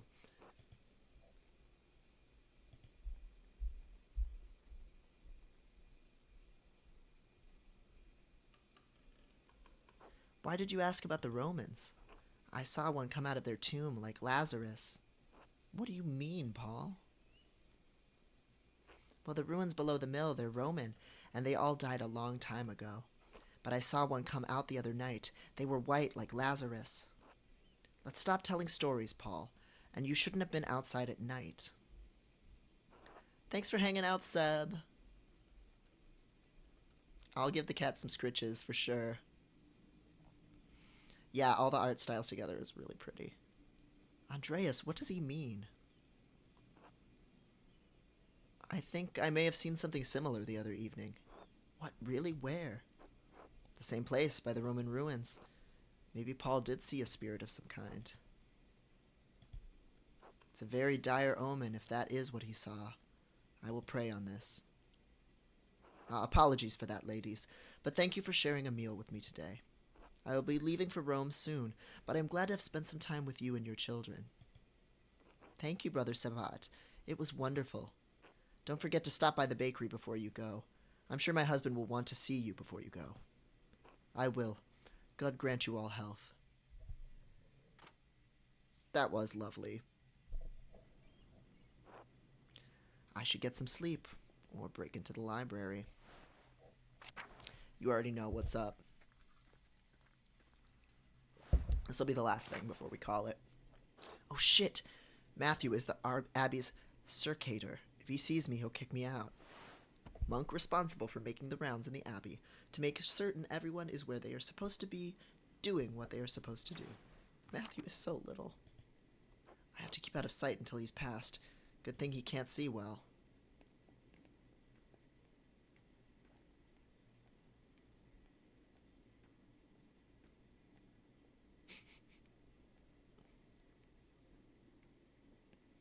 Alright, here we go. Down to the crypt we go. Down to the crypt we go. I think I've already looked at all this stuff. Foundations of the Abbey were built when the Romans occupied this land, not long after the death of Christ. These two markers go back centuries, all the way to the founding of the Abbey. Abbot Dietrich, from the height of Cursow's power in the 14th century. Excuse me. If I go up these stairs, it's going to take a while to find the records I need.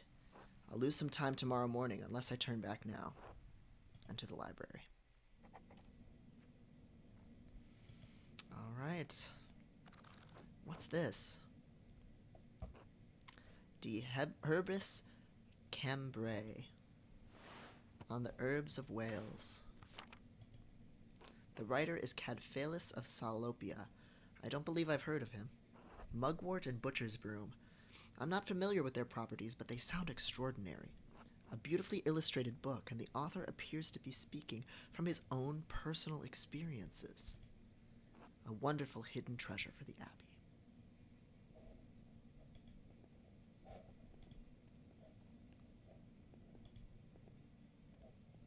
Not much else over here.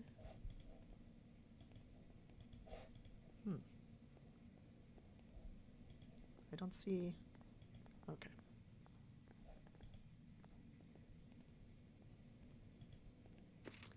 What do we have here? A biofolium taken from a larger text. The Mysteria Astra? I'm not familiar with it. Some sort of astronomical text. Seems rudimentary, explaining the connection between astrological signs and the elements, and their basic relationship to alchemy. Each sign is governed by one of the 4 elements. Cancer, Scorpio, and Pisces are the water signs. Capricorn, Taurus, and Virgo are the earth signs, and so on. It cuts off there. The next page is about something else entirely. Sister Illuminata must be trying to reconstruct the larger text. These 2 pages were interesting enough, I suppose, but quite basic. He says it's basic as if he didn't just learn what elements the zodiacs were today. That's him figuring out the cipher. That would have been much simpler to solve if I'd seen this first.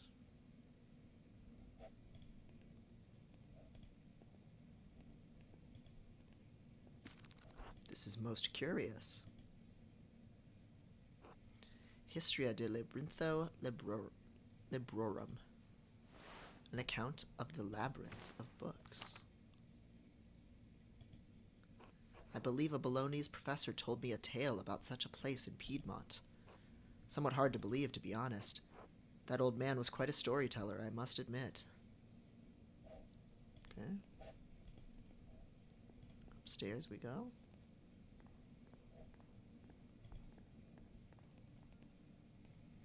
How tall is this place? Good gravy. This looks promising. The Familiares of the Sisters of Curceau Abbey. Yes. Mother Catherine was the first to enter the records, it looks like, almost 50 years ago. Sister Hildegard, from the Goldrich family in Ravensburg. Quite wealthy. It looks like she became the prioress after Mother Catherine. Sister Cecilia, Aldehite? Oh, this is Mother Cecilia's record. Wait, she's from the Welsler family? They're one of the most powerful families in Augsburg. It looks like her family donates a lot of money to Curceau every year. More than my family sees in 10. That's why she's so glamorous. Sister Gertrude from Hof, the herbalist, yes. Her father is an apothecary. That explains it. Matilda Oblate. Yes, the nun's cellarer. She came from Kempton. Cellarer, appointed official in a monastery responsible for maintaining food supplies and for maintaining the grounds. Hence, cellar. Merchant family. They donated pigments to use in the scriptorium. Quite thoughtful. I'll have to thank them if I ever get the chance. Oh, this should be interesting. Sister Illuminata. Named Angeline, from the Capocci family in Perugia. It looks like they have some connection to Curso through an old abbot, Rudolph. Her family donates money to the abbey every year as well.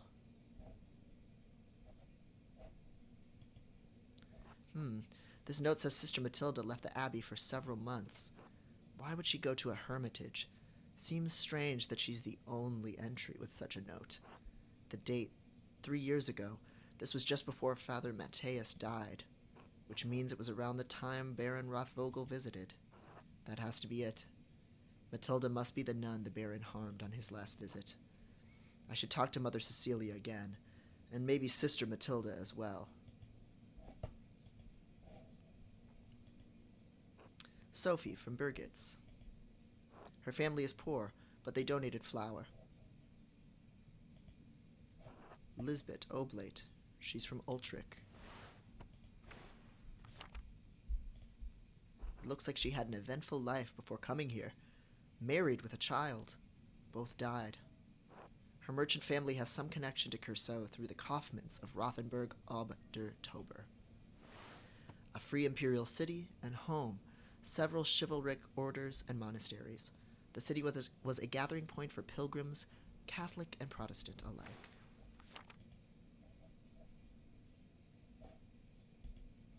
Sister Marguerite. Oh, the blind girl who assists Gertrude. She went blind because of failed surgery on her cataracts. They did cataract surgery back then? Wealthy peasant family. They donated wool in a pasture in Criminal. I didn't know you had to donate money to join a convent. Sister Zedna. This should be good. This is the pretty one. They donate a fortune to the abbey. No wonder Mother Cecilia and the abbot let her behave as she does. Well, I think that's everything.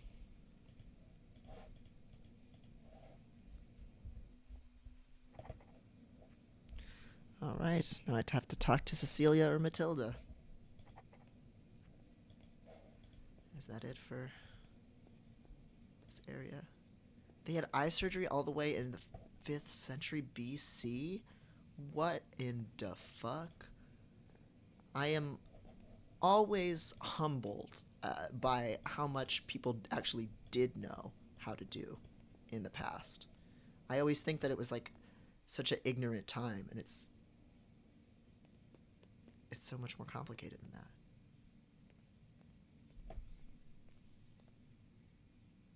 Oh, what's he up to? Oh my god, he's so little. They're gay! They're gay! They're doing a gay! Oh my god, the short king and the bearded king! Oh my god! Oh. What in the... Shit. I'll talk to them. We can come to an understanding. That might actually benefit me. Yeah, so he won't snitch. What am I going to do now?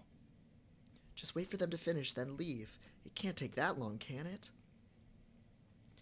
You should speak with them openly in good faith as men of reason, says Socrates. Well, probably because Socrates would want to get in on that. I'll just sit here and watch. If I can't get out of here before the sisters arrive, it might be even worse.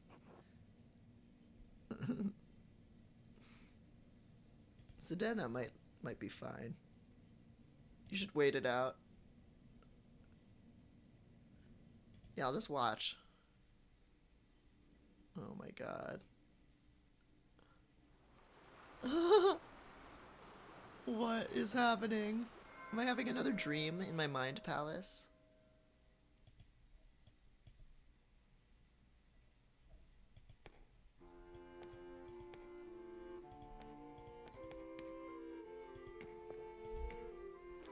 Andreas, where are you coming home? When are you coming home?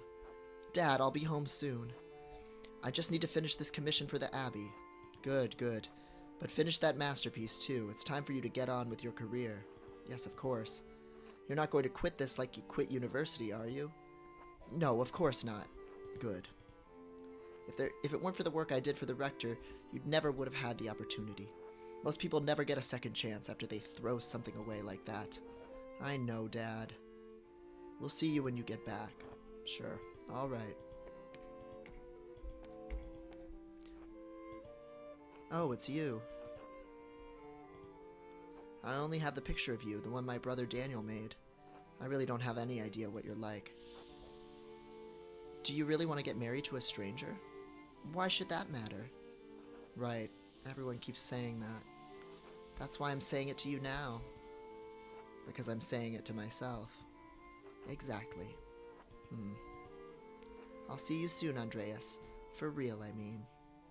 I suppose that's true. Until then. Welcome back, Andreas. It has been too long since you've graced this court with your presence. Apologies, Your Majesty. My mind has been preoccupied by a tragedy at Curacao Abbey. What manner of tragedy? The murder of a nobleman, a close friend of the Prince Bishop of Freising. My friend, Brother Piero, is the abbot's only suspect. I know that he could not have done it. How do you know? Examine your assumptions, my son. In addition to having no motive and violence not being part of his character, he's not physically capable of the act. He is of limited strength and has a palsy in his hand that makes holding a paintbrush difficult. It's inconceivable that he would have the strength and resolve to kill a baron with a blow to the head. A whole lot of inconceivable shit happens on this hell of an earth, Andreas. I just don't believe he could have done it. There has to be a better explanation. So what do you intend to do about it? When I'm brought before the Archdeacon, I'll tell him what I know, and about other people who had motives to kill the Baron. I have to believe he'll see there are much more likely suspects than Piero. Why have you taken this task upon yourself? I want to find the real killer. The Archdeacon must be a man of learning. Do you think he is incapable of discovering the truth? Some of the dumbest shitheads in Christendom are judges. For all Andreas knows, this Archdeacon might not be able to tell his head from his asshole. That's my fear, that no matter what evidence I present, Piero's fate may already be sealed. Why does that shit-for-brains abbot care about the death of a useless fart like Lawrence Rothvogel anyway? The Baron had many good qualities. Sure, he was rich. Admirable qualities if you want to go through life as a stuck-up prick. In any case, Andreas's ability to prevent Piero's death depends on the judgment of the Archdeacon. Wise or foolish, corrupt or just, the Archdeacon must be the first and possibly final arbiter of Piero's guilt. Andreas must win the Archdeacon to his side, using the tools favored by men such as him. Reason, wisdom, authority, honesty? Let's say reason. Pah! When's the last time you met a man who was truly ruled by reason? Honesty? You must be honest in all things, Andreas, but many are not willing to accept the truth, and the cost of honesty can be high.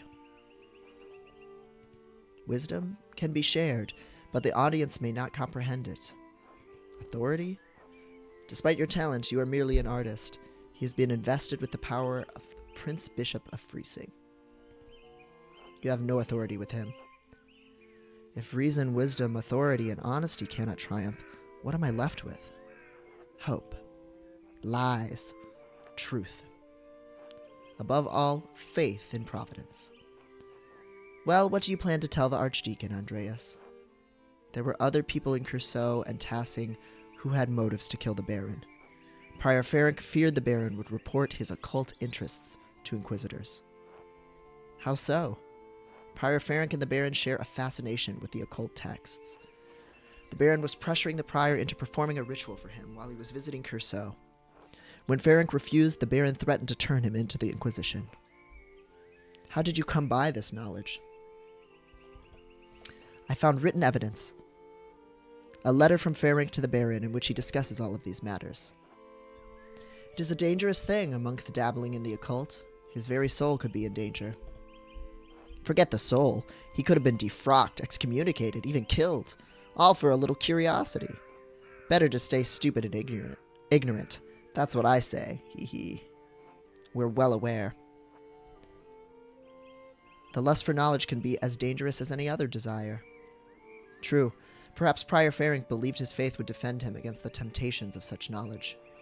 Even so, simply seeking out, acquiring, and reading those books would open him to suspicion from the Inquisition. I also found a cipher that the prior had left on his desk in the scriptorium. When I deciphered it, the message pointed me to a freshly disturbed grave in the cemetery. I convinced Otto Zimmermann to dig up the grave in question.